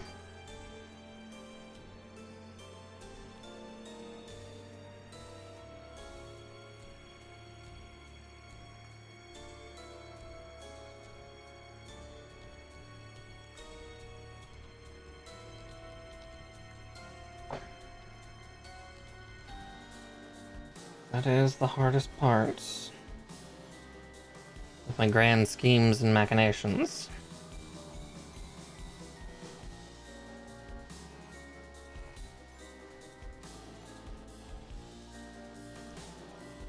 Another Another advert's coming in about a minute and a half. Beware.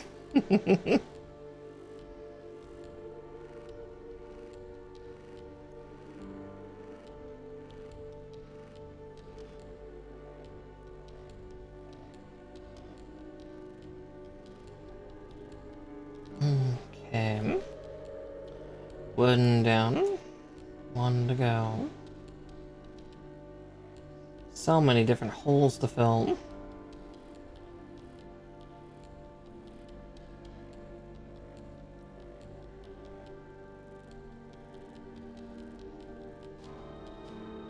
Just a matter of finding them all and getting them all to hilt into each other.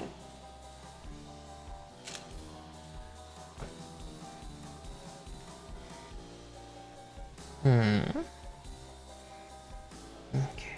I8 and 7.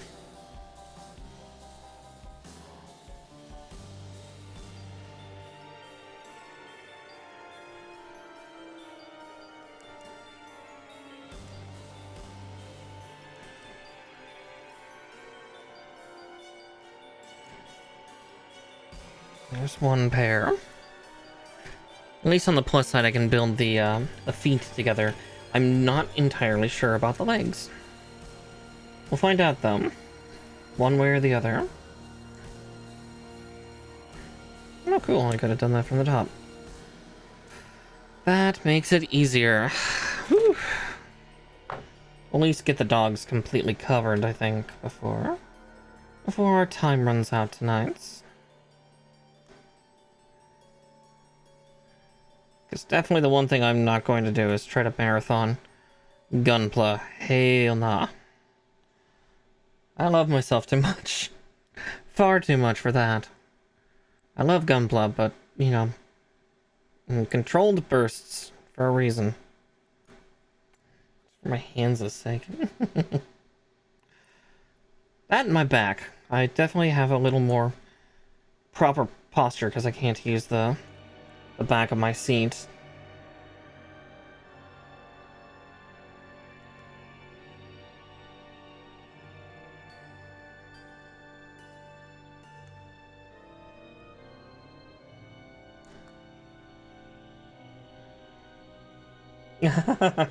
Probably not bleeding, but definitely toughened and calloused.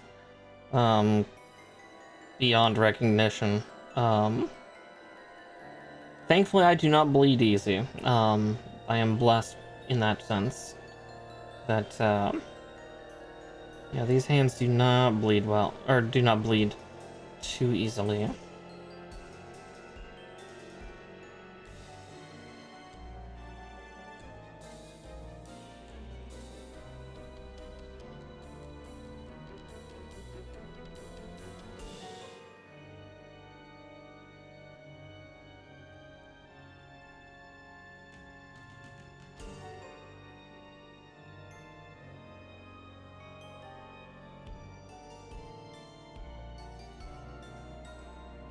BS, it goes on that way.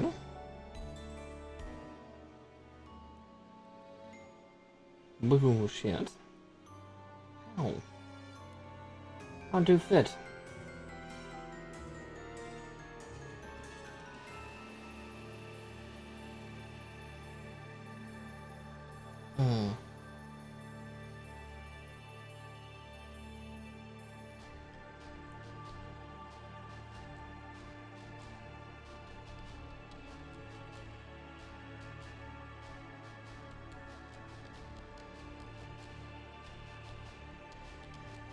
Oh, there we go. It's just real persnickety about it.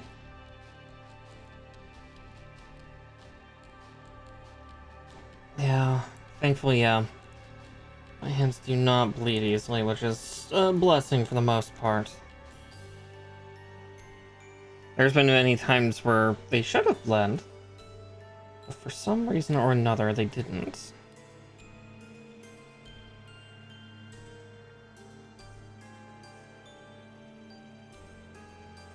I still think the weirdest instance of all of that is years ago, while doing lifesteal practice with some kind of friends and compatriots and stuff like that.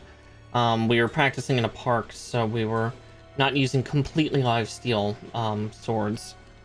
But one of them was like a dulled blade.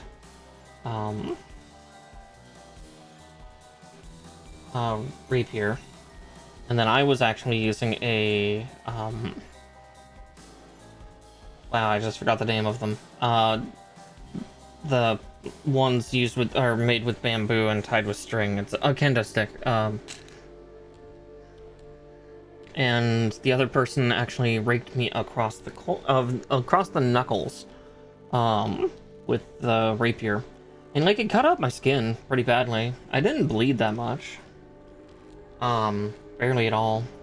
But again, at that time I joked around about how low my blood pressure was, that my blood was basically maple syrup. But then like a couple practice fights later, I got that same person who got me across the knuckles, across the back of their hand with the kendo stick, and the cord that was tying, like the cord that ties the upper rung to the lower rung, basically cut them across the back of the hand. I somehow cut them with a non-bladed object, where they couldn't make me bleed with a bladed one. It was a very weird thing. I am so strange when it comes to injury. I don't bleed easy.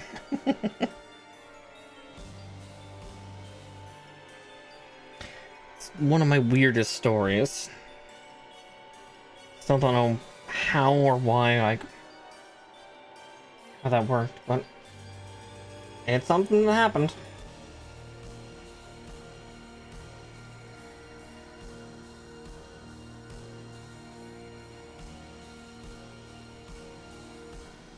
I've nicked myself a couple times with like scalpels or something here, and yeah, I don't bleed much. It's nice.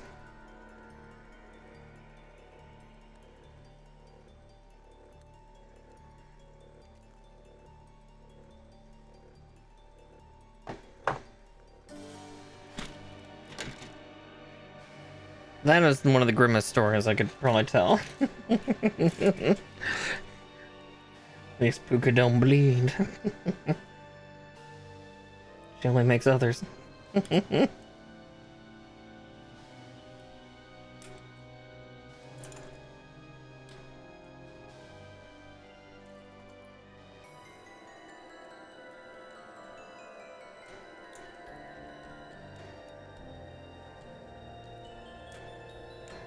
Two, three, and four. All right.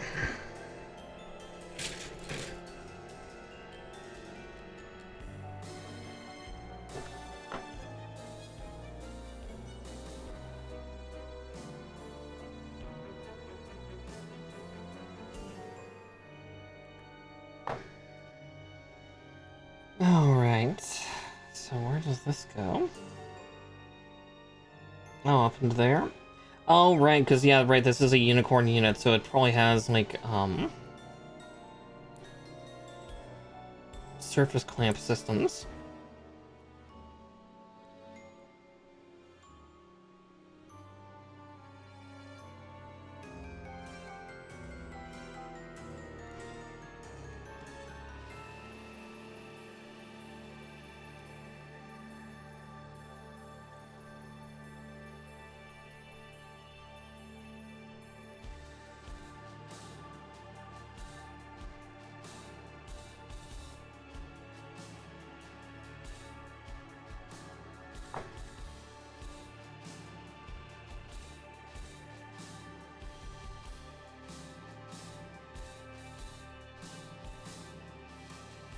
God, how long ago was that? Actually thinking about that now.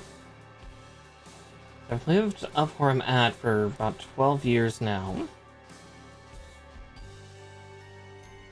Fuck. It's really been nearly 15 years. Ugh. Ugh, I don't like getting old, chat. I don't like getting old, that's...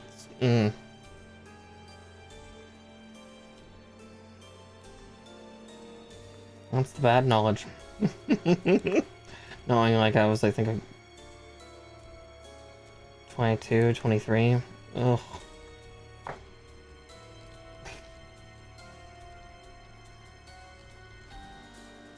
Maybe 24.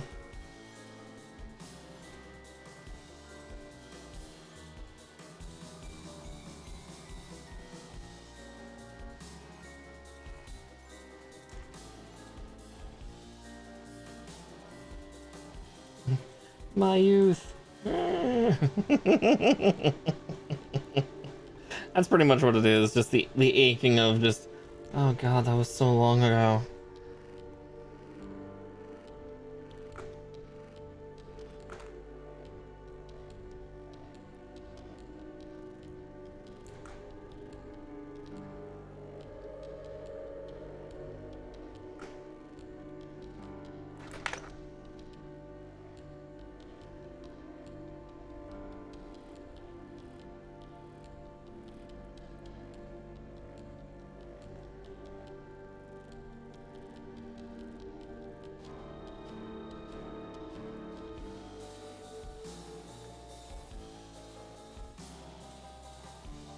There we go. I'm like, what part of this hinges down? I know some of it does.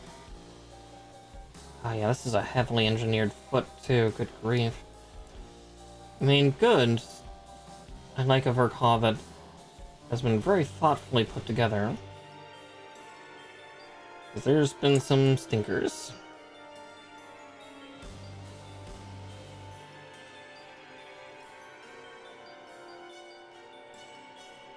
Oh, yep, hands are failing their dexterity checks left, right, and center at this point.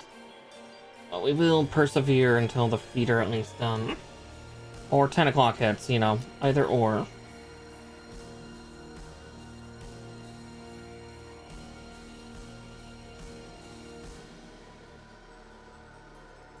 Hopefully I'm not arguing with the same parts over and over again. Oh. I say as like, yeah, my hand aches. My hands are tired, boss. Well, we have more building to do. My hands can rest when we're done. You know, right after I type a bunch of shit. Yeah, almost 5 hours. Nah, it's just those hand cramps from earlier have definitely done a number to my my digits tonight. But yeah, at about 5 hours of building, my hands do start to have like some major dexterity failures. I'm just tired.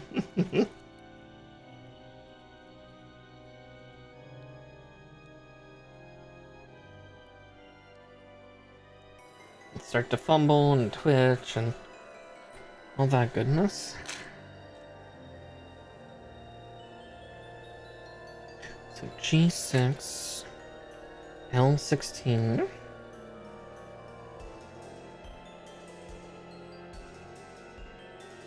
Like a G6. I don't even remember what that means. Ugh.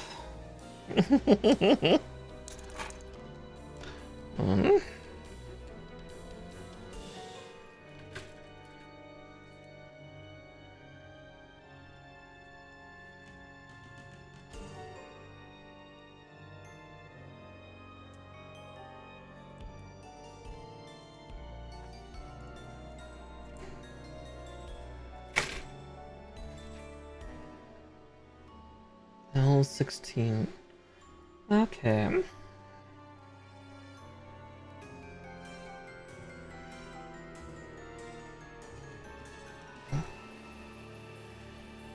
And then we got a D part to cut out. Thune.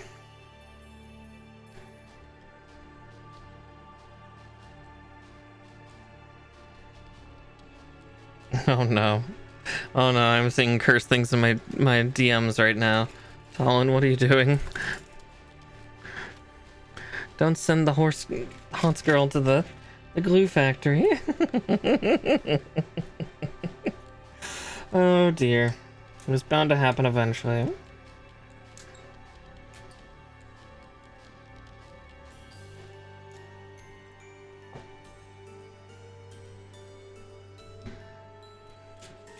Sending her to the knackery. Or she will be rendered. Well, knackered then rendered. Poor dear.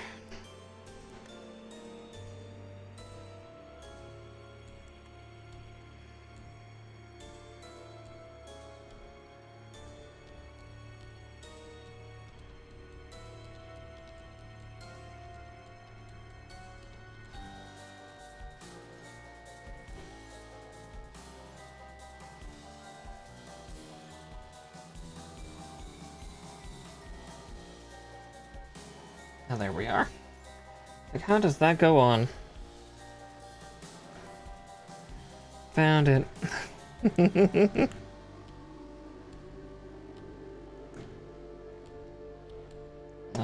Where's the other foot?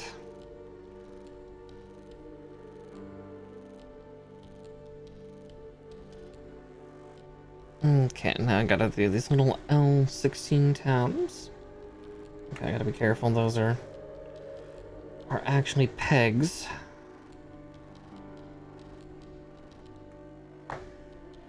Yep.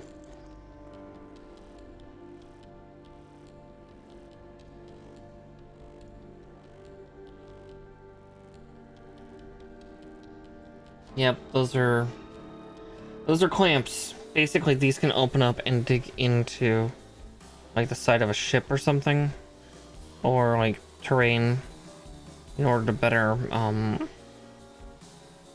ground the unit, which is a cool little design feature that a lot of the unicorn units actually ended up showing. Though it's not the first time we've seen that. I know the Thunderbolt units, so Full Armor Gundam and Psycho Zaku also had that. So I think it's a space thing. Help anchor yourself to a point so you don't have to get thrown around.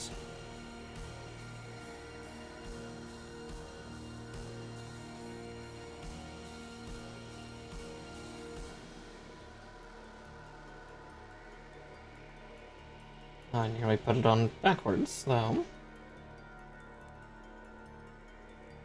Okay.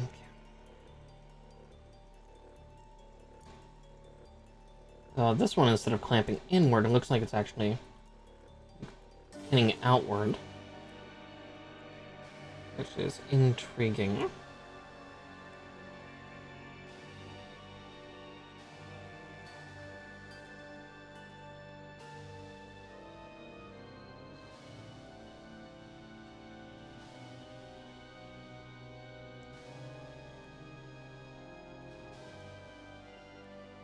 Oh, yep.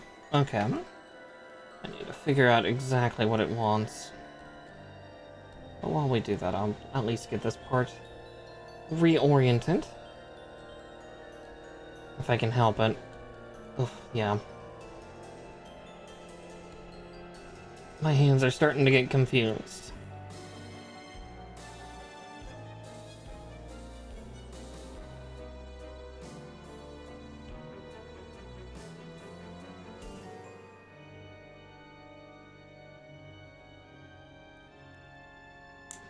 There we go. Ah, finally that one got on. Now, let me try for the seconds. Once more with feeling.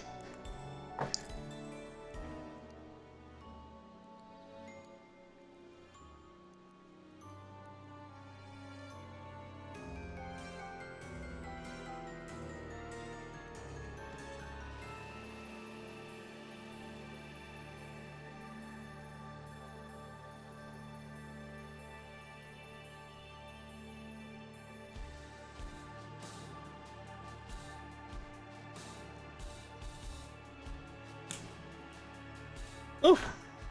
You heard me try to take a bit of my finger with it.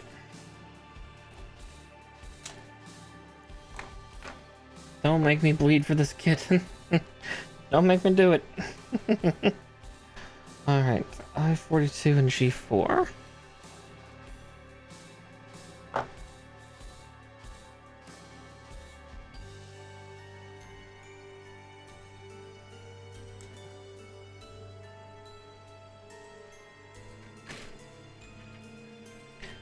Okay.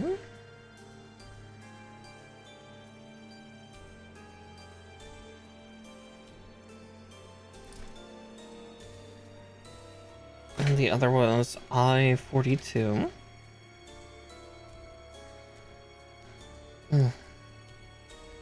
There it is.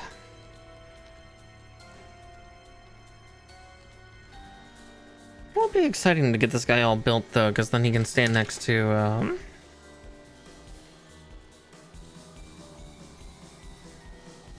Shinanji Stein. At least he'll be able to have his beam weapon out alongside his rifle, because goddamn, yeah, that poor Shinanji Stein is not doing so hot with that gun of his. It's too big. Usually something of a size queen, but it's too big. Okay.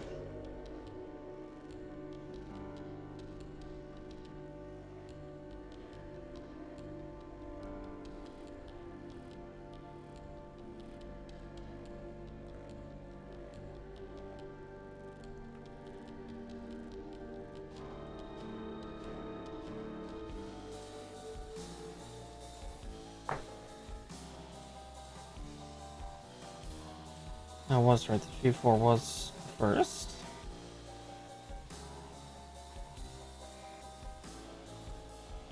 Oh wow, that's requiring some dexterity gymnastics that I don't know if my hands have at the moment. But we're gonna fucking try. Oof, along with a bit of strength. Eh. Hmm.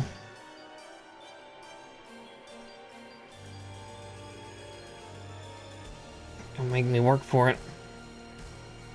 It's gonna make me work for it real bad.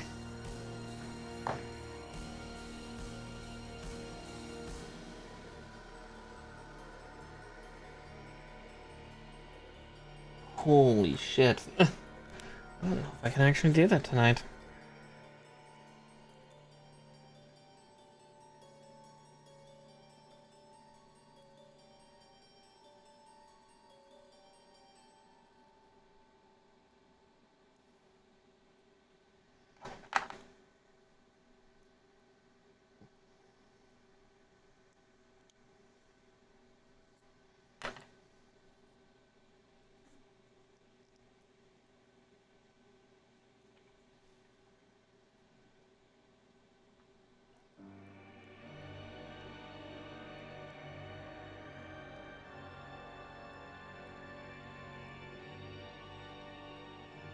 God damn, they're trying to test.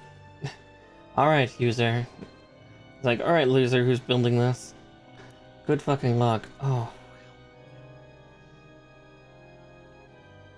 Get the first one on by fucking luck? Ugh. So I'm gonna go up with it. Hi, Mar. Please don't fuck up my leg right now.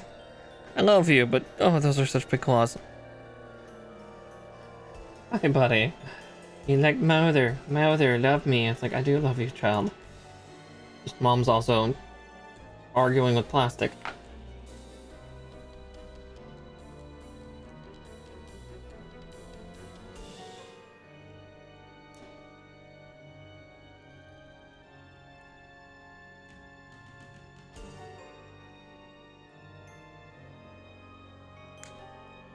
Oh, is it supposed to click?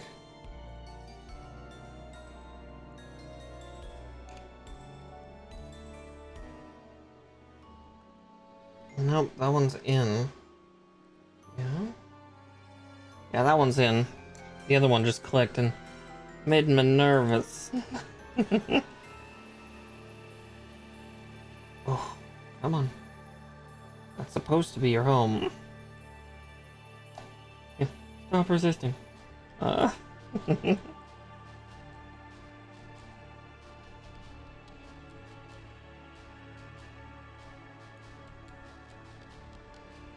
Yeah, okay.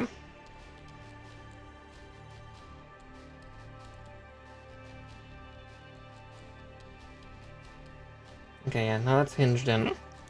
Whew, yeah, these are incredibly complicated feet. But that's probably because there's gonna be Psycho Plate.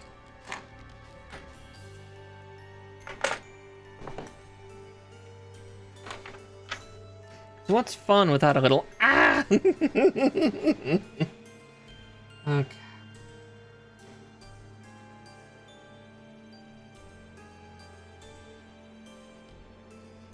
G5. Yeah, we're nearly done. And then we're stopping once we get to the foot, or get to the stage that the foot is done. So.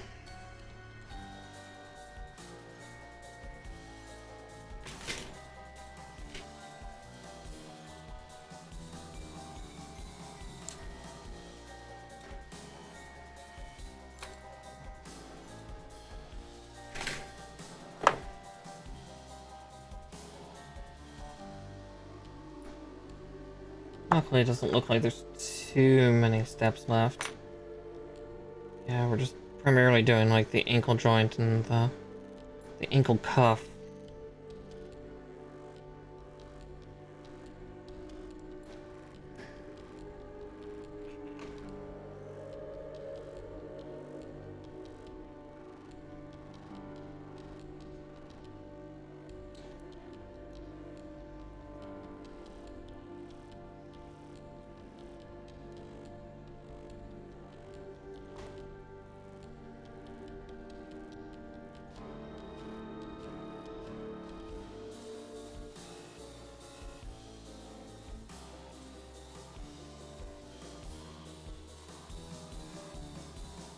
Oof.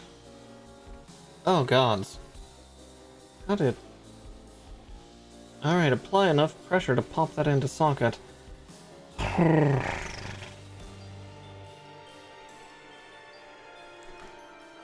it's at an angle, so it keeps trying to deflect the force that I'm trying to put in.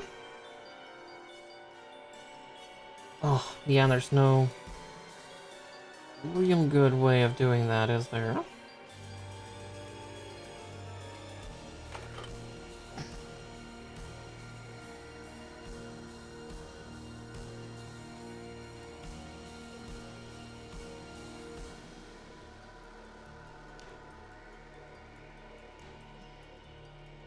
Nope.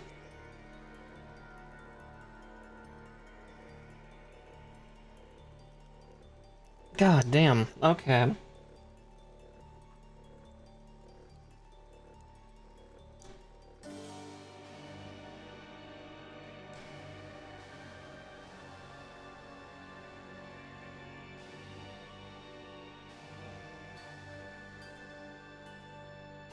Gods above.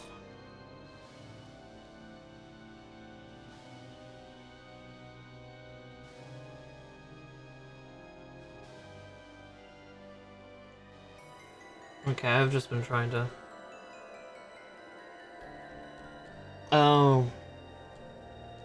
Yeah, I've been trying to press down into something that actually doesn't have a connection.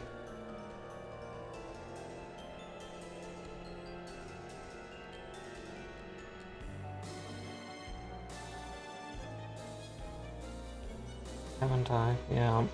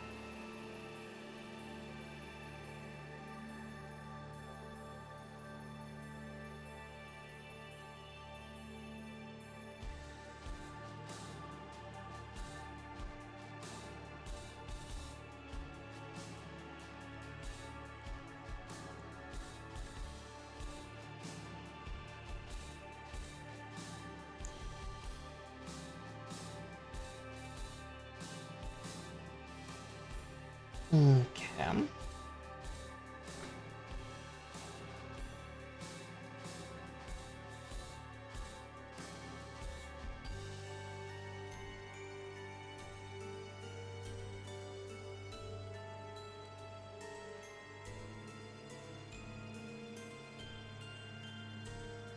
I'm also trying to figure out exactly what they're trying to say here, because I think I see what they're meaning, but...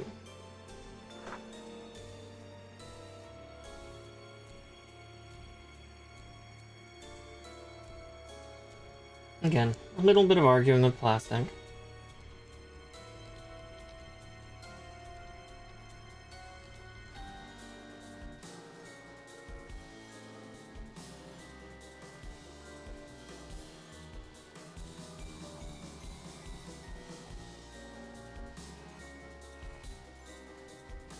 Let's see.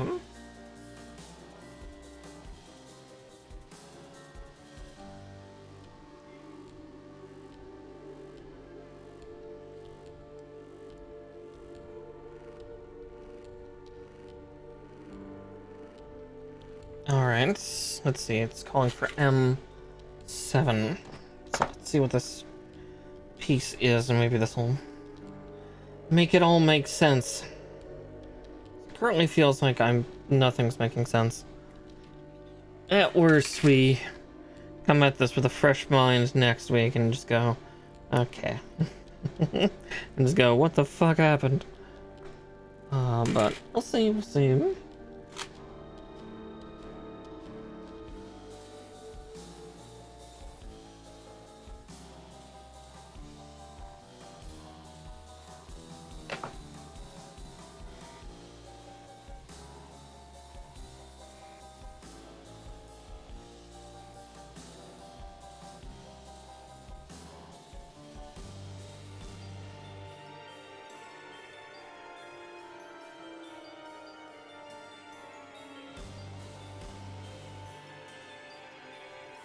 Okay. It does lock it into place. My foot looks nothing like what they're showcasing. So I want to tear that off and take a look-see on if I put something on upside down. I did. Okay. So...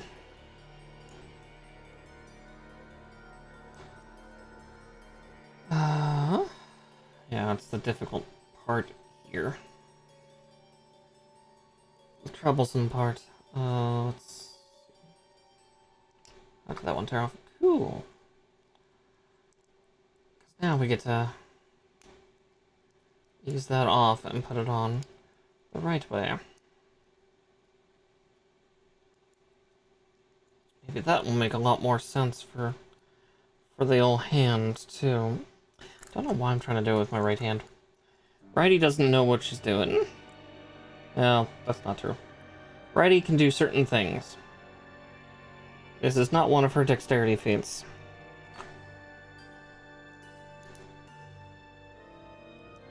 That's using a mouse, and, things that cannot be said on Twitch. Or at least should not be said in great detail.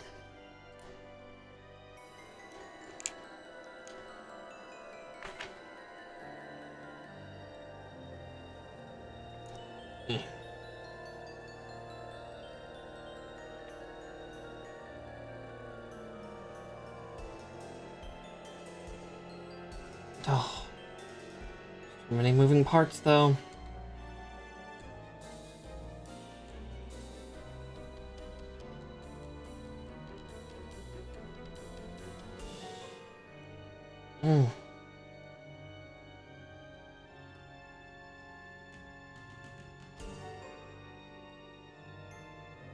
Is it in? She asks coyly.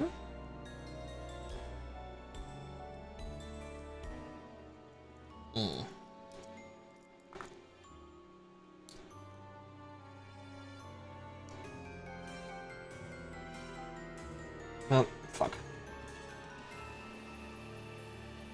And... stay in your home.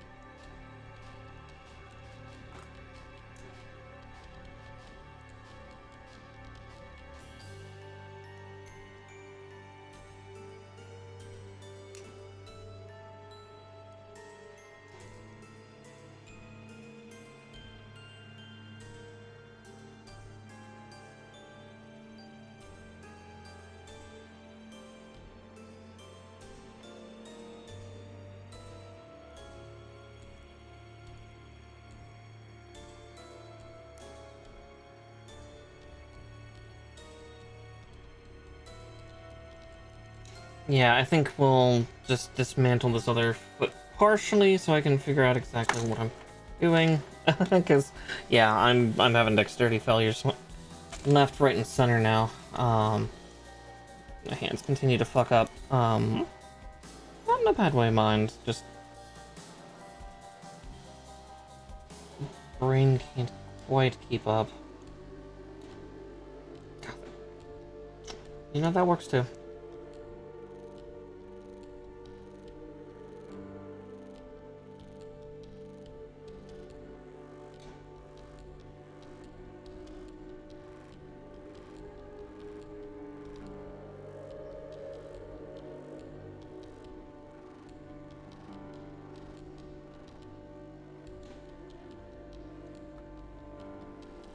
There's no good place to fucking hold on to this thing just to fucking put a piece on.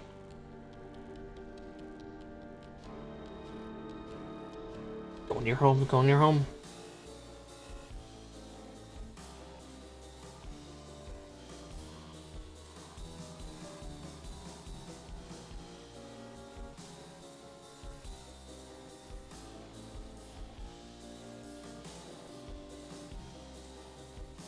There's too many moving parts.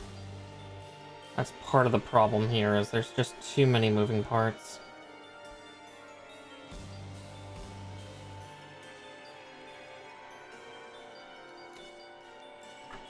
Ugh.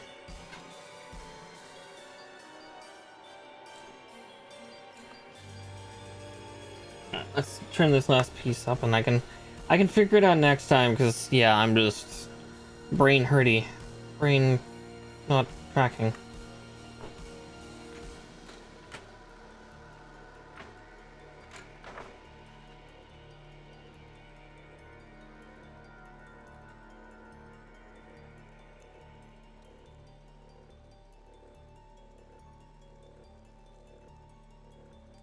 Oh, gods, yeah, this is starting to become agony mentally.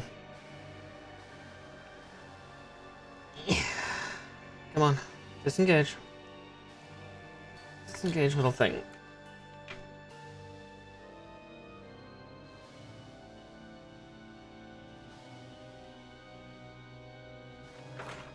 Yeah. Yeah, I put them on backwards the first time. I'm just being really stubborn at this point. Just arguing with my plastic.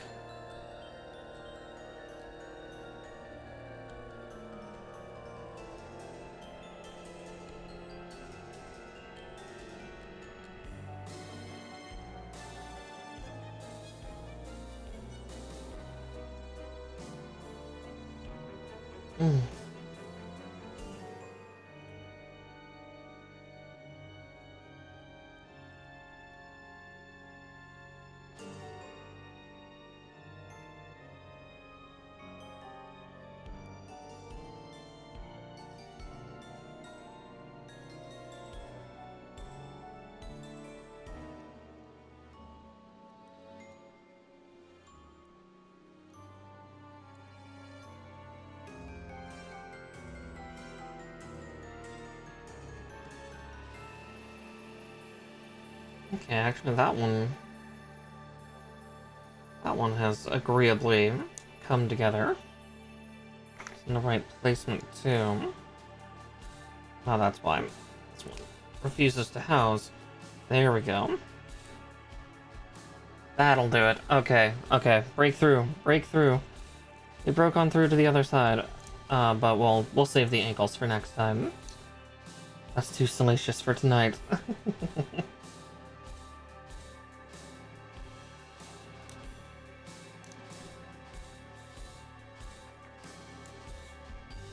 But yeah, there we go. Gasp! Ankles! Yeah, no, not until next time. For now, you just get feet. Get feet and half a man. Huh? Dude. Yeah, it's too lewd for Twitch. We can't show ankles anymore, especially for a VTuber.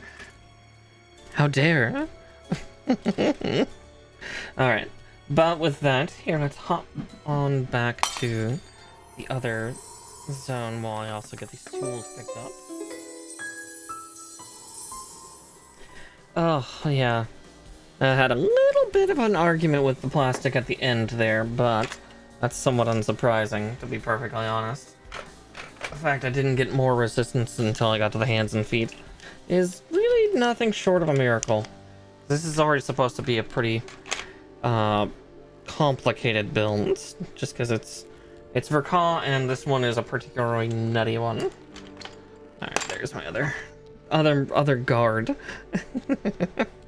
Alright, yeah, sure, fuck it, we'll put that pen in there too. Those, my scalpels. Okay, all my tools are put away. Just turn to my side and see a cat looking at me through the grates. Oh, okay. Oh, getting my hair retied. Alright, with that said though, let's see who we can read out to tonight. The truest question of them all. Let's see. Miniatures and models and VTuber Bliss.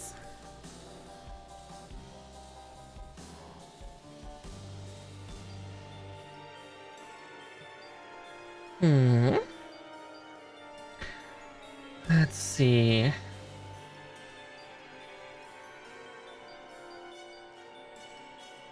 Might send you over to Oraclons. They're building RX 79 Easy 8, so MSO8 theme goodness. Goodness. Let's see, my next stream is tomorrow night. I will be doing Core Keeper with Miss Tolan and Nature. So please look forward to us all being gremlins as we take on the bosses beyond the edge. Of course, Siege. I'm so glad that you could join us. But yeah, please give Oracle all the love, and I will see you all later. Bye bye, everybody.